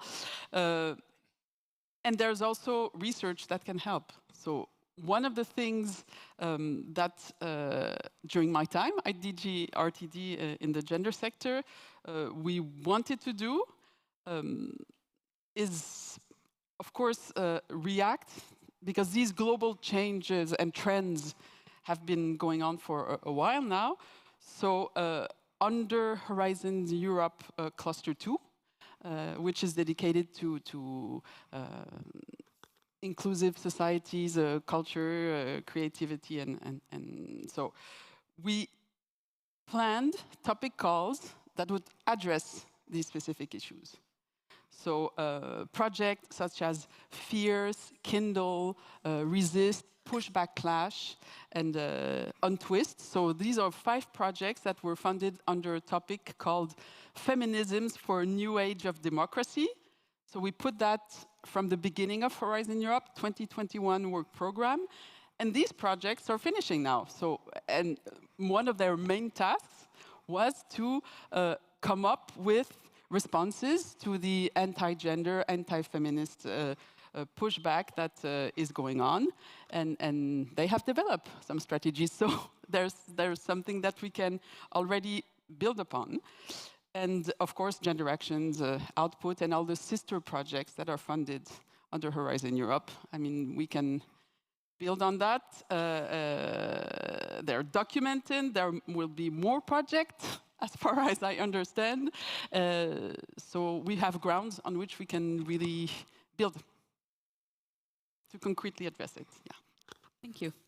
So, turning to you, Katarina, to continue. Thank you, and also from me, of course, thank you for the invitation, and I'm very happy that I can be here with you at this conference of a project that is very, very important for us and for our policy making for gender equality in research and innovation. So for the European Commission, the commitment of the Commission to gender equality in research and innovation stands, no matter how the environment now is shaping. And Commissioner Zaharieva made it very clear during her hearing in the European Parliament that gender equality is important to her and that she will support women in research, innovation, and startups. And she committed to presenting an action plan to do this, which will contain a range of initiatives from advancing gender research to ensuring safer workplaces. And here I'm actually quoting her from the hearing. And the content of this action plan will be shaped, and that content will be shaped together with you. So as for all initiatives of the European Commission, there is a process that includes engagement with stakeholders and public consultation. So here we will need, especially in the current environment, a very strong voice from stakeholders and the community about what actions are needed, what actions should be done, but also collecting evidence of further evidence. We have a lot of research and a lot of evidence, but it is always very helpful to have more, for example, how the current policies for gender equality work in practice. Where are there gaps? What can be done? But also evidence that can help us convince and argue how it is important and what a difference it makes. So, and besides that, of course, we have already a lot of gender equality provisions in place or within our current framework in Horizon Europe, and we are working on implementing these.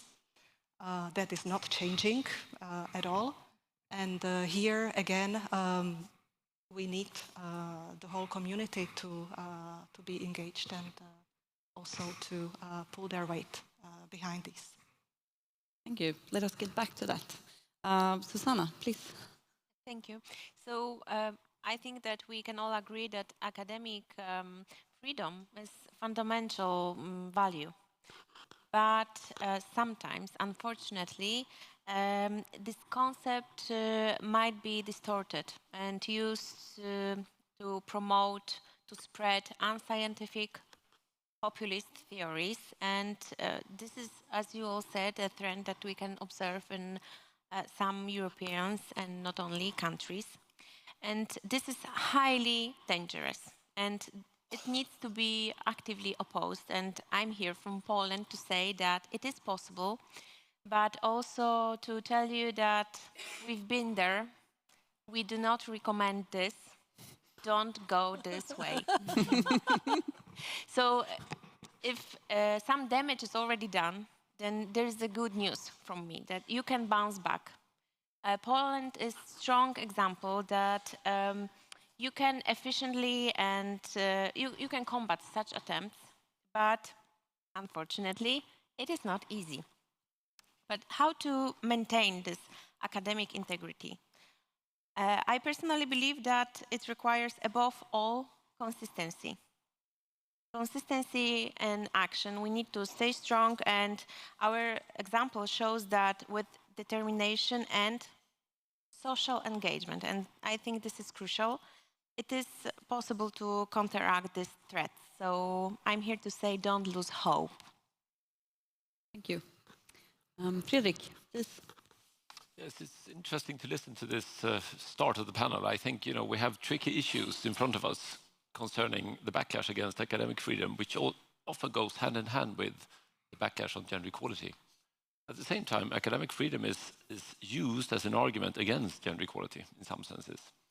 But also gender equality could be a motor for achieving academic freedom. So it's really a tricky, I think, situation we're in. We need to be really careful how we use the wordings and the words and the concepts. But from my viewpoint, I think, speaking up on the backlash that is ongoing, I mean, this is not an on or off condition that we're in. It's rather always already part of being a feminist researcher, being part of feminist communities, working with gender equality, being a gender equality practitioner. We see also this backlash ongoing towards social movements throughout Europe and beyond. I mean, it's really important that we view backlash as not something happening then and then. It's just ongoing. It's a kind of effect of our progress in our work, right? There is no backlash if we don't progress. So in a sense, this is also important to remember when we speak up on the backlash. But we also need to be careful that backlash is shifting due to its focus and content. And this in turn is due to its ideological, political or economic conditions that are really also changing. So just in short, I think it's not only gender research being confronted by backlash and being set behind. We see that humanities and social sciences are being constantly undermined today. I think it was Sarah mentioning this in the last panel. In other words, I think the broad array of anti-feminist, anti-gender movements and narratives are actually targeting critical, reflexive, open-ended knowledge production in itself. And one reason for this is obvious. I mean, it's because reducing these critical ideas and dismissing the complexities that come out of social science research actually paves the way for authoritarian ideas and ideologies and even regimes. So we see this backlash on a much broader scale, I think. I also would like to say that the spreading of fake news, which has been normalized, I think we all agree, fake news is ongoing. But I think the last decade, it's turned into producing fake truths and realities instead. And this is happening in a specific way at the moment. We see neoconservative, populist, often right-wing actors on different levels entering our parliaments, our ministries, our governmental agencies, with the ambition of redefining what we mean by our reality. So I think the arenas of social media and, organizations that have been threatening and organizing campaigns threatening gender researchers, well, I would say what is ongoing is an undermining of the legitimacy of democratic institutions from within those institutions. This is the new condition that we're facing. So, to me, I will stop then. Understanding backlash with all this in mind, I mean, it means taking a stance for democratic institutions and processes in themselves. We also need to strengthen the legitimacy of humanities and social sciences over and over again. And also, we have to counteract these ongoing definitions of reality as something monolithic and simple. It's complex. So, to some extent, I think what I'm saying is reaching beyond the policy framework of gender and inclusiveness, but this framework will not work without addressing these issues. So this is my kind of entry point here today. Thank you. So, no backlash without progress. And we are very privileged here today to have both the former and the current head of the gender sector at DG RTD. So I'll start with you again, Anne. You were at the gender sector during the period of very encouraging developments that have taken place since 2021. Could you reflect on the factors and circumstances that facilitated this development? What was critical to the success, both internally within the Commission and externally? Okay, well, let's say it was a conjunction, really, of strategic framing approaches to really make progress in an overall really positive context. So I'll try to make that a little bit more concrete. And I wasn't the only one. I mean, before me, there was also several heads of the gender sector. There was Mina Stareva and Viviane Willis-Masiki. So it's really it's a joint and committed effort from the gender sector. But one of the main things, it's of course finding allies, building allies within the Commission, across the different directorates, different units, and this was done through internal groups within DG RTD, but also all the research and innovation family DGs, the executive agencies, trying to sensitize on these issues, to build the knowledge, and also through external experts. So the Gendered Innovations 2 expert group was also instrumental in having the policy officers in the different work program parts understand what integrating the gender dimension in their field could mean.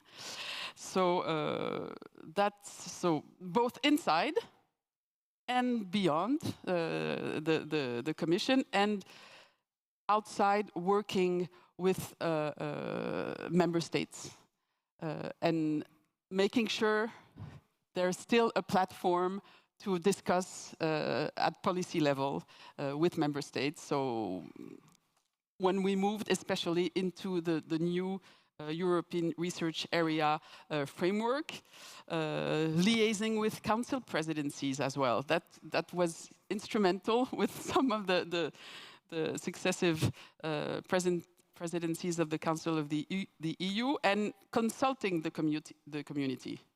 Really having co-creation workshops with the funded projects, with member state representatives, with experts. So that was really important, allies, and creating change agents within and outside of the organization, so the Commission, and identifying levers for change and trying to align with the EU priorities and the specificities of the European Commission and DG RTD.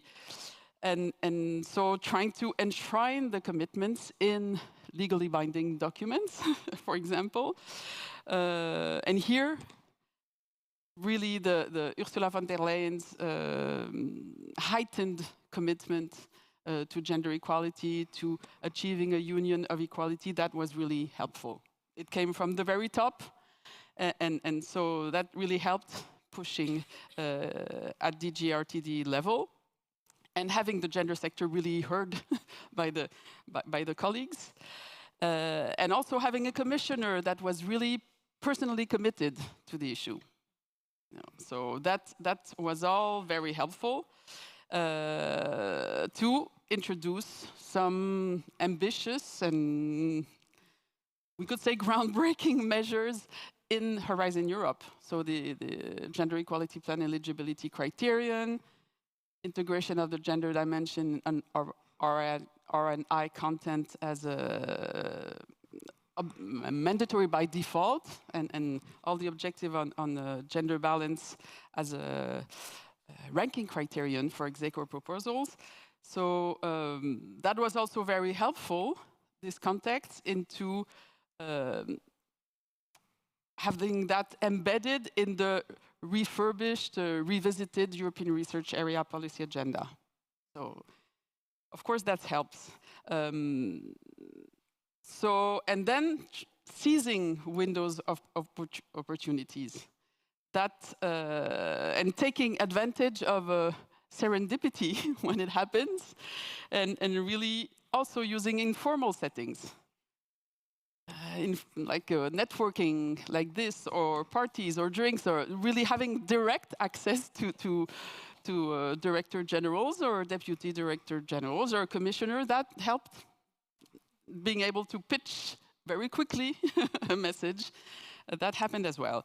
So that's, I can add also a specific aspect relating to actually the support to gender research, intersectional research in Horizon Europe. There was a reorganization in DGRTD where the gender sector was in a specific directorate under the Science with and for Society unit, and it was moved to a unit dealing with mainly support to social science and humanities research in the field of democracy, equality, culture now, but also at the beginning it was a bit broader, inclusive societies. So there were policy officers from SSH fields, and when we proposed that there be really clear support and clear topics to supporting gender research, it was very well supported. So that also helped. So take advantage at that situation and trying to keep still the focus on supporting gender equality, inclusive gender equality in organizations, so which is funded under the WIDERA program part, and keeping the focus on the policy level at ERA level. So examples of what worked. Great, thank you. So building on this, Katarina, as FP10 is being shaped, what role do you see for gender equality policies in the new framework, and how can the EU ensure continued progress despite rising political resistance? Yes, so FP10, the next framework program, there has been a lot of discussion around it, lots of position papers, opinions. It is still being shaped, so we don't know what shape it will take. So I cannot, unfortunately, say much about this right now. But besides, actually, FP10, there are several other initiatives that were announced that might also have an important impact on gender equality in research and innovation, on the overall framework. First among them, I would like to mention the ERA Act, the European Research Area Act, which will aim to foster free movement of researchers, knowledge and technology, referred to also as the fifth freedom, and to strengthen ERA's governance. And it will be a very important legal basis that can have really profound impact on how the European research area will be governed in the future. And we will need to put gender equality provisions, or there will be space for.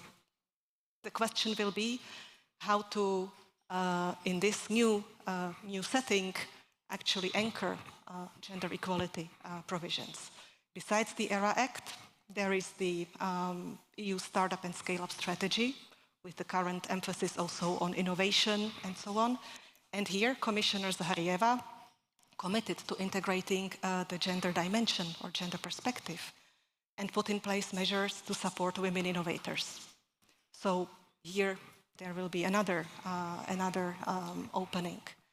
And finally, there will also be a proposal for a European Innovation Act that will aim to reduce regulatory and administrative burden for innovative companies. So again, it will be very important to see how gender equality provisions and gender equality can be seen as an enabler of innovation and of the work of these companies that will then be able, for example, to tap the whole talent, not just part of it in the EU. So what I want to say here basically is that while we don't know much at this stage, we know there will be a lot of moving pieces. And I'm coming back to what I was saying at the beginning, that there will be consultations, calls for evidence, and how these pieces are shaped will also be influenced by researchers, stakeholders, evidence that is gathered, the knowledge that is out there. So, so here again, it's a call that for you to watch the space and step in. But of course, an important thing to also mention is that beyond this, beyond the emphasis that is there now on competitiveness and innovation, equality and gender equality are an important value in itself, anchored in the treaties. And the gender equality in research and innovation will also, we will be working on anchoring it in the new EU gender equality strategy that will be there, that was committed to by President von der Leyen, and that with the planned adoption around March next year for post-2025. And very soon, as a kind of opener towards this, will be the roadmap for women's rights. I heard that you mentioned it already earlier today. So this will be an important initiative that will aim to actually highlight EU's political commitment to the preservation and strengthening of women's rights and setting out the principles and objectives that will be driving the gender equality agenda forward in the EU. So this is it will be an important declaration, and there will be an invitation also to commit to this, to adhere to this roadmap. So coming back to the EU gender equality strategy, here again, there will be a consultation process that might be open relatively soon, and the space will be there.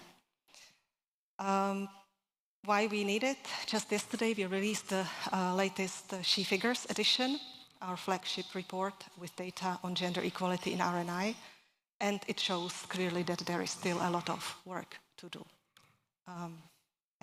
Just today, as the latest news, a consultation on the next EU long-term budget is opening. That's an important one because that will be deciding how money goes to what in the EU budget, including funding to support EU values. So please look it up. It's now out there in the public domain, and also consider whether you have any evidence, knowledge that you can provide in support of funding for EU values and this work that we are doing. Thank you. So stakeholder engagement is very important and still possible in the shaping of FP10. I hope everyone heard that. And maybe this could be also cutting edge for Europe, the new era gender policy agenda. Fredrik, Sweden is often seen as a leader in gender equality in research. However, even in progressive contexts, there are growing threats to gender studies and academic freedoms. Can you reflect on the non-linearity of the development and what lessons other countries can learn from your experience? Maybe I can. It's interesting to see that the pioneering status of the Nordic countries really has moved backwards due to political developments for a long time, but also because other countries are reaching forth, right? But also because the EU system and the EU gender equality strategy and the Commission has done a lot to promote frameworks and policy developments that has been quite progressive. So yes, there is a shift in that sense. What is interesting is that I think none of these developments actually target what we're supposed to speak about on this panel. That is the backlash on feminism and backlash on gender research and gender studies, and also on academic freedom. So, to an extent, we are not seeing developments that actually tackles these issues. And I think one reason for this is that none of us, neither in this group or in the Commission or in specific national context, consider it being such a huge problem as yet. But also we lack important examples and ideas on how to promote both gender equality and academic freedom, because they might be in conflict. I'm just mentioning that it might be a problem that the EU and the Commission want to impose policies in national contexts in higher education institutions where academic freedom should be protected. This is a clash of paradigms, right? So we need to be aware of that.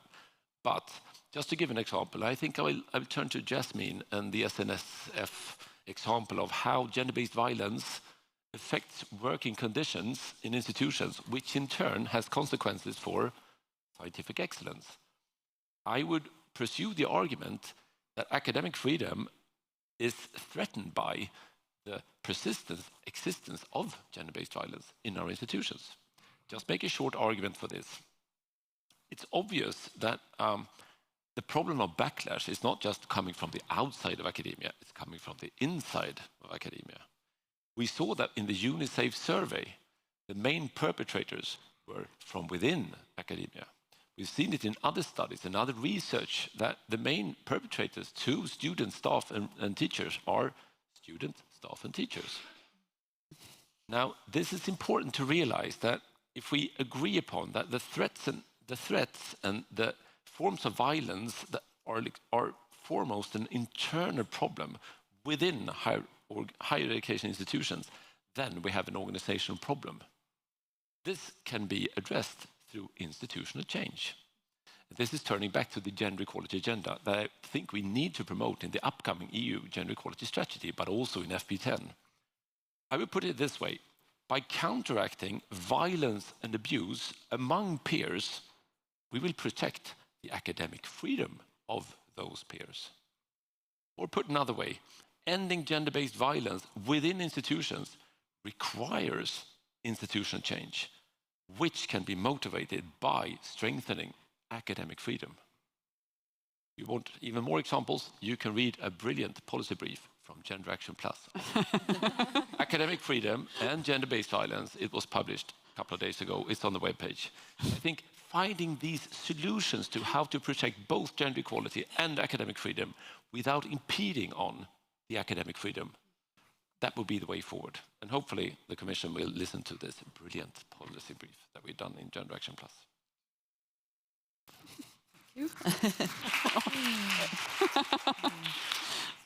Susanna, Poland now holds the presidency of the Council of EU, and with a particular focus on gender equality in a modern digital society. So what does this mean exactly? And where would the presidency like to advance gender equality in research and innovation specifically?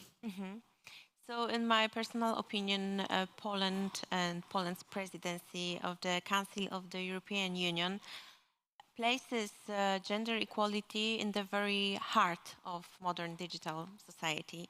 We are trying to align it with our broad idea of safe Europe, of security, because as I mentioned before, security is not only about external threats.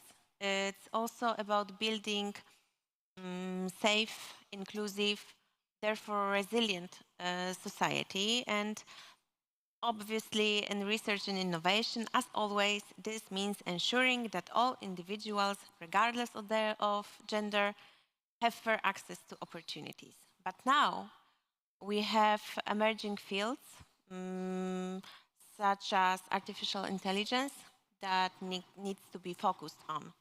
So, example of the key challenge we are facing is AI bias. So, if we leave it unchecked, it can reinforce structural inequalities. So, our presidency is committed to promote gender inclusive data practices. And it's simply to ensure that AI systems serves all Europeans fairly. So it seems easy, but it really isn't, as you know. Another priority is bridging gender gap in research and innovation. And this particularly means taking care of leadership positions. That was unlucky. But yeah, it's about leadership positions. It's about high impact fields such as STEM or digital technologies particularly. So we all said today that it's about fairness, but really it's about competitiveness. So we simply cannot afford to lose any talent because of inequality. That would be silly. We can't afford that. So our aspirations will reflect in the nearest future. So the Trio Declaration on Gender Equality is set to be signed on April 2025, so in 2 months. We are hoping to this roadmap for women's rights to be published next month. So I can only strongly encourage you to actively follow progress of Polish presidency. Since we are really determined to ensure through evidence-based policies and strong institutional commitment that gender equality remains, I would say remains at the very core of Europe's digital transformation and innovation agenda. Thank you.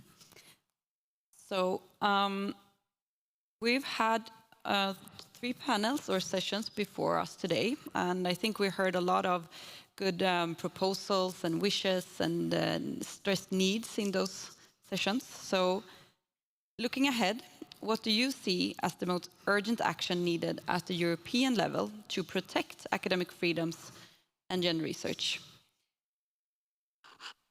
Start with Anne. Well, I think we need much more than just one action. I think it's been pretty clear that we need a systemic approach, but maybe try to enshrine it as much as possible in soon to be proposed EU legal document. So the ERA Act is one of the upcoming ones, and it can really be a useful tool if it's a regulation in particular, but in any case, it will be legally binding, a priori.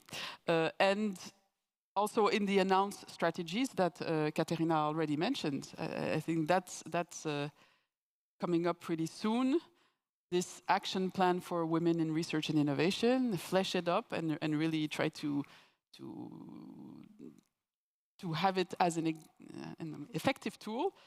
I think these would be important first steps, but there's a lot to do. Fredrik, do you want to react on that? Oh, I had prepared a nice statement, but now I changed my mind. But I think it's interesting what you're saying, Susanna, that we need evidence-based policies. Right? We want to have that. Yeah. I've been listening to this for 25 years in the field of gender equality, that we need evidence-based policies. And I say, yes, please. use the evidence that is overwhelming on the gender inequalities that are residing within the era. Otherwise, you will have to be responsible for leaving victims and survivors of gender-based violence without any support. You will be responsible for not addressing the toxic masculinist cultures within academia, which are just devastating for the scientific quality and excellence that we want to promote. So yes, please, use evidence policies and use the evidence from the work that we're doing on gender inequalities. So I can add that we also have evidence that gender equality brings benefits. So I completely agree with you, and maybe answering your question, I'm going to say something different, because I don't think that any urgent action is needed. No urgent action, no immediate action, no short-term measures. It's not a sprint, it's a marathon. So what we need to do is we need to continue the good work that is in progress. We need this consistency that I mentioned. And I believe that this is the only way that we can achieve success. So no urgent actions, just consistency. Thank you. So I see Katarina is taking notes. So I'm asking you instead, how can researchers, policymakers, civil society work together to counteract anti-gender backlash and sustain this marathon progress in gender equality in research and innovation? First, maybe I would like to say that we need to work together, absolutely. It is a necessity. And we need to trust each other. Exactly. So EU institutions, member states, networks, communities of practice, projects, stakeholder associations. We really need to be connecting, talking to one another, exchanging views, ideas, knowledge, good practices. So we will continue, of course, doing this, working with all member state stakeholders in the ERA Forum subgroup, but also through projects, through all the communities. We will read the policy brief that you mentioned, like we do read all the other ones. So we will do that. And yes, we will work with projects as well and propose new ones. For all this, I maybe have a call for action, or rather call for several actions, if I may, towards the end. Please join our mailing list that we are setting up for just for information that we would like to really spread about all the upcoming consultations, calls for evidence, calls for funding, and other important news. So you will find it on our website. I can also share it with GenderActionplus. Please engage with us. Send also proactively materials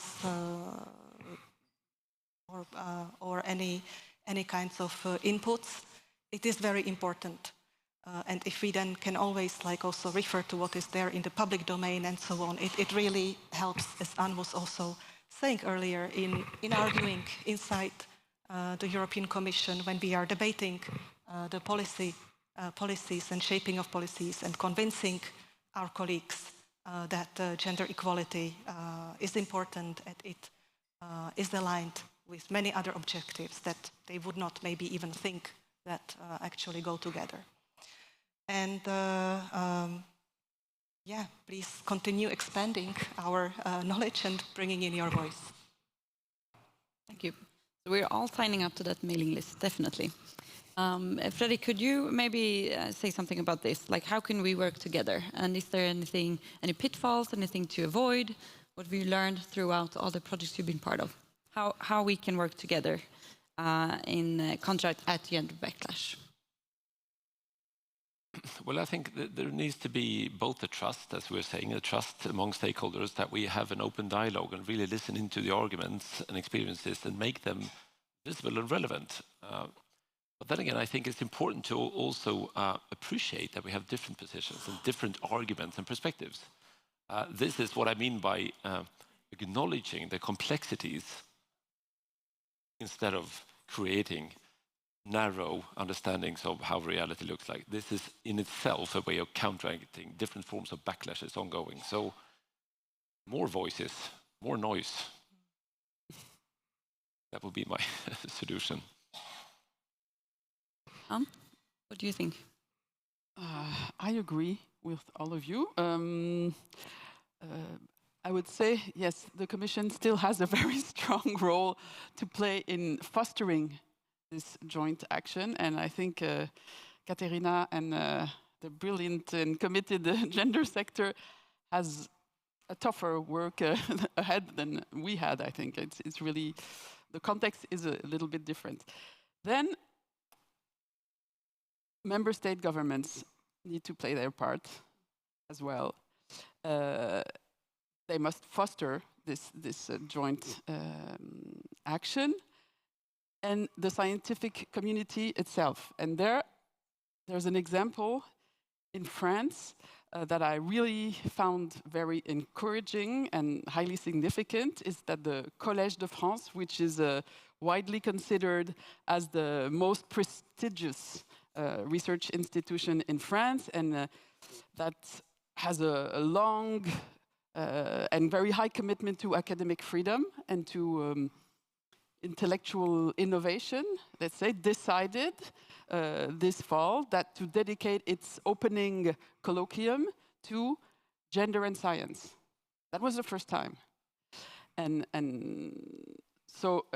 that's really, for me, a sign. And they covered a wide range of disciplines, both gender equality, like representation in science, and what addressing gender as a topic of scientific research. So that really is a sign of legitimacy.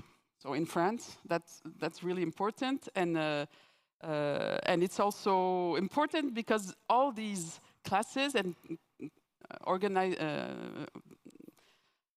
workshops or classes really organized by the Collège de France are free and open to the public and recorded. So I think that's really showing that's important. Gender equalities exist, and it's a real scientific topic. And now they're considering having a dedicated chair on gender studies. So it's still under discussion. So for me, that's a good sign. And another category of players that maybe we did mention, but maybe not so much, and that in France has been increasingly mobilizing, is the networks of women leaders.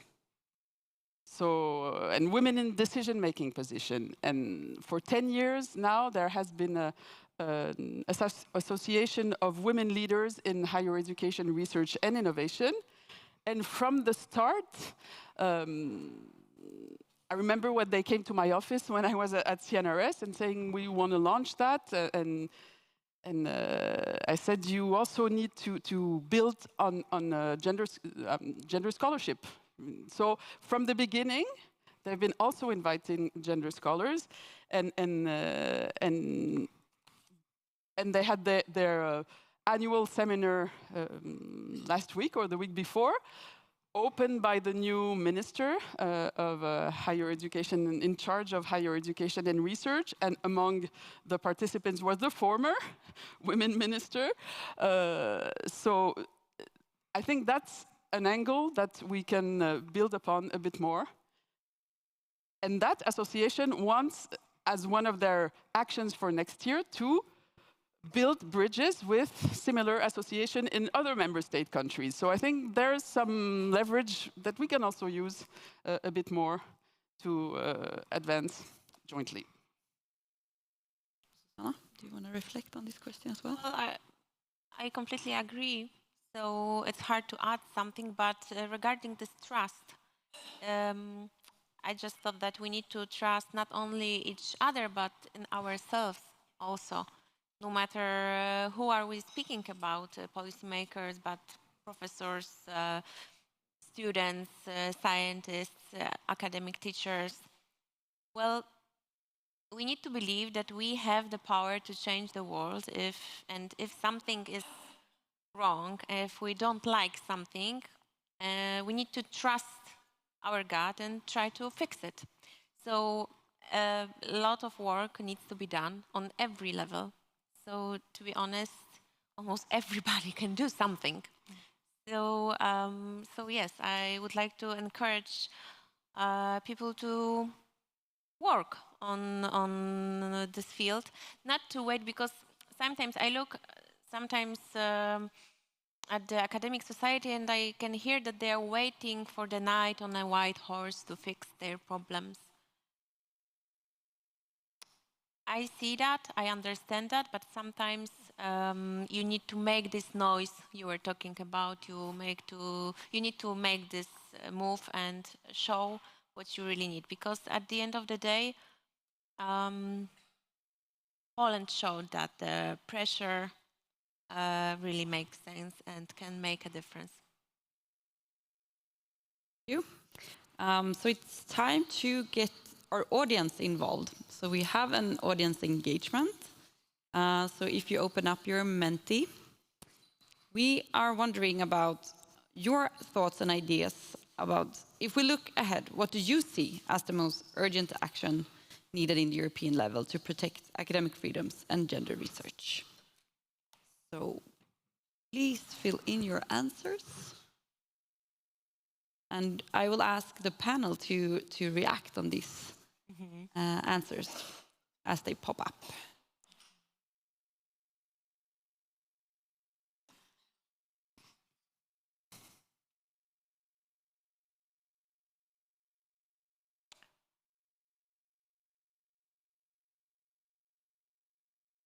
Formalize inclusive academic freedom. It's really hard to formalize some things, especially values, right?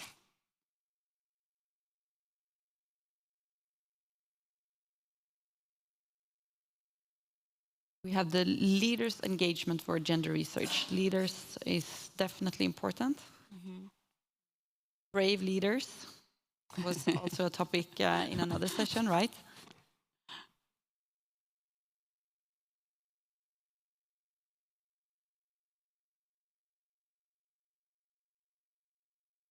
Support smaller and women-led research teams and organizations. That is also something for us representing RFOs.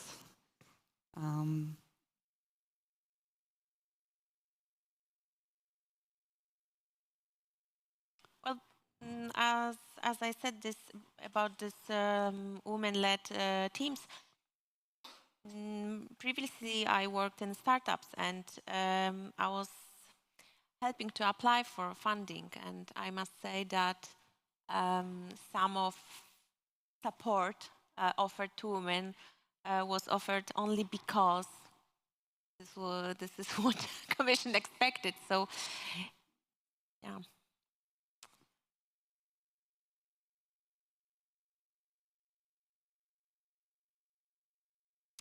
I can't read that fast. Yeah, that's very fast now. Supporting organizational change. Could make an action plan right now, actually. Yes. Continuity is very important. Definitely. Yeah, increasing awareness, I think it's crucial, because I don't think that for people outside of academia, the argument that there is inequality is any argument. I don't think they care, but I think we should tell them that it really benefits to bring equality, because we have research that women-led teams are getting extinguished results. So I think we should use hard arguments to convince people that it's really important case, actually, a really important matter. Connecting people. And I agree, we do have evidence. But it is important, and that's why I think we also see here a lot of like connecting and working together, that it's not enough to have the evidence on paper, but it's about actually taking it and then engaging others with it, going to talk about it, to convince people, to present it in a way that is received easily. So it's just constant engagement and work with people and talking to really diverse groups, bringing the diverse opinions, and then finding out, so actually what do we want to achieve, what are our needs, and then we see that maybe we can connect a lot of things that at the first time seem not aligned or you know, going even in different directions, but no. At a deeper level, after these conversations, we find that, no, it works together. Thank you. So before we are moving into the conclusion and key takeaways for this final conference, I'll give you all a chance to give some last words to our audience here and the participants online. And we can start maybe from this way this time. So it's Susanna. Everything was already said, so I think I'm gonna just ask you to be strong, because hard times are indeed here, but I really believe we can survive it, and well, hard times create strong people, so I really hope that will be their outcome. Thank you. From me, a big thank you. And I came not only to speak here, but also to listen. So already I heard a lot of very interesting, inspiring things, a lot of ideas, and I hope that I can continue listening also for the rest of this conference. Yeah, I think when even democratic countries and institutions are failing at the moment, we need to acknowledge that the EU and the Commission and also the ERA has an opportunity to be progressive. Instead of failing and be regressive, be progressive and take responsibility for the achievements. Nice one, yeah. Tough to follow up on you, but I think we do have a vibrant community that was,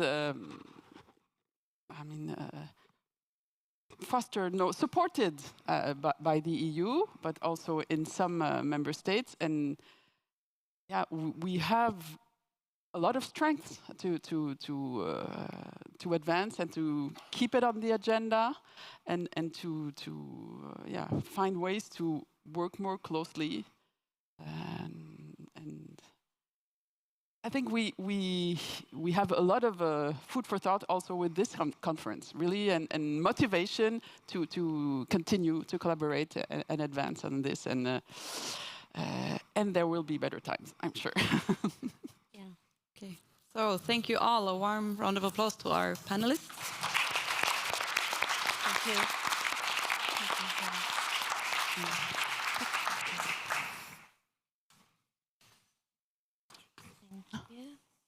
So that was our last session of today.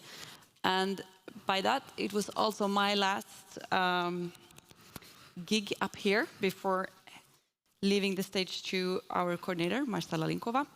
I just wanted to say that thank you for letting me host this conference, and also thank you for letting me be part of this project for 3 years.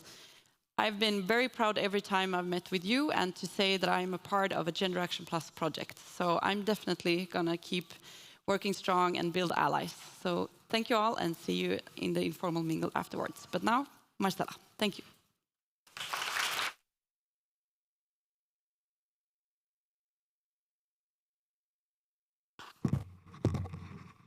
Thanks so much, Moa. So we're coming to a close, and I'm from really the bottom of my heart to speakers and presenters today, because it's been so rich. I don't know whether you feel the same, but I mean, you have made such a build-up of the arguments that I'm sort of standing in awe here and so overjoyed with the contributions, because it has, well, I hoped we will have a great event, but this has really surpassed my expectations, and thank you all. Thank you really all speakers and presenters. So we're coming to a close, and for the key takeaways, we will have still Menti, so please bear with us. But before we go to the Menti, I have asked 3 esteemed colleagues to join me on stage and give their reflections on what has happened today. So if I can ask, I would like to invite Professor Clarke Winkenbroek, who's a member of the National Advisory Committee on EDI in Higher Education and Research in Netherlands. Also Professor Yvonne Galligan, who is the Director of Equality, Diversity and Inclusion and Professor of Comparative Politics at Technological University Dublin. And Fionn Sturr-Jones, who is Senior Advocacy Officer at DSW, working in the field of global health, with a particular focus on women's health and research. And I will just ask you for your brief take on what transpired today. What are your key takeaways? Clarke, if I can start with you. Oh, yeah, thank you. Screen now closed on me. And I had to take notes because there was indeed, as you say, so much that was discussed. Sorry. Here we go. I'd like to start with something, because I don't want to be repetitive, but I'd like to start with something that you said yourself this morning. In a few weeks, a lot of our countries and our government delegations will meet in New York for the Commission on the Status of Women. We will discuss Beijing plus 30 and we'll look back on what has been achieved. And I have a feeling that there's sometimes sort of a disconnect in what is going on in, let's say, science policy, the issues that we raise here today, gender-based violence, the gender dimension in all kinds of fields, including health. Empowerment, representation, girls in STEM. It was the International Day of Women and Girls in STEM yesterday. That is all also on the agenda in New York.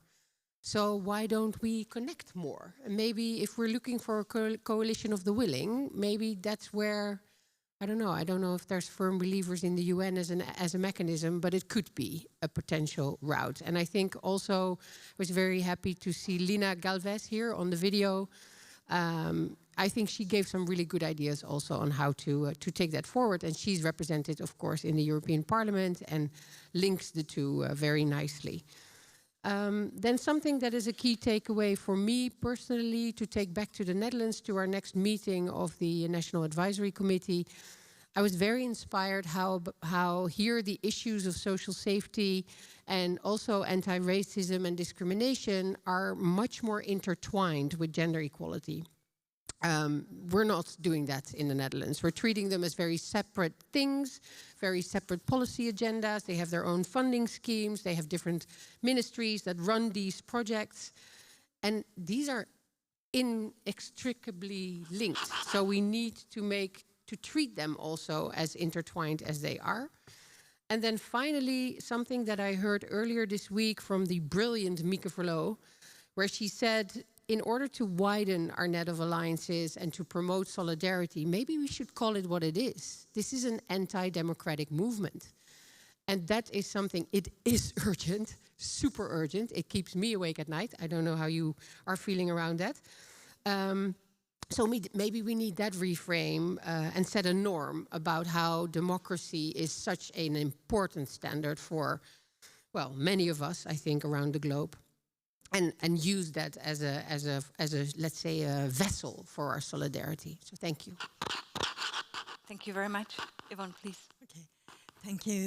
Thank you, Marcella, and thank you for this wonderful conference, you and your amazing team, and all the partners in your project. Because as I was listening to this conference today, it clearly demonstrated to me the value of research funding organizations and national agencies collaborating with one another. And the significance of that is because these are the groups, along with the European Union, that provide the framework in which the institutions such as RPOs operate.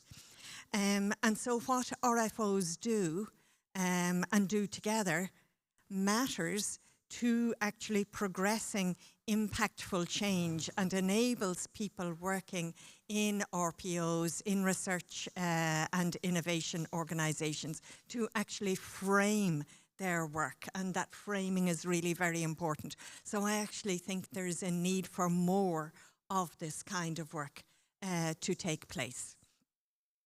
In terms of all of that, and speaking also to the discussion around gender-based violence, which in my view came across as being a very passionate discussion and a very committed discussion. It seems to me that that commitment that's driving the progress in this area needs to be embedded within the requirements of the EU itself, so for funding and other matters. So, for example, there's a requirement to cover the 4 thematic areas out of 5 in terms of any funding application or in terms of prizes or other moments of recognition. And quite often the one that loses out is the area around gender-based violence. So all the other areas are generally addressed pretty well, but gender-based violence is still very, very weakly addressed by and large by applying organizations. So I think the Commission needs to make that a requirement. And if it's a requirement that all 5 thematic areas be addressed, then that solves the problem. And I think that will push things along a great deal. I think a great strength of the European Union that I've seen many times is how soft measures for achieving progress are deployed very effectively. For example, through shared learning and other kinds of activities of that kind. And I think the ERA is important, and the Action 5, the specific actions around gender equality in the ERA is an example also of this persuasive, soft measure type of action. That, again, I think needs to be maintained and needs to be deepened into the future. And I was also quite struck by the fact that our colleagues in the panels identified specific areas for action and areas for change. So, for example, Jacob talked about diversity literacy within our institutions. I think that goes right across the board. And many of the activities that we engage in are, in fact, about developing diversity literacy, literacy inequality, bringing us out of our comfort zones into difficult and brave conversations that are needed for progress to be made, and therefore adding to the literacy, the comfort of the organization in speaking about inclusive gender equality and intersectionality and other matters. And Marcella, you spoke about allyship and the importance of that, which I think is linked to the literacy aspect. And the engagement of everyone in the organization to change the culture. Because it strikes me that the cultural behaviors that we see happening around us, know are happening around us, happen because we allow them to happen. Every single individual in an organization has to take responsibility for changing the culture. But I think we also, in looking at that, we also need to, and referring to the last conversation, we need to understand where the challenge to our vision of an equal and fair and just society come from. And what what lies behind this support for an anti-gender discourse that we hear spoken about today. And I think that when we begin to unpack it, because if anybody can unpack any ideas or concepts, it's academics. Well, if we just begin to unpack that and begin to explore the different elements and dimensions of it, then I think we understand how to move forward. And Anne referenced the 5 projects that are focused on feminist responses to illiberalism and anti-gender ideology. I think that's a great part, a great starting point on which to develop our own literacy in this area further. So I leave it there. Thanks a lot. And Fionn? Well, where to begin? You can see all of my notes here. I think first is with thanks to everyone who's shared their expertise today, and to the Gender Action Project for your invaluable work during the first and second iteration to help us as scientists and as advocates to be able to call for more action on inclusive and intersectional gender and sex considerations in research and innovation. So thank you, and you will certainly be missed in these next few years at a crucial time for shaping the Future Framework Programme. I'm a long distance runner, and so I can tell you that in a marathon, when it gets hard, when it's time to sprint, it's much easier to do that when you're together or you're in a pack. And so I think it will be really crucial for us here in the room with other actors. I think it was made very clear that we need a diverse group of people to come together to protect the need to really systematically look at sex and gender in research and innovation to continue forward, to not only defend the progress that's been made, but also to advance. I think for myself, who's someone who is a medical researcher, we have seen a lot of action and progress, particularly from the Commission when it comes to women in science. But we also need science for women. And so I think we really need to push on that agenda. I think there's been a lot of work to establish the SAGE guidelines that provide a really international framework for looking from RFOs to regulators to journals. How can we really look to systematically ensure that sex and gender is approached intersectionally across all fields of research? I would refer back to an event that I attended last week where the head of the Gender and Diversity Task Force in the EAS made this point that was brought up in the last conversation around, the attack on equality is usually the first step in the attack on democracy. And I think this is, very fundamental to our futures. And I would want to kind of add my voice to that of Frederick's around really asking the EU to double down on its values enshrined in the treaties of equality, of democracy. I was really pleased to see Commissioner Sarajeva yesterday talk about the need for, a truly competitive and innovative, and I would add that democratic and equal Europe is one where every mind, regardless of gender, gets to thrive. And I think this point has been made, gender equality is vital for innovation, for competitiveness, for security, but also feeds back in to gender equality as well. And so as we see equality under attack, including sexual and reproductive health and rights, and that also relates to gender-based violence, I think it's on all of us now to work together. I think that as researchers in different member states across Europe, you have your government representatives, but you also have your members of parliament here in Brussels who are co-legislators on the file of Framework Programme 10, please, please, please mobilize your representatives.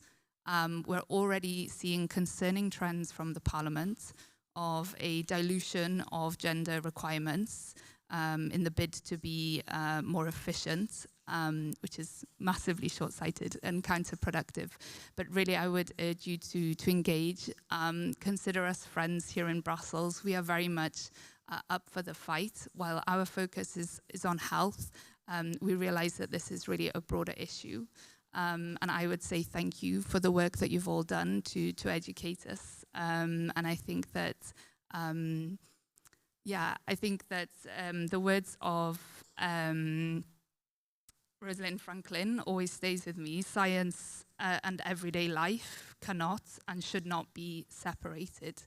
And so I think we have to keep that in mind and remember that science is really at the foundation of the societies that we want to have. Thank you so much.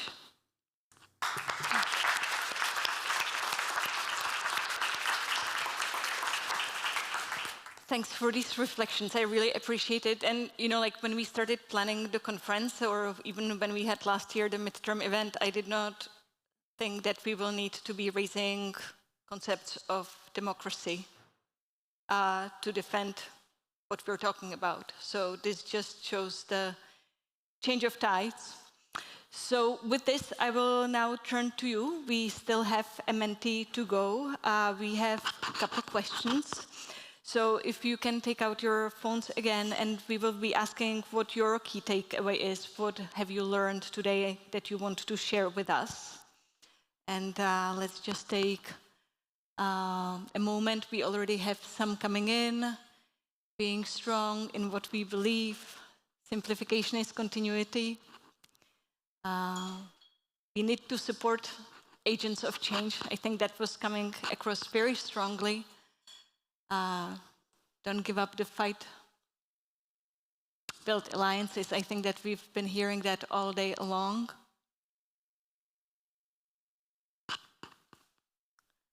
No backlash without progress. Yeah, that's sort of the patch on the harm. We keep reminding ourselves that we need to put up with the resistance and backlash if we want to go forward. There's hope for inclusive future. Okay, so thank you very much. We will be collecting these for our report from the conference. And if I could ask for the second question, what will you commit to do to ensure that gender equality agenda stays on track?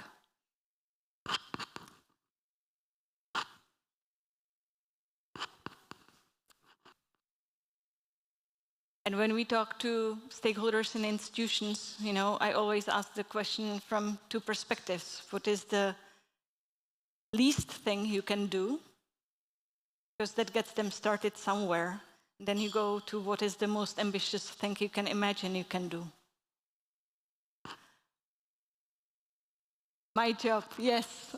Continue the work. Go on resisting the resistance.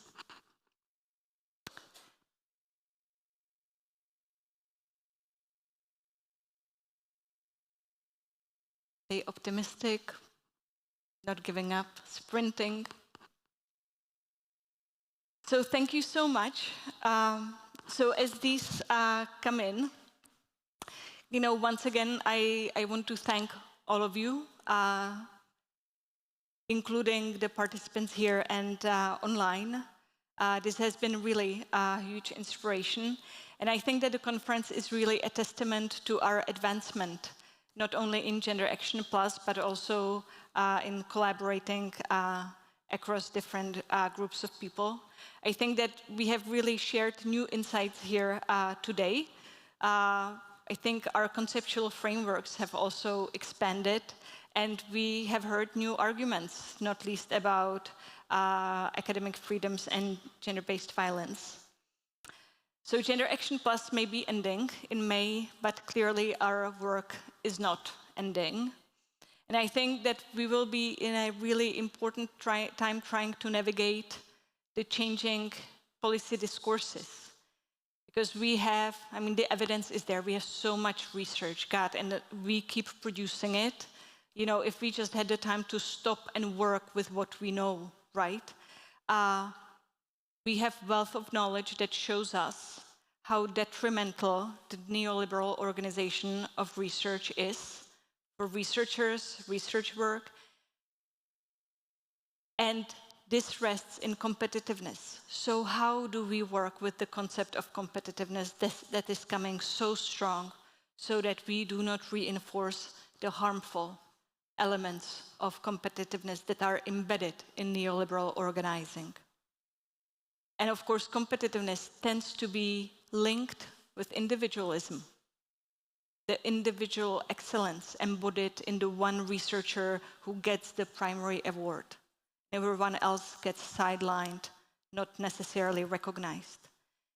We heard today talk about the need to collaborate, the new skill set for collaboration and the recognition of collaboration. How do we do this when the dominant narrative is competitiveness? I think that these are really critical conceptual things that we had ahead of us in Gender Action Plus for the next 3 months to try to make sense of this, because we will need to strategically frame gender equality and inclusiveness, but we need to do it in ways that we can look into the mirror, look ourselves in the eyes, and be able to live with the fact that we're using business case, which we know can be harmful for gender equality.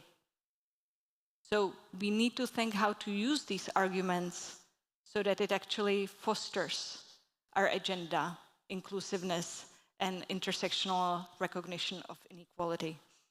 It's a deeply ethical thing, I think, for many of us to navigate this. It's not just using language. It's about who we are and how we want to portend ourselves in this landscape. So it's very grave, these considerations.